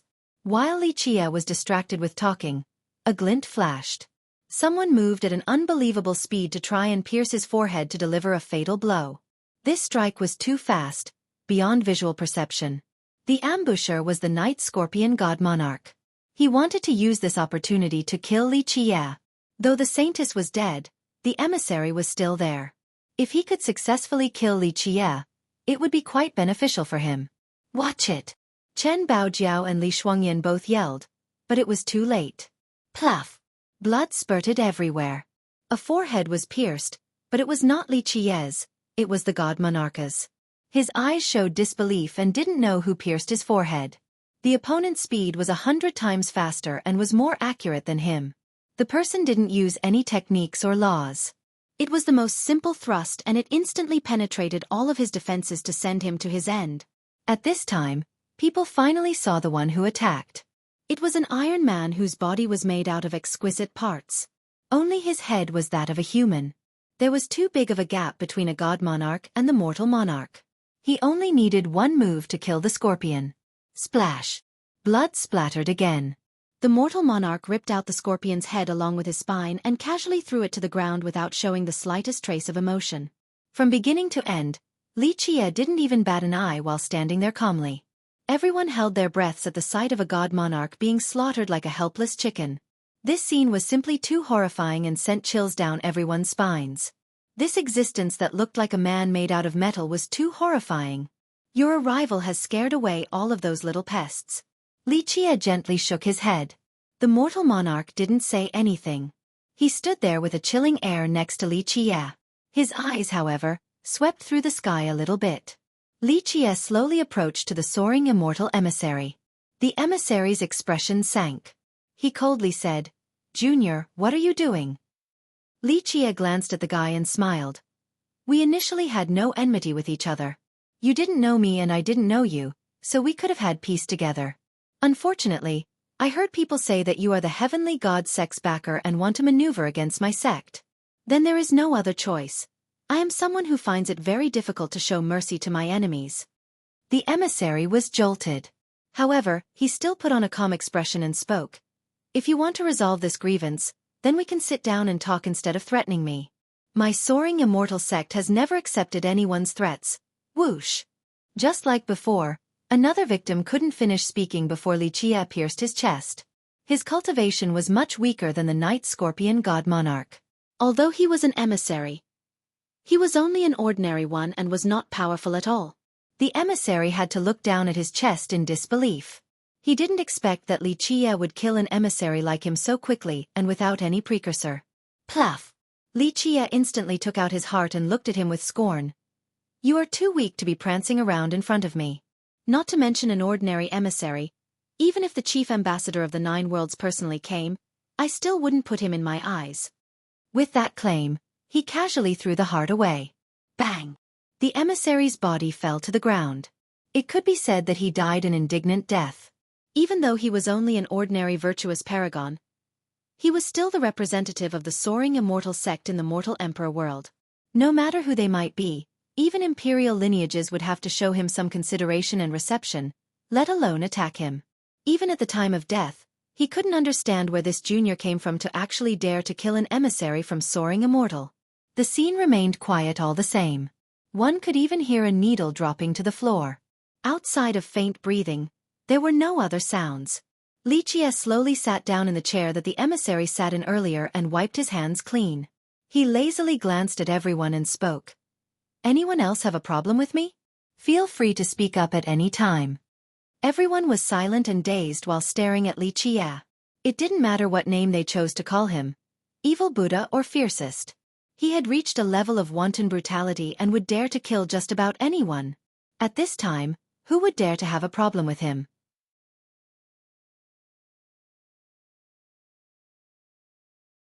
Chapter 1058. Only rampant arrogance at this time. Only Jikong Wudi scowled while staring coldly at Xueqi. Even though he didn't say anything, his attitude revealed it all. The enmity between them had solidified even further. "You want to challenge me, right?" Xueqi looked at him, then glanced over at Zhang Shi's group and smiled. "I welcome it at any time. But remember this, I will not always be so merciful. On the next challenge, remember to bring a coffin to avoid dying without a grave." Jikong Wudi carried an unsightly expression. Back at the Heavenly Tao Academy, he and Xueqi had a feud. Not long ago, he was almost converted and had to dig out his heart just to escape. Today, Xueqi crippled the Heavenly Eagle Demon King before everyone. This feud had reached an irreconcilable level. In the end, he didn't say anything and carried the Demon King away. Even though there was a furious flame raging in his heart, he still contained it. Challenging Xueqi right now was extremely unwise. He had lost once already and needed sufficient preparations before challenging Xueqi again. The path for the Grand Tao is endless.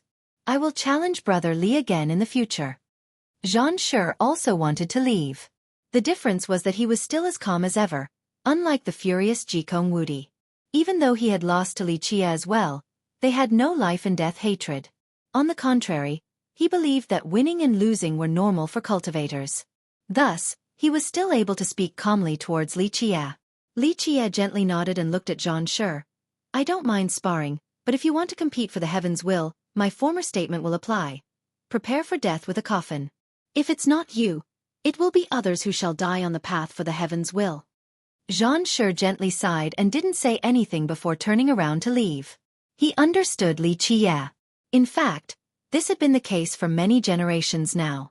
There was no friendship on this path since there was only one heaven's will. Unless one decided to exit the competition, it would be a fight to the death, just like Xueqi had said. The green hills are still there along with the clear flowing water. "Brotherly, see you again." Heavenly Emperor Lin left as well after clasping his hands towards Xueqi. Xueqi couldn't help but smile while looking at Heavenly Emperor Lin and leisurely said, "You are truly someone who can maintain a cool demeanor." Others might not understand what Xueqi meant, but Heavenly Emperor Lin naturally got the point. He only smiled freely and floated away. Many people praised the emperor's demeanor. He had lost to evil Buddha before but was still so carefree and nonchalant. There were no traces of hatred or resentment. Bai Zhenjin was the next to leave. She stared at Xueqi for a bit without speaking. They had known each other even longer than some of the others here. "I remember that we still have one sword left in our duel." Xueqi looked at the sword-hugging woman and smiled.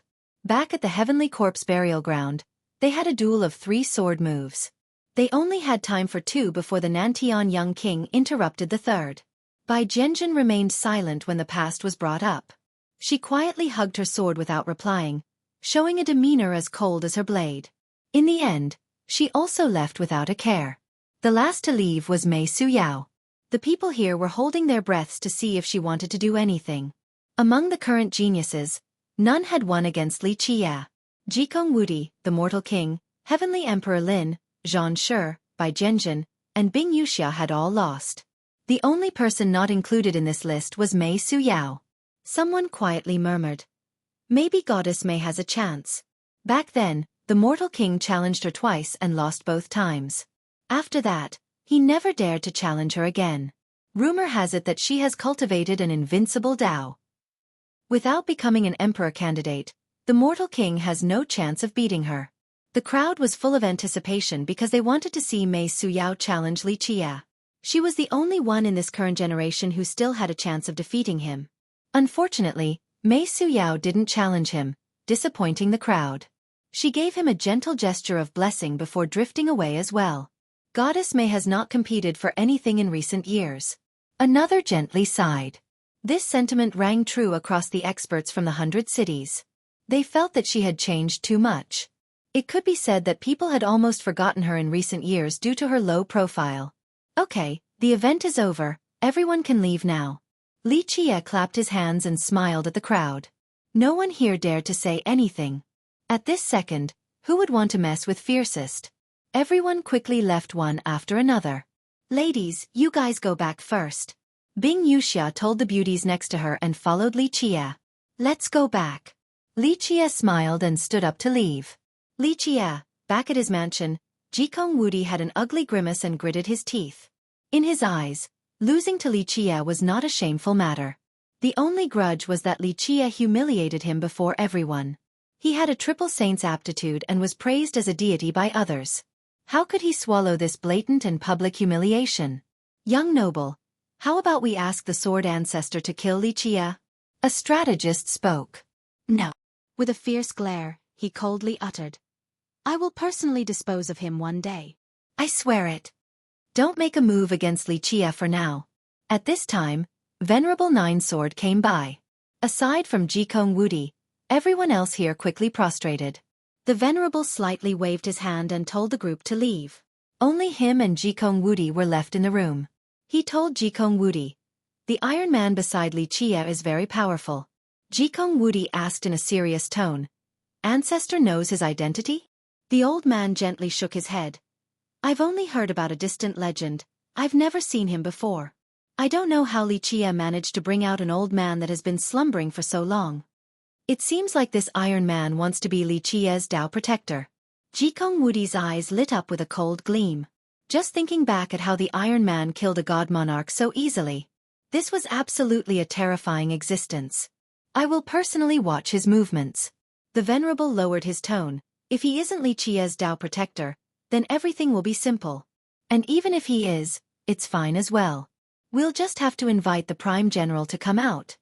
The Prime General was the most powerful general under immortal Emperor Ta Kong. Legend states that he was a real unbeatable god king. Some even said that outside of losing to immortal Emperor Ta Kong, no one else could defeat him. No one can stop young noble's path. The heaven's will is yours alone. The Venerable told Jikong Wudi. With a cold glint in his eyes, Jikong Wudi was completely confident as well. I'll personally cut down Li Qia. That's the only way to get rid of this hatred in my heart. Yes, that day will come. The Venerable spoke. Young noble should lay low for now. Give me time to see what that Iron Man wants to do. Jikong Wudi gently nodded and didn't say anything else. Back in their abode, Li Qia waved his sleeve, signaling all the girls to leave. Only the mortal monarch stayed behind. He had assembled the treasure well for Li Qia. Even though I spent more time than expected, I didn't let your excellency down and have finally put it together flawlessly. Li Qia took a look and put it away before speaking to the monarch. Are you really not going with me to take a look? There's no need, the monarch sighed softly and shook his head. What's the point of seeing it? All have been destroyed by the river of time. Seeing it might not make me feel any better. I'll just leave it as a nice remembrance. Li Qia nodded and didn't force the guy. Eventually he spoke. I have obtained some decent blood era stones from the Heaven Hoof Ravine. A few pieces are from immortal emperors. It wasn't easy for you to come out this time, so bring these immortal stones back with you. Maybe they will be able to keep you sealed for another period of time. No. The monarch refused. I want to reach my end in this generation. For what? Li Qia stared at the monarch with confusion. Your lifespan hasn't withered yet.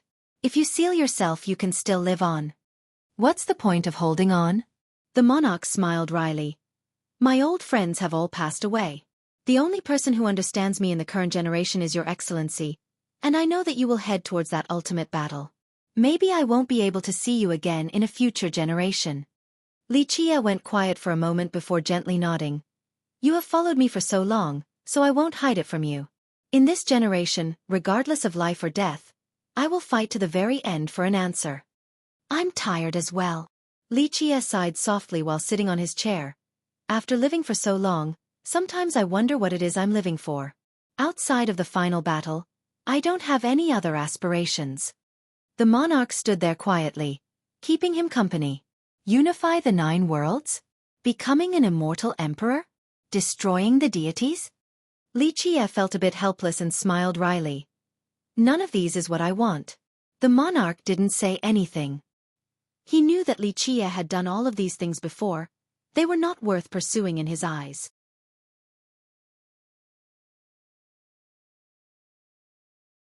Chapter 1059. Bing Yuxia's beauty. At this time, the mood in the room was slightly somber. Li Chia had been sitting there in a daze before he eventually smiled faintly to say, You are right, I might die in the final battle in this generation. That will be my end, the closing of the curtains. I believe in your excellency. The monarch spoke. I trust that ultimately, you will be able to stand above the high heavens and become the one and only across all the eons. Perhaps the result doesn't matter. Li Chia smiled. I just need to keep on working hard and I will definitely get my answer one day. With that, a gleam flashed in his eyes as his spirits rekindled. The monarch understood that Li Chia had always maintained an invincible temperament. Even when he became sentimental, it would pass by very quickly. If you want to live through this generation, do you have any wishes? Li Chia looked at the monarch and asked, If you want anything, just tell me. Your Excellency, I have no wishes. The monarch gently shook his head. After returning, I will teach some juniors and enjoy the rest of my years. Even though I have no direct descendants, all of the disciples in the valley are my children. I am happy that you are able to see things so clearly. Not everyone can be so open-minded before death. Li Chia smiled and was sincerely glad for the monarch. For millions of years, countless invincible god kings didn't mind paying any cost to prolong their life. The monarch bowed deeply towards Li Chia and spoke. If your excellency ever requires my service in the future, I will be waiting at the Heaven's Secret Valley. Let this be our farewell. Li Chia sighed softly and patted the monarch's back. I'll see you off. The monarch didn't say anything and quietly walked alongside Li Chia. Perhaps this was the last time he could walk next to his excellency, his last chance to assist him. When they reached the gate, the monarch beckoned for Xikong Taotian. The guy immediately ran over and kneeled. The monarch spoke. You are coming back with me. After hearing this, Xikong Taotian put on a painful expression and looked pitifully over at Li Chia. Li Chia couldn't help but scold the thief. The mortal monarch thinks that you are worth grooming, so he wants you by his side. This is your fortune, something that people can't even dream of. Thank you, ancestor. Xikong Taotian bowed. He had no other choice at this time. He was also aware that it was a wondrous creation. For people from the Heaven's Secret Valley, to be taught by the mortal ancestor was a great honor, a once-in-lifetime opportunity. However, he was a restless person. He was afraid that he would be stuck back at the valley for a long time. This thought alone gave him quite a headache. Li Chia left the city with the mortal monarch. They traveled together for a very long distance before the monarch bowed again to say, Your Excellency, please stop. Li Chia paused to look at the monarch. He sighed in the end and commented, Even if you see a friend off for 1,000 miles in the end, you will still have to part. Take care. The monarch bowed one last time before flying away with Xikong Taotian. Li Chia stood there quietly with his eyes fixated on the departing monarch until he disappeared into the horizon. At this time, he sighed once more. For millions of years, parting was a common occurrence to him. He had sent many friends away and thought that he would be numb after all this time. However, his heart remained sentimental. Despite being wrapped in layers of calluses, it was still beating and full of life. Time is compassionless, but humans are full of emotions. In the end, he lamented and returned to the Buddhist city. Li Chia went back to his abode and Bing Yuxia immediately pounced on him while mercilessly beating on him. Smelly Chia, you actually dared to molest me. Watch how I'm going to deal with you. Li Chia couldn't help but laugh while slapping her buttocks and squeezed them. Damned girl, if you keep on messing around, I'm going to push you onto a bed and have my way with you. Bing Yuxia blushed after hearing this and felt her body becoming hotter. She kicked him hard and said, "Smelly Qie, you are just a pervert." Li Qie leisurely replied, "Little girl, don't judge me with your narrow view. Your beauty alone isn't worthy of my attention. It could even be said that being molested by me is your honor." She was angered by his taunt and put her hand on her waist to retort, "My ass.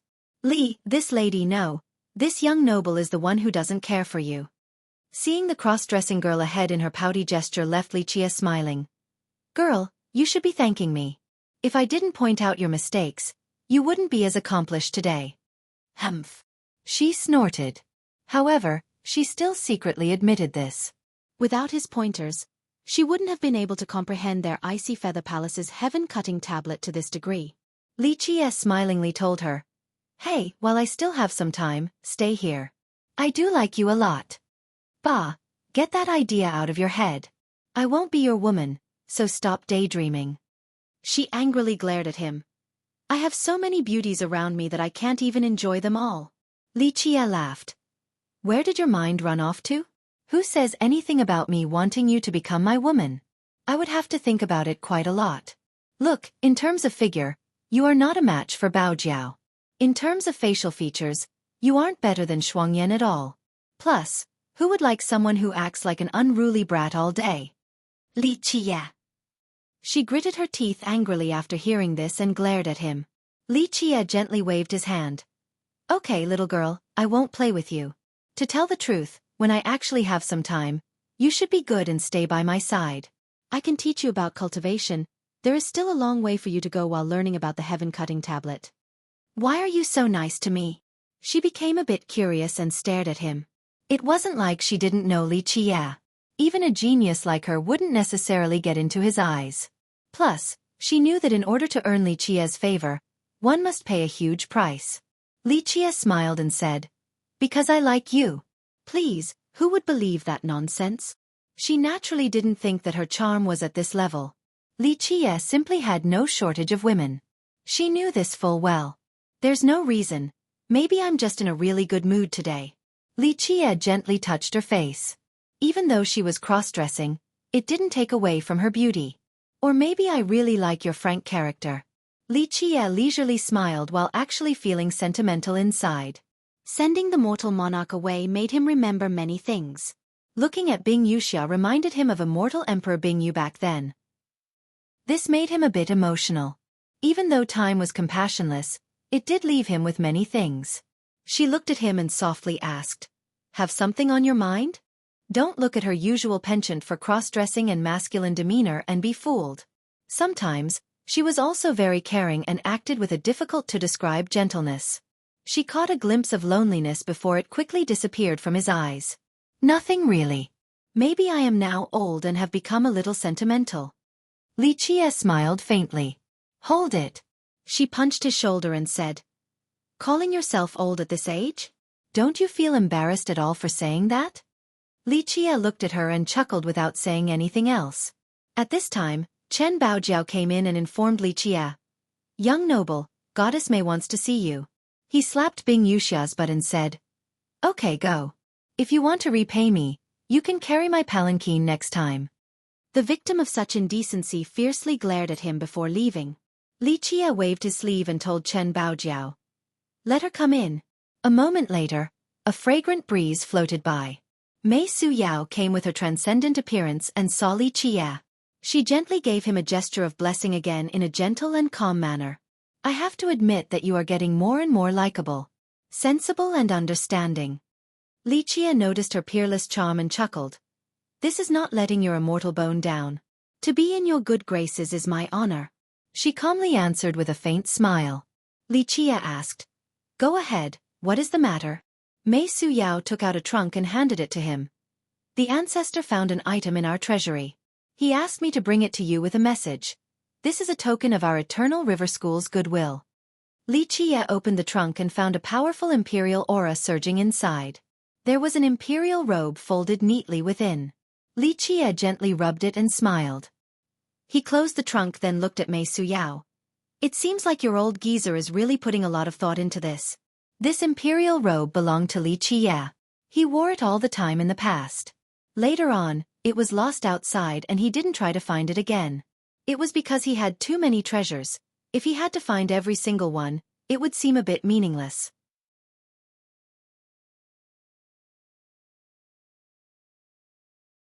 Chapter 1060. Mei Suyao's path. Li Chia was not reserved and accepted the imperial robe. He smiled. It looks that old geezer really understands me. The ancestor said that it might have some use for young noble's trip to the lesser Deva world. Mei Suyao smiled. He continued on. That old man is really not bad.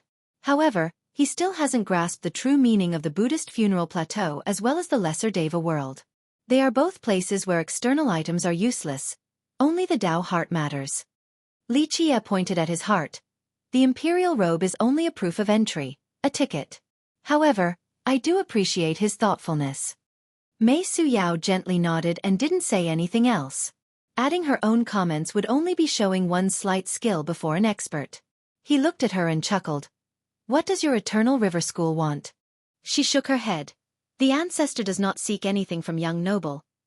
He only wants to show our good faith. The old geezer. A bit interesting. Li Chia smiled and asked her. Then what do you wish for? Mei Suyao pondered for a moment before gently shaking her head. I won't hide it from Brother Li. I do not wish for anything.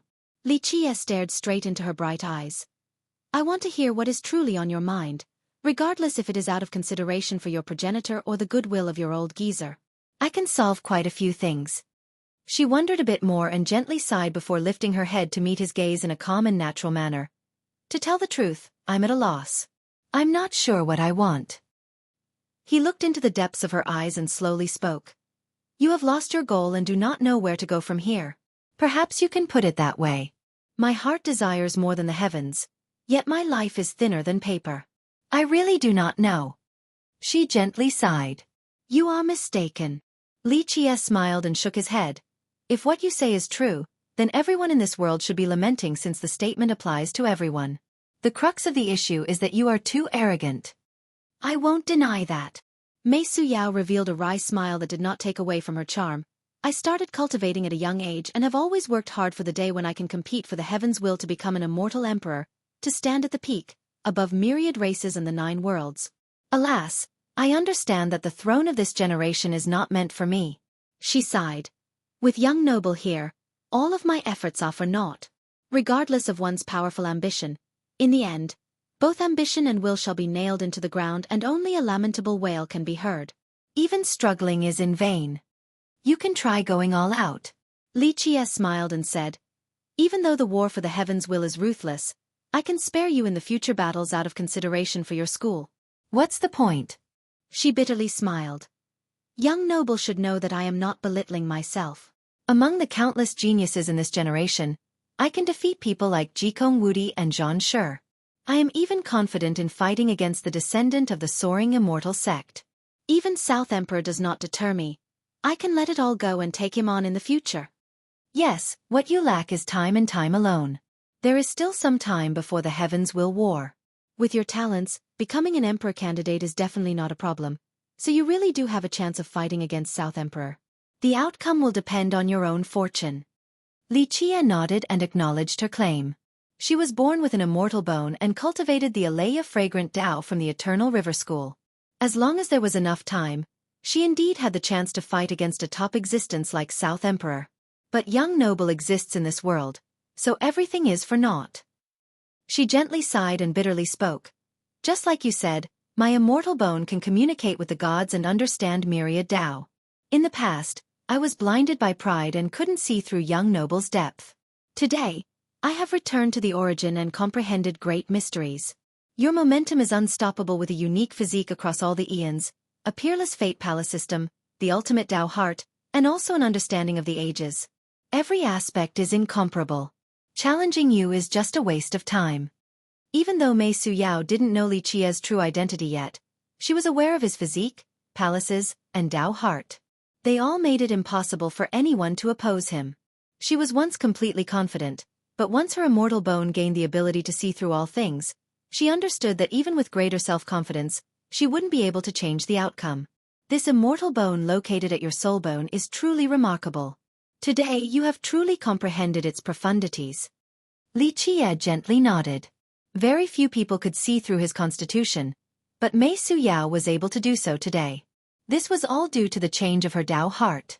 It returned to the origin, the natural path. This allowed her to comprehend the essences of her fragrant Tao as well as the immortal bone. With this, she was able to deduce everything in this world. Sometimes being ignorant and always arrogant is not a bad thing. At the very least, these things can keep me walking forward with courage. She spoke woefully. She had lost her goal since she couldn't become an emperor. There were no more ambitions or aspirations. Not knowing a goal is the same as not having one at all. Always walk forward on the endless grand Tao and you will surely find an unexpected harvest. Li Qie smiled. Mei Suyao disagreed. This is a battle where the conclusion is already known. It doesn't matter how colorful the process is or how one struggles. Ultimately, the result will still be the same. Losing to you or becoming a pile of bones on the path towards the throne. To be frank, for millions of years, this path has already seen too many deaths. My bones being added to the pavement won't matter, and them being omitted is equally meaningless. She slowly said, "It is not that I have lost the will to fight.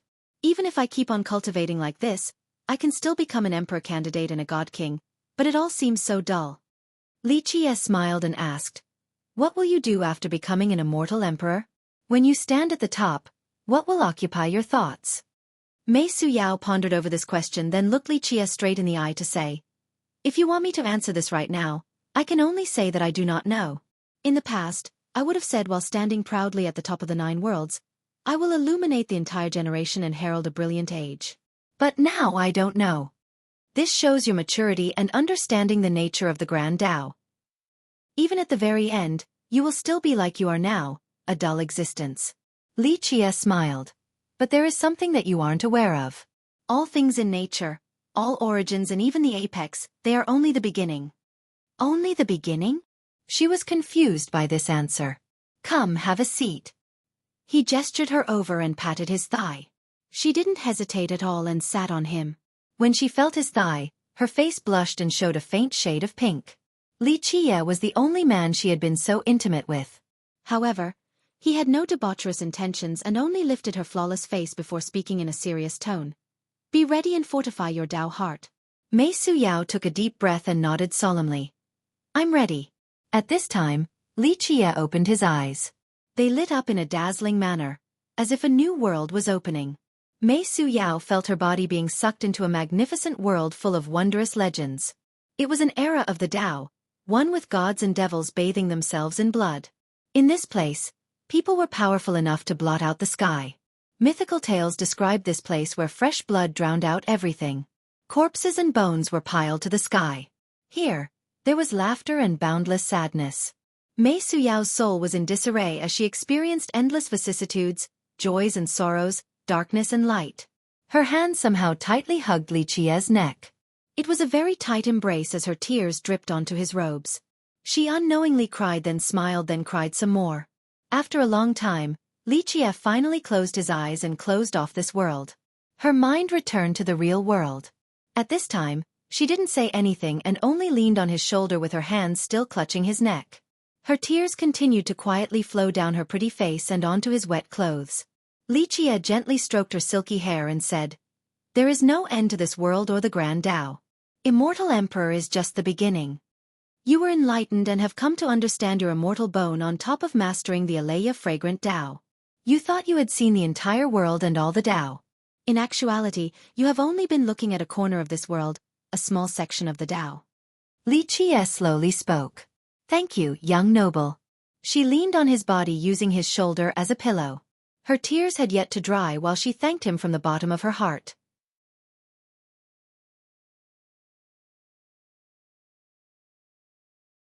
Chapter 1061. Sleepless night. After a very long time, she finally got up slowly. She leaned over and gently and sincerely kissed Li Qie on the forehead. "Go. When you have made up your mind, come and find me again." Li Qie gently waved his sleeve. Mei Suyao didn't say anything else. She bowed towards him before leaving. As she stepped through the door, he spoke. "Go tell the old geezer that I have never shown mercy to my enemies, But I am also not stingy to those who pledge allegiance to me. It is a good thing that he is very sensible and smart. I will relay the message. She gently nodded and drifted away. Not long after she left, Li Shuangyan and Chen Baojiao came in. Chen Baojiao checked him out and said, "Young noble, don't tell me you bullied her. It looks like she cried earlier. Does your young noble look like someone who bullies women?" Li Qie smiled and shook his head. "I only helped her open her mind to a new world." Li Shuangyan curiously asked, "What kind of world?"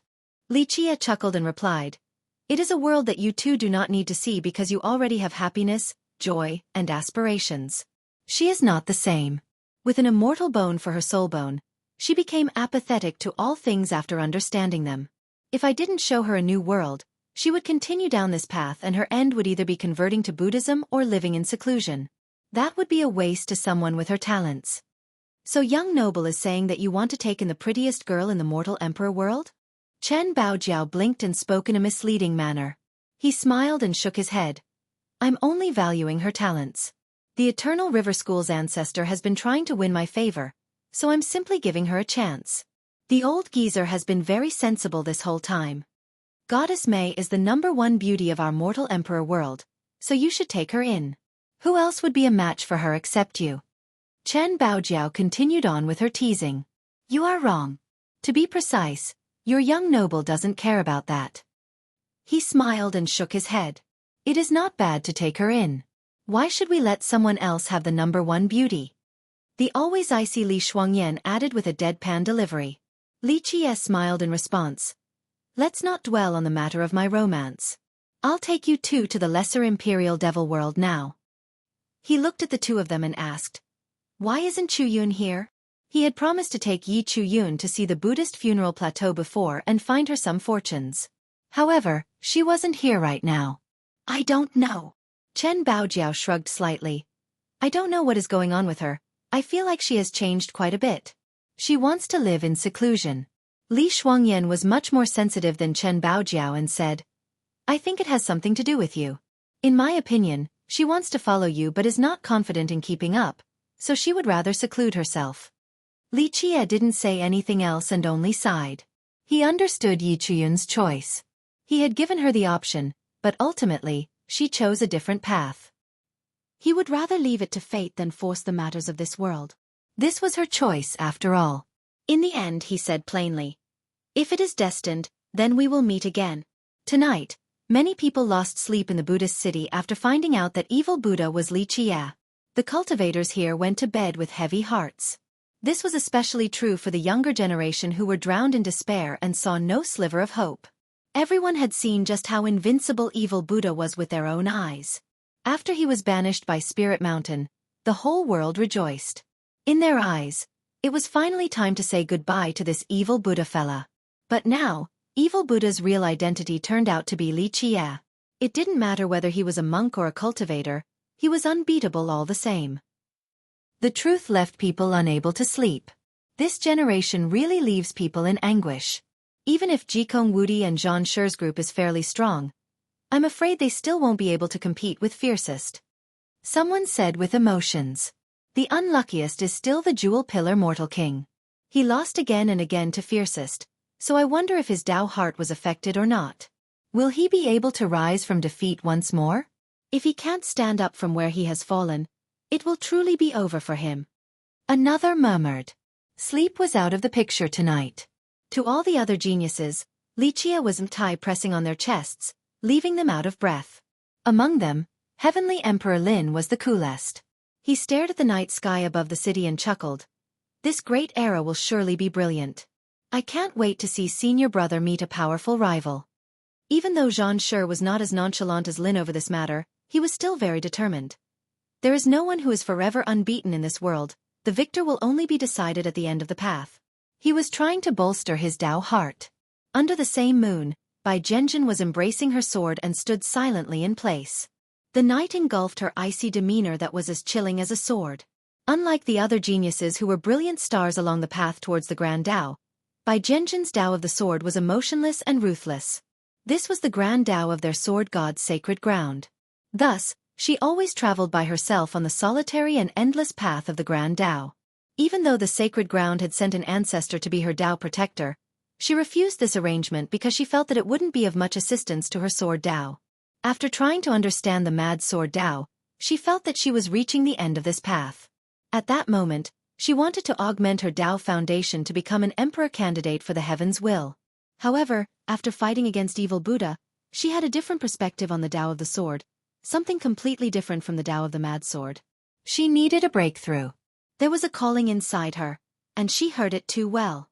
A cry of desire for the Tao of the sword. She was born for the sword and she shall die for the sword.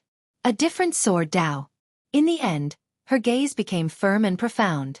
At a temple inside the Buddhist funeral plateau, the mortal king was lying on a bed. His injuries this time were quite serious. However, his secret backer truly had heaven-defying capabilities and actually cured these wounds in a short period of time. You are not a match for Li Qie. A person was standing next to the king's bed. He seemed to be veiled in darkness. I know, so I have to improve. If I have enough speed and power, I will be able to defeat him and grant him a death without a burial. The mortal king gritted his teeth.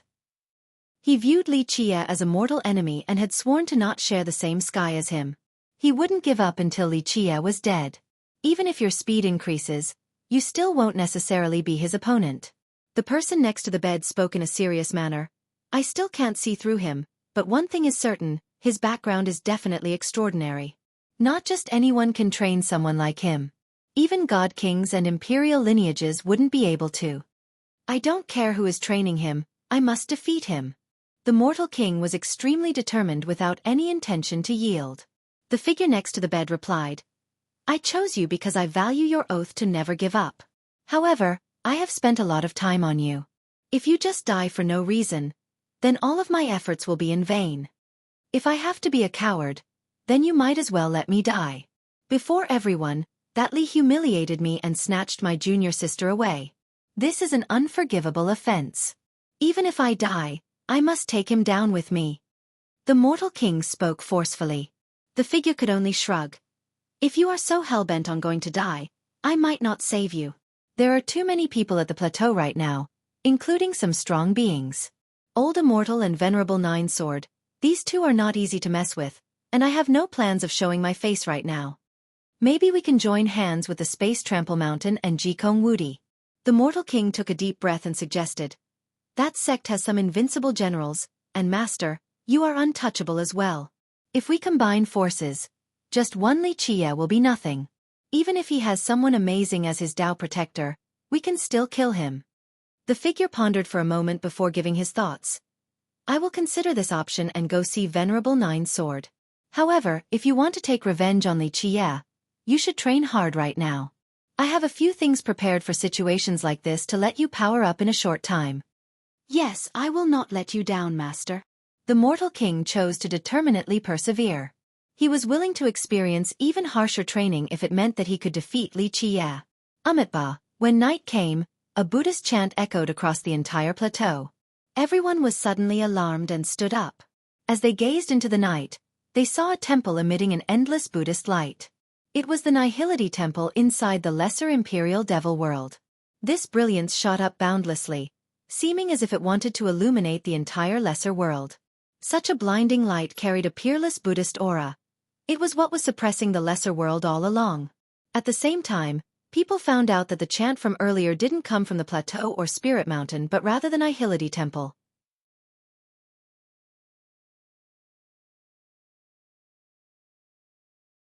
Chapter 1062. By Jianjin, the Lesser Imperial Devil World has opened. When night came, this news exploded to even the most remote corners across the plateau. Not far from Spirit Mountain, where the moonlight was shining on a sparkling great lake, a huge group was already waiting nearby with their eyes fixated on the water's surface. Splash! A sound like a carp crossing the Dragon Gate came about. More bubbles appeared in a very lively and happy scene as if they had their own sentience. Splash! Splash! Splash! These water ripples slowly jumped and formed a huge Buddhist gate with symbols on them. Each symbol seemed to suppress the world inside, preventing the creatures within from getting out. The gate to the lesser world is there. Let us go. An ancestor shouted after seeing the stabilization of the portal. He brought his disciples inside and disappeared right away. Other people quickly followed suit. They had been waiting for this rare opportunity for too long. Rumble. Chariots rampaged through the sky with Venerable Nine Sword in the lead. Jikong Wudi is coming. We need to hurry. Many people were startled after seeing this team and pushed past each other in their mad rush into the Buddhist gate. After Jikong Wudi came, those who hadn't entered yet made way for him. No one dared to stop them, especially after seeing the Venerable sitting on a chariot. Anyone would shiver with apprehension. After this group went inside, other geniuses like Zhang Shi, Heavenly Emperor Lin, and the Jewel Pillar Mortal King went in as well. Many people were full of admiration after seeing the Mortal King still in high spirits and ready to fight. Win some, lose some, the Mortal King is indeed a war god. For cultivators, defeat is not scary at all. The scary thing is not having the courage to face defeat. As long as he never accepts defeat, he will be able to reach the top. A fan spoke. Experienced cultivators, especially the older ones, weren't afraid of losing. It was something that would eventually happen in life, even for immortal emperors. Hurry! The immortal grasses and treasures in the lesser world are waiting for us. Another ancestor yelled out and scrambled inside with his juniors. Even after nightfall, Li Qie still didn't make his move. On the second day, he told Li Shuangyan's group, "Ladies, get ready, get ready. We should be going to the lesser imperial devil world as well. Young noble, what kind of creations will you give us this time?" Chen Baojiao smiled coquettishly with a spoiled appearance. She was already pretty enough, so this coy gesture contained an unstoppable charm capable of causing souls to sway. "You guys do not need more creations." Li Qie smiled and shook his head. "We have plenty of treasures, and as for merit laws, what could be better than your immortal physiques?" Li Qie was right. After destroying imperial lineages like the Heaven Hoof Ravine, they were not lacking treasures at all. "Then for what reason are you bringing us inside?" Chen Baojiao continued to act cute. "The spirit medicines and grasses in the devil world can be said to be the best in the world. They are pure and magical, so I plan to find some suitable ones for you too." Li Qie answered while glancing at them. "What you two lack right now is experience. This requires time and training, but the addition of some elixirs and potions will be quite effective.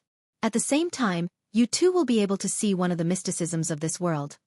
"What item are you going there for this time?" Li Shuangyan's coldness contrasted Chen Baojiao's charm. It had a different attraction. To finish some old wishes as well as to compete against the Nihility Temple. Li Qie chuckled without elaborating. However, before they got on the road, a visitor came early in the morning. It was the famous Bai Jianjun. "I want to duel against you," she coldly uttered the moment she saw Li Qie. "Duel?" Li Qie looked at her. Even though she was still as cold as a sword, there was a clear difference. She had an indescribable natural sensation to her. Only when her battle intent surged would she truly be emotionless. At this second, she had stepped into the Tao of the sword. "The agreement between us is still in effect." With the sword in her embrace, she became a sword, the sharpest blade in this world. The agreement she referred to was the three swords duel back from the heavenly corpse burial ground. Li Qie smiled and shook his head. "Even if I want to, what are you going to use to fight me? I'm not looking down on you, but your defeat is assured." "How do you know I will lose without fighting?" She grimaced while a sharp glint flashed. This sword light was able to decapitate the sky. "There's no need to fight, I already know." Li Qie smiled while sitting leisurely. "What will you use? Your mad sword, or will you use your fate as an offering to the sword? I know all the little tricks from the sword god's sacred ground." "It's none of your business," she uttered slowly. "I will die if I am defeated, but if I win, I only want your Buddhist sword." "Buddhist sword?" He chuckled. "After reaching this level, you should know that the Buddhist sword is not about sword techniques or the Tao of the sword. It relies on the heart of the sword." Li Qie pointed at his heart. "I require your pointers." She stood there coldly like a divine sword that had left its scabbard. She was ready to begin the ultimate fight of her life. "I won't fight you because it is meaningless to me." He looked at her and spoke. "I have no use for a dead person. Your Tao of the sword and mad sword can't defeat me. The only thing that you can use to even compete is to sacrifice your life and fate for the sword. Even if I beat you, the only thing left will be your corpse, and I am not a necrophiliac." She stood there quietly. It was not that she lacked confidence, But the truth was that her mad sword was no match for him. Just like he said, she only had one real ace capable of defeating him. You have understood the essence of the sword Dao. He continued. However, what you have obtained is only a tiny corner of this essence. To focus on one Dao and reach for its limit. I am not saying that this is a flaw, since this is a type of cultivation, a way of the grand Dao. At the very end, all will return to the beginning. Just like your immortal Emperor Yi Ti, he still managed to become an emperor in the end. Having said that, he gently shook his head. However, your sacred ground sword Dao is too extreme. For example, Yi Ti proved his Dao by killing. Even though all the different Dao can eventually be used to reach the throne, using killing to prove one's Dao, and you with your crazed state, these are slanted paths. I don't want to speak about immortal Emperor Yi Ti with such a negative evaluation. The only thing I can say is that your path will sometimes determine your outcome. Do you know the outcome of immortal Emperor Yi Ti? He stared at her and asked. What was his outcome? Her eyes became serious. She had heard a little bit about their patriarch's legends, but there was no way to verify them. If you have the chance in the future, you will find out. He said insipidly, the Buddhist sword and the mad sword, these are both different parts of the sword Dao, and you can follow them to the end. As it is now, you want to obtain the Buddhist sword, but what about afterward? What do you think is after the Buddhist sword? She pondered quietly while looking at Li Qie, and couldn't come up with an answer right away. I can guide you so that you can understand the true meaning of the Buddhist sword. I can even show you the way after the Buddhist sword. He slowly offered, however, there is no free lunch in this world. She eventually asked him with a deep tone. What do you want? He chuckled in response. Stay and I will give you a home. In the future, you will surely become a sword god. A real sword god capable of slaying gods above and annihilating devils below. After a while, she answered. You already have a sword attendant. You're mistaken. Li Qie shook his head and smiled. You are different from Xueqi. She is my personal maid. I don't want you to take care of my daily life. What I want is a general. He went on to say while looking at her. I appreciate your stubborn dedication to the Tao of the sword.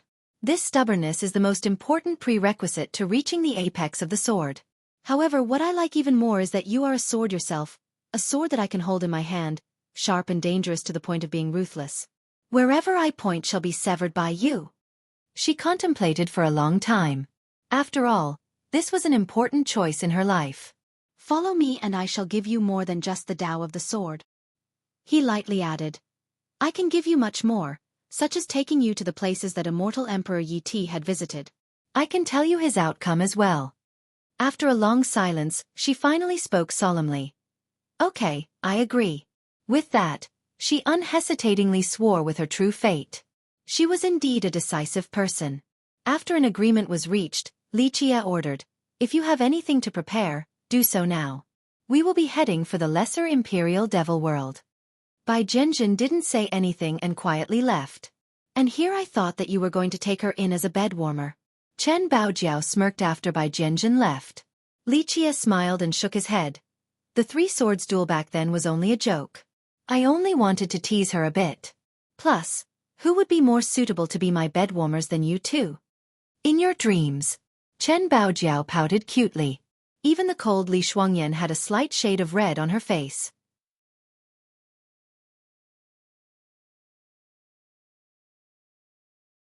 Chapter 1063. Bing Yuxia's choice. Li Qie departed for the lesser world with Chen Baojiao and Li Xueqi. Bai Zhenjin also came along since she stayed true to her deal with Li Qie.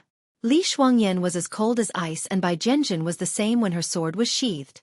It was a quiet coldness that was different from Li Xueqi. The two of them walking together had an entirely different style. It was quite a scenic spectacle. I am willing to go with young noble. Another person came as they were on their way. It was Mei Suyao who was wearing a light white dress. Even though it was simple, her charm still left others breathless. At this time, her beauty was different from before. It was otherworldly yet natural. Everything was in accordance with her wishes. This gave her a freedom that was difficult to describe. Mei Suyao met Li Qie's gaze in a nonchalant manner, but deep in her pupils, Li Qie saw something extraordinary. The path towards the Grand Tao is long, but it will surely be colorful. Li Qie smiled and nodded his head. She replied slowly, Please continue to guide me.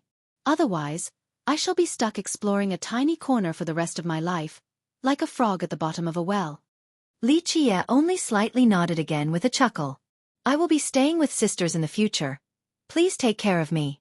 The natural Mei Su Yao kept a very humble demeanor. Chen Baojiao chuckled and stared at her for a bit before shifting her glance towards Li Qie. We can relax with Goddess Mei here. Li Shuangyan, on the other hand, only nodded slightly as a greeting. She was not talkative no matter who the speaker was. As for Bai Zhenjin, she had no response at all. She was even more quiet and cold than the others, like a piece of metal. They went on their way to the lesser world. However, the moment they exited the city, Bing Yuxia was there. She sat on her chariot while still surrounded by beauties. Li Qie saw her and looked at the sky a bit to smile. It seems like you aren't coming with me. Smelly Qie, you have so many beauties next to you, yet you won't share a single one with me. Who would want to go together with you? I'm actually afraid that you will try to steal my girls. She glared at him and laughed. Of course, Li Qie was not worried about her because an ancestor from the Icy Feather Palace was accompanying her. He only smiled and stepped into the sky to directly sit down on her chariot. While being next to her, she really resembled that person. He sat there comfortably and closed his eyes. Eventually, he looked at Bing Yuxia to say, "You have made up your mind." Bing Yuxia looked at him with a strange gleam in her eyes. After a while, she revealed a leisurely smile. The world is very beautiful. I wish to be free. Immortal emperors and invincibility are not important, don't you think? The world is indeed very beautiful. Everyone has their own aspirations. Li Qie gently nodded. Being attached to the mundane world is also an enviable matter. Bing Yuxia clapped her palm with a folded fan and laughed. There are too many jade beauties around. I want to enjoy all the romance that this world has to offer. Li Qie smiled and finally handed her a manual. This is some of my experience and findings that I wrote last night that relate to the heaven-cutting tablet. You should take a look. While looking at the manual in his hand, she became quite startled. She didn't expect this to happen since she had already chosen her path. Why? She murmured in a daze. Li Qie gently stroked her hair and said, Maybe it is a type of fate, or perhaps you allowed me to see something else. She quietly put the manual away and gently nodded. Thank you. These words were softly spoken, but they carried a heavy sentiment. The 9 worlds are indeed colorful and worthy of someone spending their whole life to enjoy. Eventually, he patted her shoulder and spoke implicatively before leaving.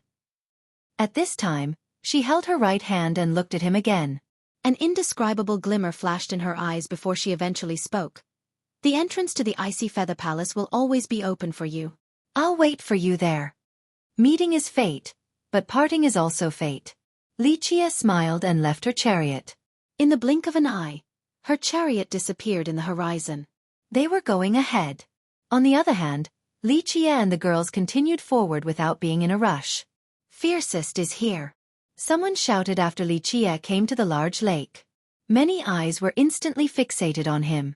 Everyone quickly made a path since no one dared to get in his way. Fiercest, the dual blade beauties, Sword Goddess Bai and Goddess Mabe.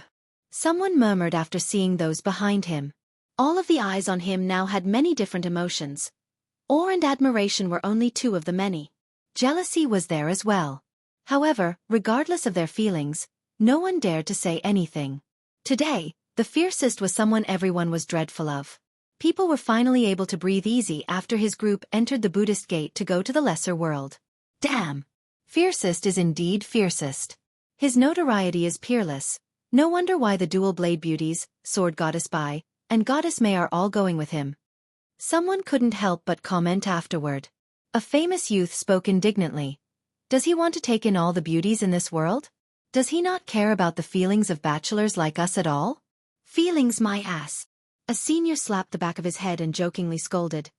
As if those ladies would ever look at you, take a look at yourself in a piss mirror first. This junior laughed awkwardly. Uncle, you can't pick on me like this, I'm still your nephew. Fiercest is definitely worthy of his #1 title. Someone emotionally commented. Not to mention Sword Goddess Bai, who could ever enter Goddess May's eyes? I heard Jikong Wudi has tried to court her before, but she simply had no interest in him. But look at things now, she was taken in by Fiercest right away. This romantic luck is truly too enviable. It is definitely a special feeling. Even the reticent Li Shuangyan offered her opinion. Chen Baojiao felt it too and added, "Yes, this is an extraordinary feeling. While standing here, I feel like there are two different forces trying to control us." Bai Zhenjin didn't say anything. She stared at the horizon with a serious gaze that was seemingly capable of piercing through this world. After a while, she closed her eyes and hugged her sword while fortifying her heart. Li Qie smilingly said, Zhenjin is doing it well. The two of you should learn from her. There's no need to be curious." The two girls quickly protected their Dao hearts as well. Where are these forces coming from? Nevertheless, Chen Baojiao still couldn't restrain her curiosity completely. Li Qie looked at Mei Suyao, who was standing quietly to the side with her always transcendent presence. Li Qie told her, "Suyao, tell them." Compared to Li Shuangyan and Chen Baojiao, Mei Suyao was a lot more knowledgeable. After all, she came from a sect with 3 emperors. She had no intention of boasting and only stated, "We are standing on the boundary between the imperial border and the devil world. To the left is the imperial border while the right is the devil world. So when we stand in this place, we can feel 2 different forces around us. If we step into the devil world, we will feel an evil energy.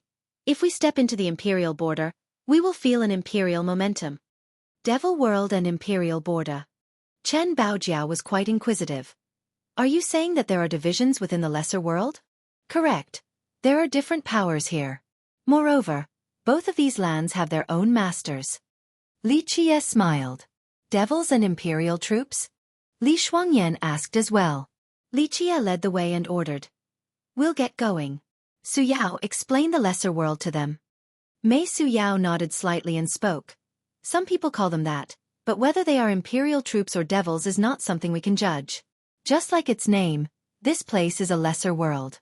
It is quite vast but a lot smaller than the Buddhist funeral plateau. This whole place resembles a gigantic Tai Chi symbol. Left is imperial and right is devil. Both sides will do what they want and won't interfere with each other. So this is just like the outside, a world with living and sentient beings," Chen Baojiao stated. "It is more like Spirit Mountain." Bai Zhenjin actually interjected. Mei Suyao spoke. "Miss Bai is right. There are living beings here, but they are different from us. They have eternal life, or to push it even further, their eternal life is superior to that of the monks on Spirit Mountain." "No flesh, no life," Bai Zhenjin coldly remarked. At this time, her gaze was locked onto a certain position.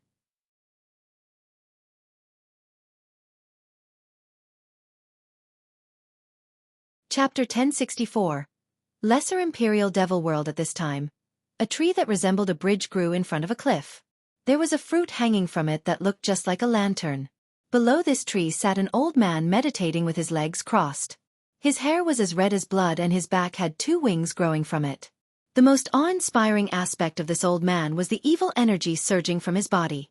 It had reached the level of materializing in the form of silk-like strings. They had a green color, so at first glance, he seemed to have a lot of green hair growing from him. A slight evil light emanated from his eyes, giving the sense that he was a devil that crawled out from hell.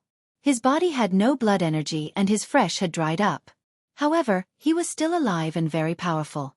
His situation was very similar to the sacred monks on the 18 temples of Spirit Mountain. The only difference was that those monks emitted a Buddhist light while this old man exuded an evil energy. All the girls entered a battle-ready state after seeing this old devil, ready to fight at any time. Li Qie gently shook his head. "They are not interested in us. Neither the imperial soldiers nor the devil kings care for outsiders. If we don't provoke them, they won't bother us at all." Having said that, he freely walked around the old man. The girls followed right behind him. Just like he said, the old man continued to sit there and didn't bother to care about the passing group. Chen Baojiao asked after they passed him while looking at the lantern-like fruit growing on the old tree. "Is he protecting that fruit?" "Yes. Time-worn red sun fruit. It's quite rare." Li Qie gently nodded. The group moved on and traveled through creeks and hills. As they went further from the border, they felt the evil energy growing more powerful, as if it wanted to haunt their bodies. Luckily, they remained unaffected due to their powerful Dao hearts.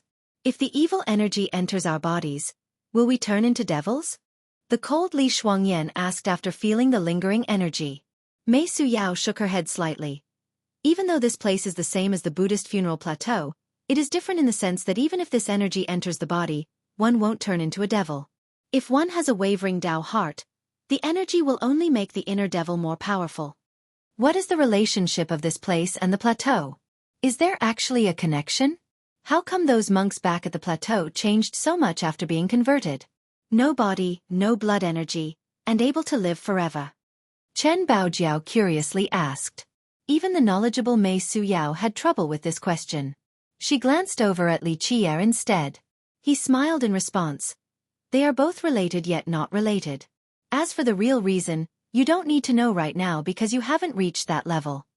The group marched on and saw many devils along the way. In fact, calling these things devils was not suitable. It was more apt to refer to them as dark cultivators. These dark cultivators all had withered lifespans and were void of blood energy, yet they continued to live on. The number of dark cultivators increased along the way. One of them was a huge serpent with steel scales.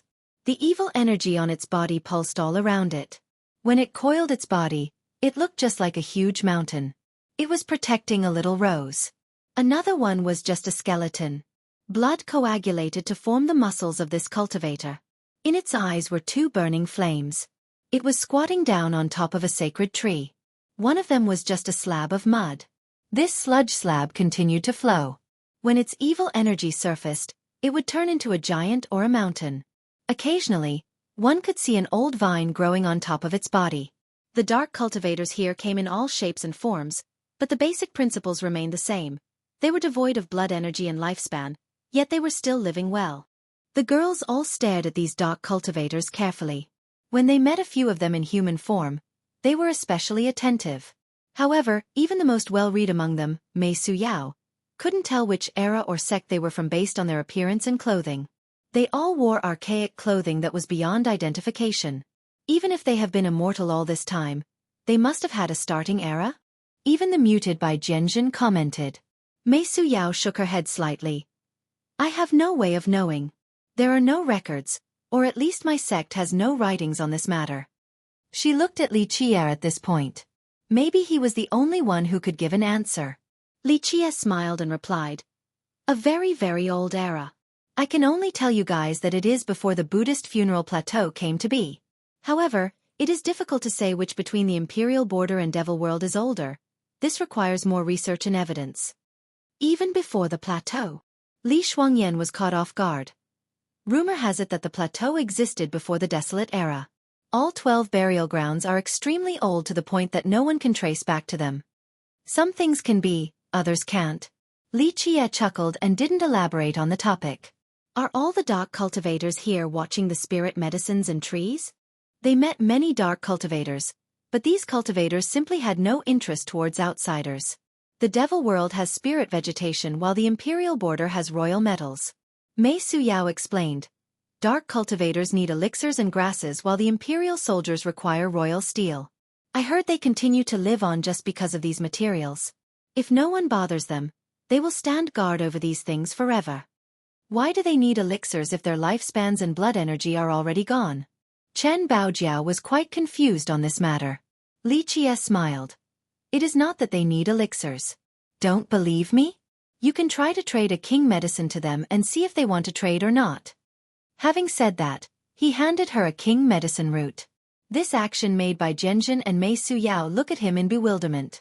They were both from imperial lineages, but their sects considered king medicines to be very precious all the same.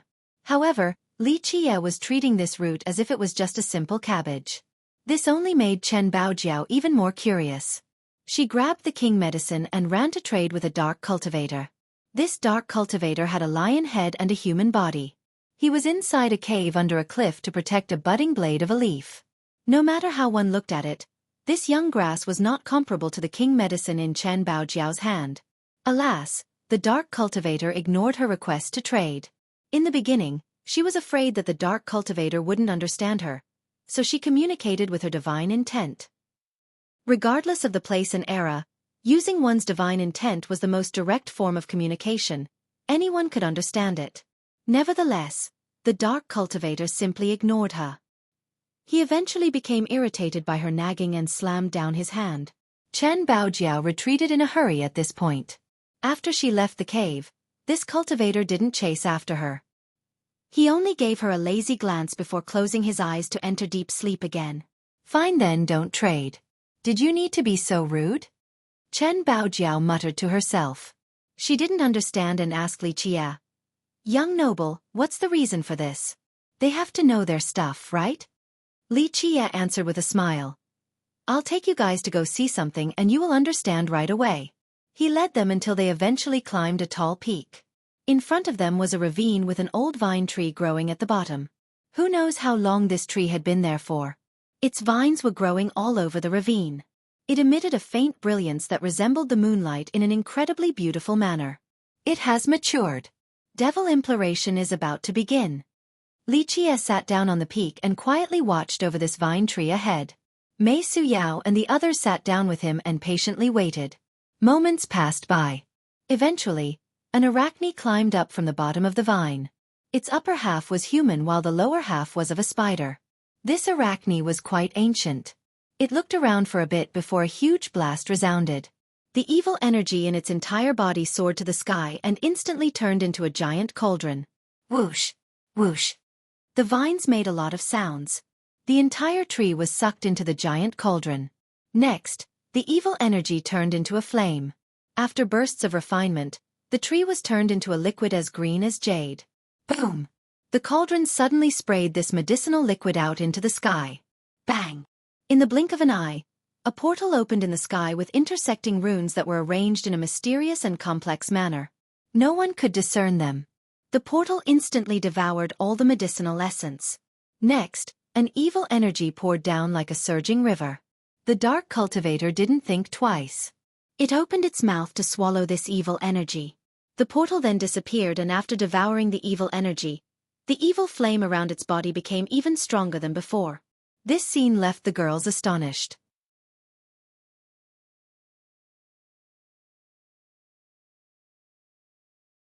Chapter 1069. Blazing Devil. All along, people were optimistic about Heavenly Emperor Lin.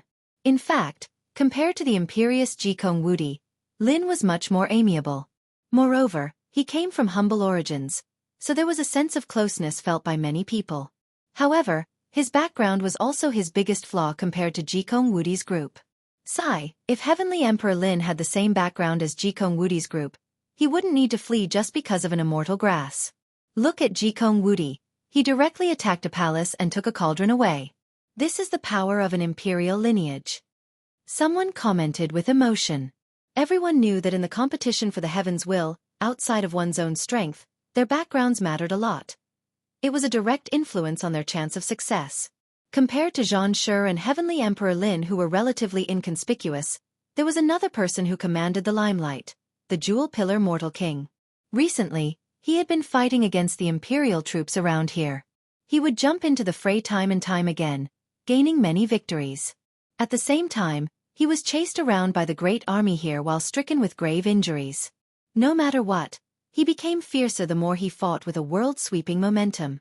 What is the Mortal King doing? Imperial troops only care about digging metals. They are too lazy to deal with us. Someone noticed his actions and stated, he isn't seizing treasures or metals, so what's the point of struggling against the Imperial troops? He is just training. A paragon watched everything and explained. He is polishing his flaws, most importantly, his speed. If his speed could increase, then he would be much more frightening. Nothing would be capable of stopping him. Someone murmured, does he want to take revenge against Li Qia? Everyone knew about his beating from Li Qia at the terrace a few days ago. Li Qia himself said that the Mortal King was too slow. In fact, it was no secret. The hell-suppressing physique had infinite weight, which resulted in its flaw of being slow. Many people who cultivated this physique all tried to find a way to make up for this shortcoming.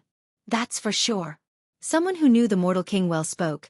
He definitely cannot swallow this anger after losing 3 times to Li Qia, but the last time was the worst. Moreover, the sacred school had been wanting to bring Chen Baojiao back to marry the Mortal King, so this is both a feud between the sects as well as a personal matter. The Mortal King will have to obtain vengeance. One of them will have to die. Li Qia is too heaven-defying though. Even the people from the previous generation could only say this about the situation. They knew that the Mortal King had nothing going for him against Li Qia. Contrary to the mortal king's peers, Bing Yuxia was the most leisurely. She didn't seem to be treasure hunting at all with her large female entourage. They took many breaks during their scenic stroll. Gathering medicines and plants was only part of their relaxed process. Of course, no one wanted to provoke her.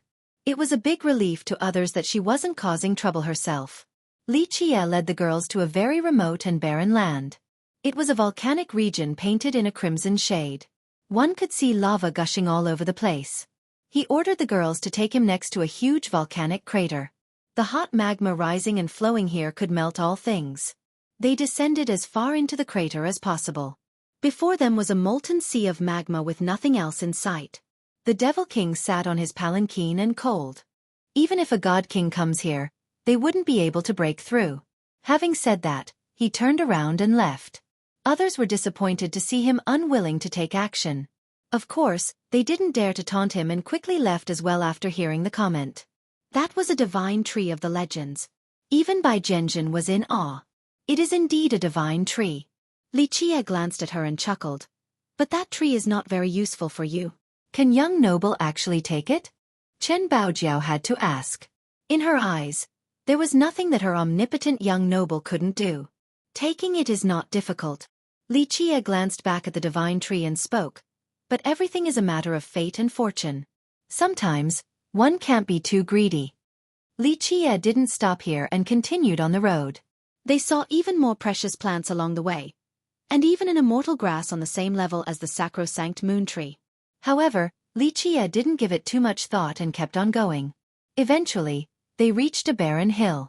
It was desolate, devoid of both people and vegetation.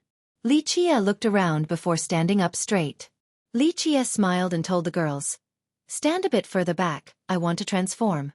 The group quickly retreated and maintained a far enough distance. He then opened his mind and stomped on the ground while shouting, "Open!" Zzz. With that, the earth seemed to crack. Runic lines emerged and intertwined to form a grand formation. At this point, he quickly transformed into someone else. The runic patterns on the ground weaved into his body and became a devil robe while his Dao heart turned into a devil heart. Boom!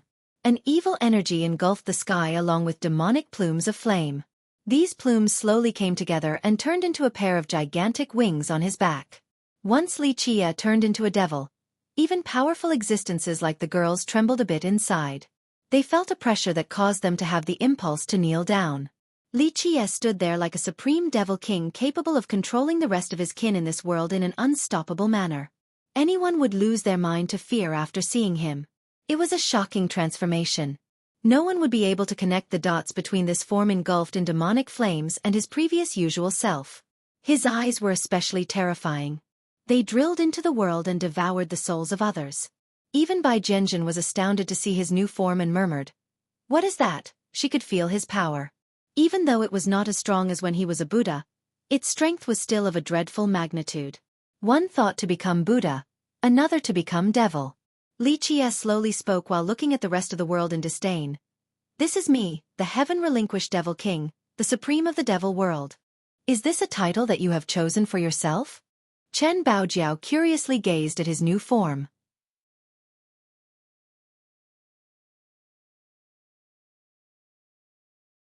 Chapter 1066.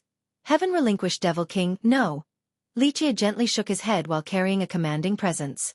The simplest of gestures from him could cause myriad devils to kneel. He explained, "This is a different existence, I am only borrowing his title. Heaven-relinquished Devil King, abandoned by the heavens." Li Shuangyan murmured, "Yes, forsaken by even the high heavens, but so what?" Li Qie laughed as his evil flames engulfed the sky. He raised his palm upward and declared, "The high heavens is only a wretch." He was domineering enough in his devilish presence. Li Qie had become heaven-relinquished with an unspeakable charisma. Even though a devil king was quite scary, they also had a fatal temptation to their charm. Borrowing alone is not enough to become a devil. Mei Suyao was moved. If the heart does not have evil, how can one rule the world by becoming a devil? She was referring to the fact that borrowing someone's form alone shouldn't be enough to reach this level. If he didn't have a devil heart, how could the evil flames be devouring the sky right now? How could he reign over the world as a devil? This place is the devil world where one thought can turn one into a devil. Li Qie chuckled. In his current form, even his smile carried a strangely evil yet graceful aura. Just like evil Buddha, Bai Zhenjin's expression shifted. Li Qie had changed into evil Buddha and now a devil king. This transformation could be said to be without flaws. It was as if he was the real deal. In fact, this was now reality. One could pretend to be a monk as well as borrow someone else's name. However, the power of Buddhism and the evil presence couldn't be faked. For example, Heaven Relinquished standing before them was just like his name, where his flames assaulted the sky. It was a substantial manifestation. Have you cultivated the devil way before? Even Li Shuangyan found it astonishing. Prior to this, Li Qie had cultivated Buddhism. In just a short amount of time, he became evil Buddha with an unstoppable dharma. One thought can turn you into Buddha, but one thought can turn you into devil as well. Li Qie only chuckled. He naturally wouldn't reveal the secret in this. There was a period when he used to stay in this lesser world for a long time. He became an invincible devil king here, and before he left, he sealed his evil energy deep underground at this location.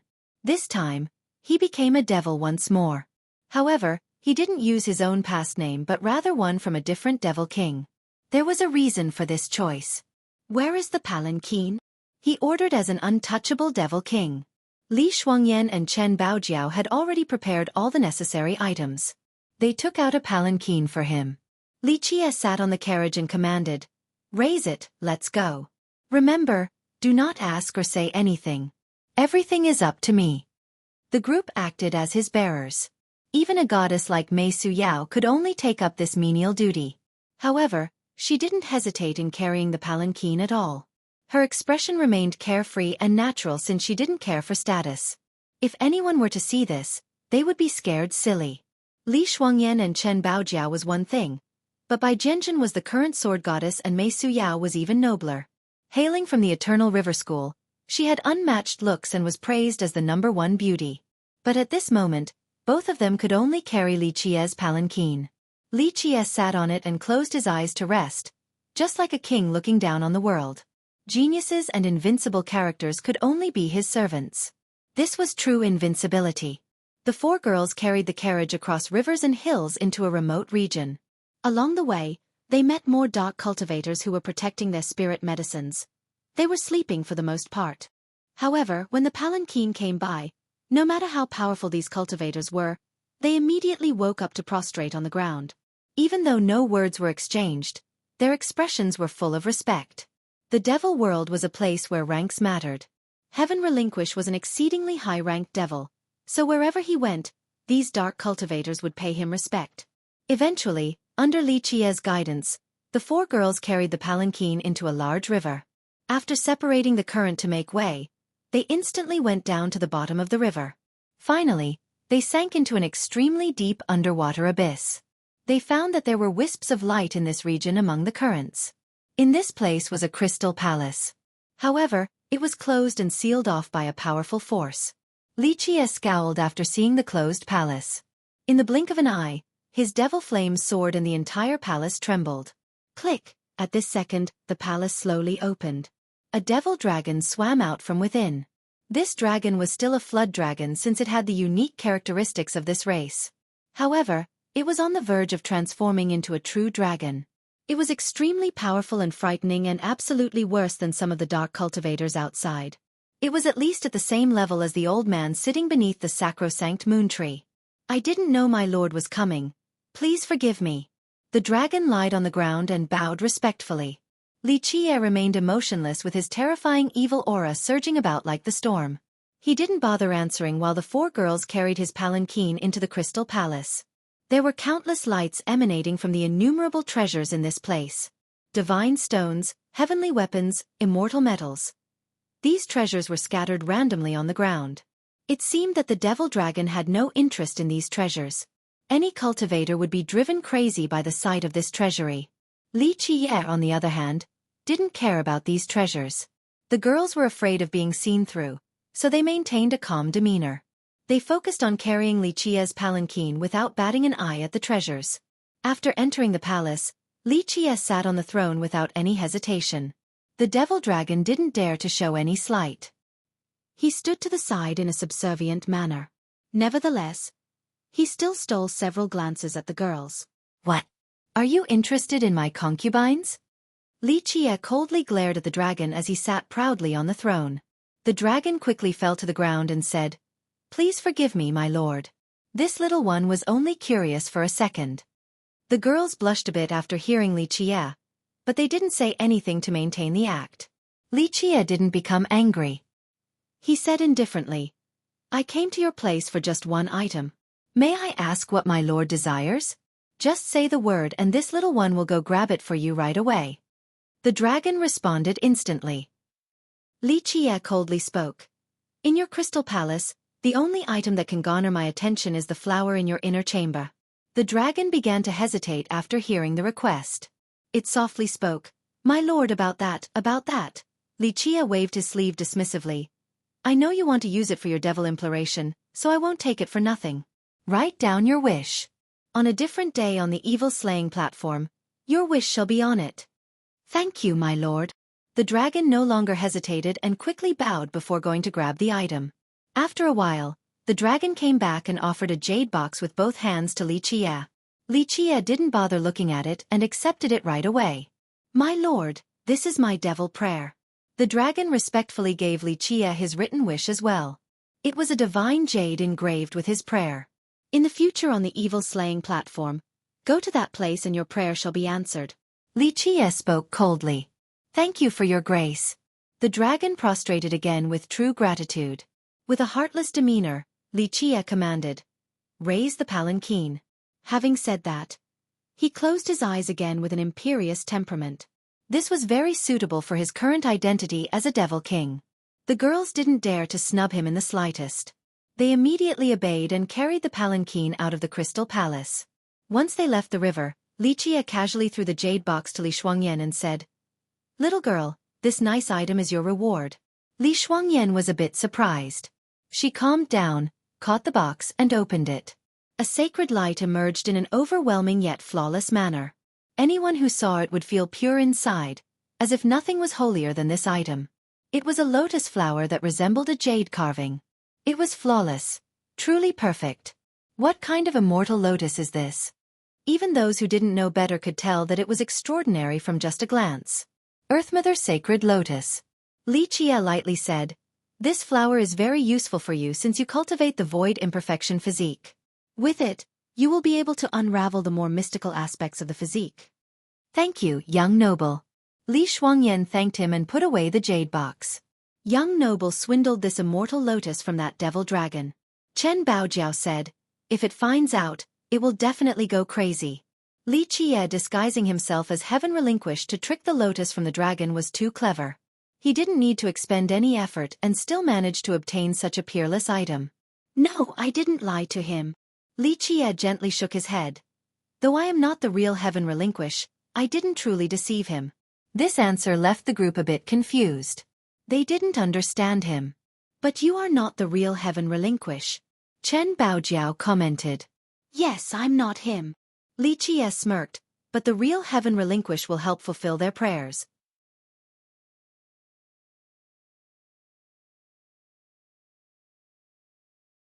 Chapter 1067. Wooden Sword Dark Saint. Young noble wants to go meet heaven relinquish. Li Shuangyan's expression changed. After looking at her young noble, she knew just how terrifying this devil king was. If the two met while Li Qie was still in this disguise, the consequences were easy to imagine. "No, heaven relinquish will come and see me." Li Qie smiled. "Legend states that he has been missing for a long time, but I know he is still here in the devil world." "You are trying to bait him out." Mei Suyao immediately understood Li Qie's true purpose. He chuckled. "That and grabbing some treasures along the way. It would be foolish not to do so since the medicines here are indeed supreme." Young noble, just what is the evil slaying platform?" Bai Zhenjin spoke. Her young noble was forced compared to the others, but in the end, she still chose to say it. Since she had decided to stay behind, she had to put aside her arrogance. Moreover, even the number one beauty, Mei Suyao, was not reserved, so why would she need to be? In terms of background, talents and creations, Mei Suyao was above her. Evil slaying platform. Li Qie glanced into the distance and eventually murmured. It is a very interesting location. Don't worry, after taking care of a few matters, I'll take you guys there. Having said that, he withdrew his gaze and ordered. Continue, Heaven Relinquish will appear soon. The group moved on with the palanquin. The places they went to rarely saw visitors due to their great peril. Eventually, they came before a vast emptiness. The sky here was shattered in several places. It was easy to see that a supreme war took place here. After crossing this shattered space, they found a huge mountain with a bamboo forest at the peak. The gentle breeze caused the bamboo to flutter, giving a very pleasant feeling. Eventually, the girls carried Li Qie to the summit. The moment they reached it, they felt a frightening sword intent.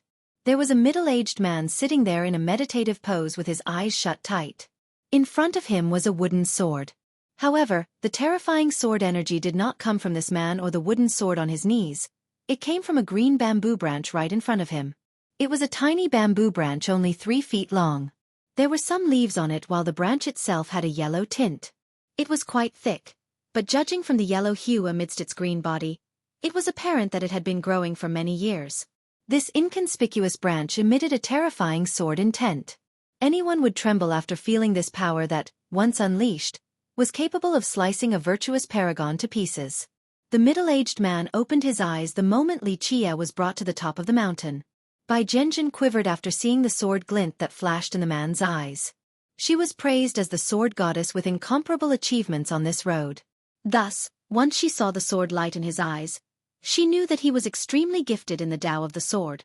Heaven Relinquish Devil King, the man uttered after seeing Li Qie on the palanquin. He didn't stand up to greet Li Qie as he was still very proud. Li Qie acted as if he could stand shoulder to shoulder with the high heavens. He slightly glanced at the middle-aged man and spoke. Wooden Sword Dark Saint, after so many years, your crappy manner still hasn't changed. Cold and arrogant like a pebble in an outhouse, refusing to bow even after seeing me. The middle-aged man didn't speak and instead closed his eyes. He was a dark saint, so compared to Heaven Relinquish, there was still quite a gap. However, his pride didn't allow him to bow. After so many years with no news of you, I thought you must have boarded the evil-slaying platform. The dark saint spoke. Soon. The bald donkeys are about to take action, so I have to board the platform soon. Li Qie sat imposingly on his throne with a suppressive momentum as the king of all devils. The man's eyes slightly shifted after hearing this. He lifted his head to look at Li Qie. After a while he slowly said, You finally want to board the evil-slaying platform. Many people have boarded it, so my joining the fray shouldn't be that surprising. Li Qie slowly responded. I have been quiet for countless years since I didn't want to tread lightly into that place. However, my preparations are now sufficient. It is time to follow the footsteps of the Devil Lord. The dark saint pondered for a long time before asking, What do you need? Li Qie's eyes fell on the small bamboo branch and spoke. I want your fragmented bamboo sword. The dark saint's eyes rolled again as he stared at Li Qie. This is a bit unexpected. Just a little thing like this can enter your sight. The girls were quite alarmed after hearing the dark saint. They were afraid that he had seen through Li Qie's disguise. However, Li Qie was unperturbed. He still acted imperiously and coldly glared at the guy. Since I want to board the evil-slaying platform and have taken quite a liking to these little girls, I want to give them something nice to play with. Devils like us do not have emotions. The dark saint stated coldly. The girls held their breaths and became quite nervous. They were really afraid of being caught now. It looks like this dark saint was much harder to trick than the devil dragon. This is the gap between you and me. Your current state can't even catch up to me, let alone thinking about catching up to the Devil Lord. Li Qie spoke emotionlessly. You are no different than those bald donkeys. This is the best you can do. You think you can become the Devil Lord? The dark saint narrowed his gaze a bit. Li Qie haughtily replied. Devil Lord? This is not worth contending over. We have an even better destination, so what's the point of competing for it against those donkeys? The Devil Lord is gone, the Imperial Lord is gone, so it is time for me to go as well. The dark saint fell into quiet contemplation. Perhaps this was a question that had always weighed on his mind. I actually enjoy your bad temper a bit, so I came to say hello. Whether you want to give it up or not, I shall have your fragmented bamboo sword. Li Qia's eyes became cold after declaring in a tyrannical manner. The dark saint didn't say anything in the end. He directly pulled the bamboo branch from the ground and threw it at Li Qia. I don't want to owe you a favor, so leave behind your wish. Li Qia spoke insipidly. The dark saint hesitated for a moment. Eventually, he carved down his prayers and then turned around to disappear into the horizon. After confirming that the dark saint was truly gone, the girls finally heaved a sigh of relief. That was pretty close, we were almost caught. Even Li Shuangyan, who was usually calm, murmured. Li Qia smiled and gently shook his head. Shuang'er, you're truly underestimating your young noble too much. Even if I wasn't disguising myself as Heaven Relinquish, I can still handle him. Back then, he was also a supreme devil king with the same illustrious fame. Who are the Devil Lord and Imperial Lord? Chen Baojiao asked. Are they the masters of the lesser Imperial Devil world? Li Qia didn't answer and only smiled. He pointed a finger towards Mei Suyao so that she could answer Chen Baojiao. Legend states that the Devil Lord is the master of the Devil world and the Imperial Lord is the master of the Imperial border. However, this is only limited to the legends. No one has actually seen them before. Some even speculate that they do not exist and they are just a baseless rumor. No, the Devil Lord and Imperial Lord do exist. Li Qia sat on his palanquin and gently shook his head. Chen Baojiao was quite inquisitive. What kind of existences are they? Very unbeatable? Who knows? No one has seen them before. Li Qia's eyes were quite profound at this point while staring at the far distance. In addition, the Buddhist funeral plateau has a Buddhist lord as well. The reticent Bai Zhenjin also joined in. Same as before, no one has seen the Buddhist lord either. Just what kind of existences are these three? Mei Suyao couldn't answer this question either. This was an eternal secret that even immortal emperors couldn't figure out. There is a difference in opinions on this matter. Li Qia withdrew his gaze and elaborated. There are two distinct beliefs about the Buddhist Lord. One is the Buddhist Lord that people always talk about, the ruler of the Buddhist kingdom. What about the other one? Li Shuangyan's curiosity was aroused. Mei Suyao softly answered in Li Qia's stead. The other belief is that there is an even higher existence at the plateau. However, no one has seen this person before, just like the elusive Devil Lord and Imperial Lord of legends. What is all this about? So mysterious. Chen Baojiao muttered. Li Qia gently shook his head. It is not a legend, this person definitely exists. Of course, ordinary people wouldn't be able to meet this Buddha. Having said that, Li Qia handed the fragmented bamboo sword to Bai Zhenjin. This bamboo branch is the greatest sword, so take it.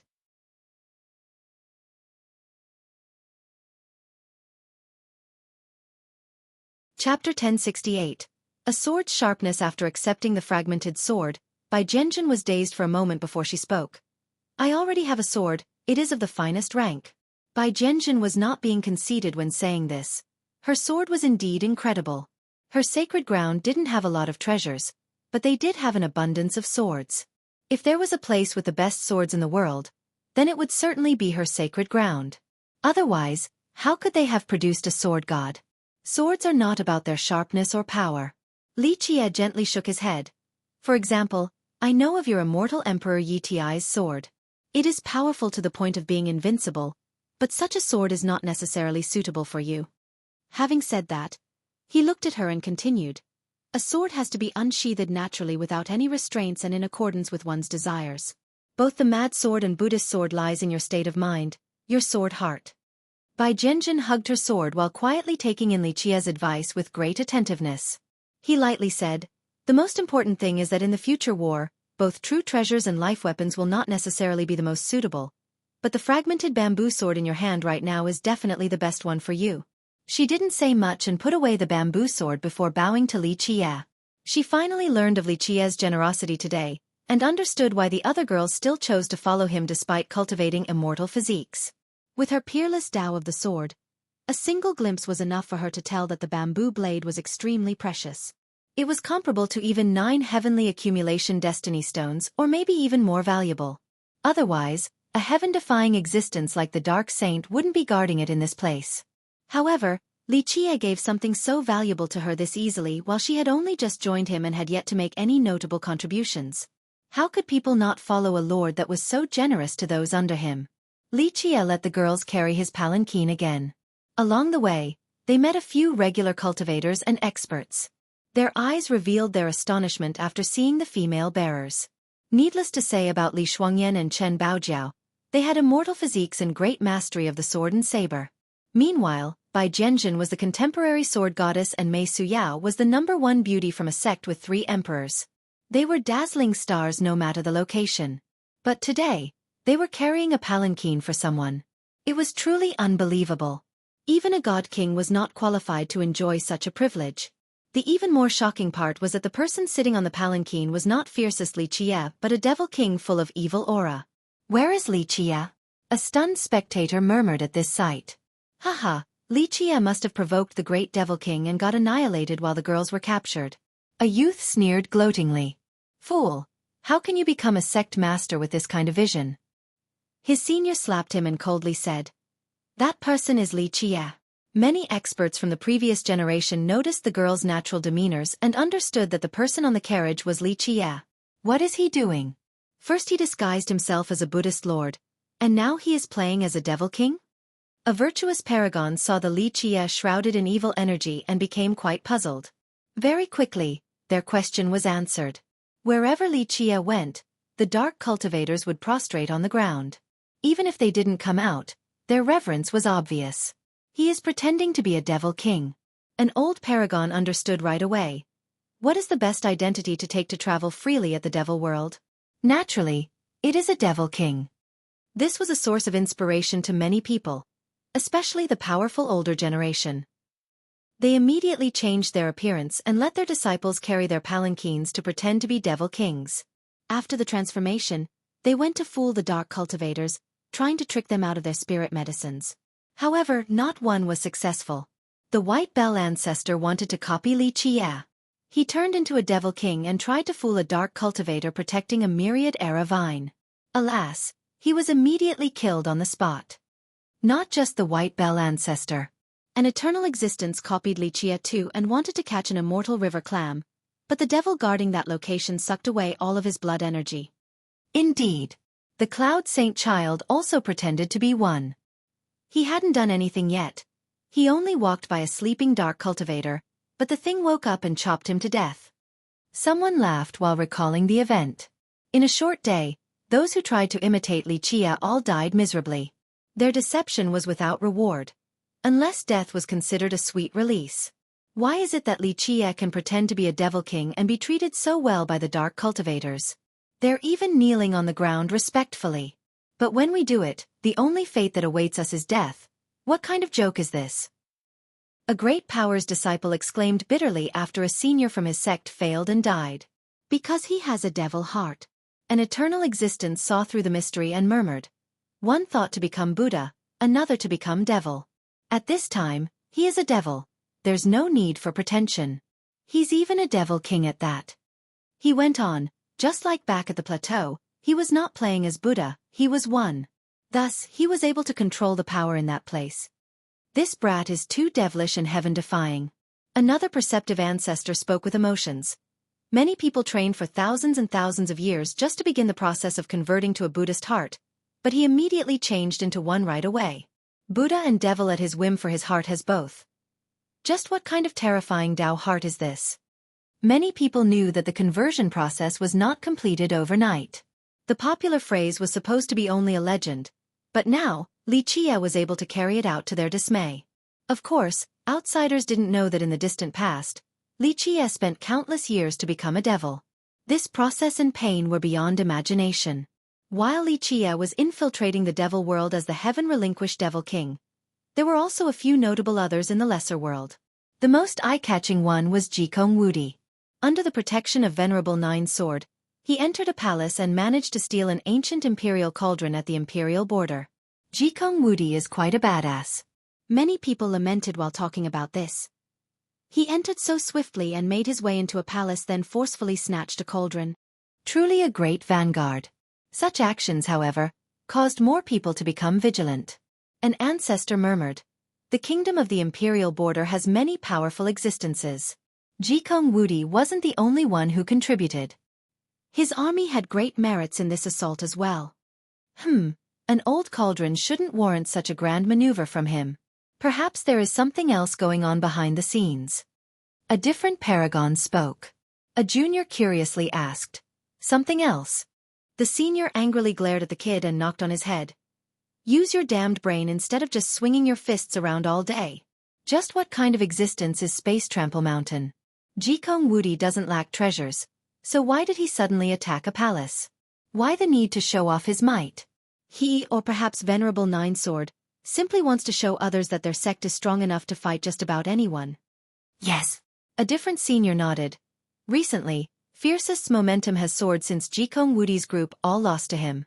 Right now, even Goddess May and Sword Goddess Bai are siding with him. This is enough to show that no one in the younger generation can oppose him. Li Chie's might is making the other geniuses insecure."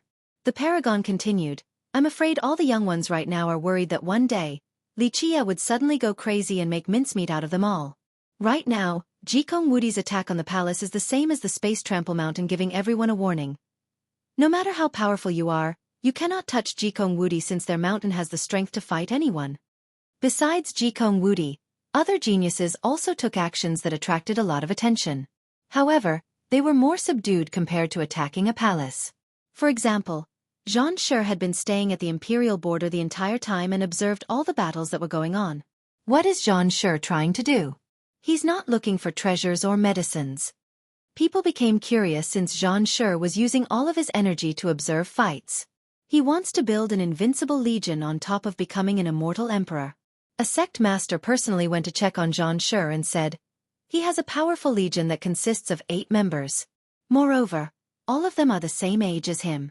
I heard this team has challenged Jikong Wudi before and came out with their bodies intact." A different person who was maintaining a low profile was Heavenly Emperor Lin. He entered the devil world and stole an immortal grass from a dark cultivator. By the time they reacted, Lin had already long escaped. Many people felt sorry for him. I feel that Lin Tiandi has more potential than anyone else. What a shame that he is a vagrant cultivator.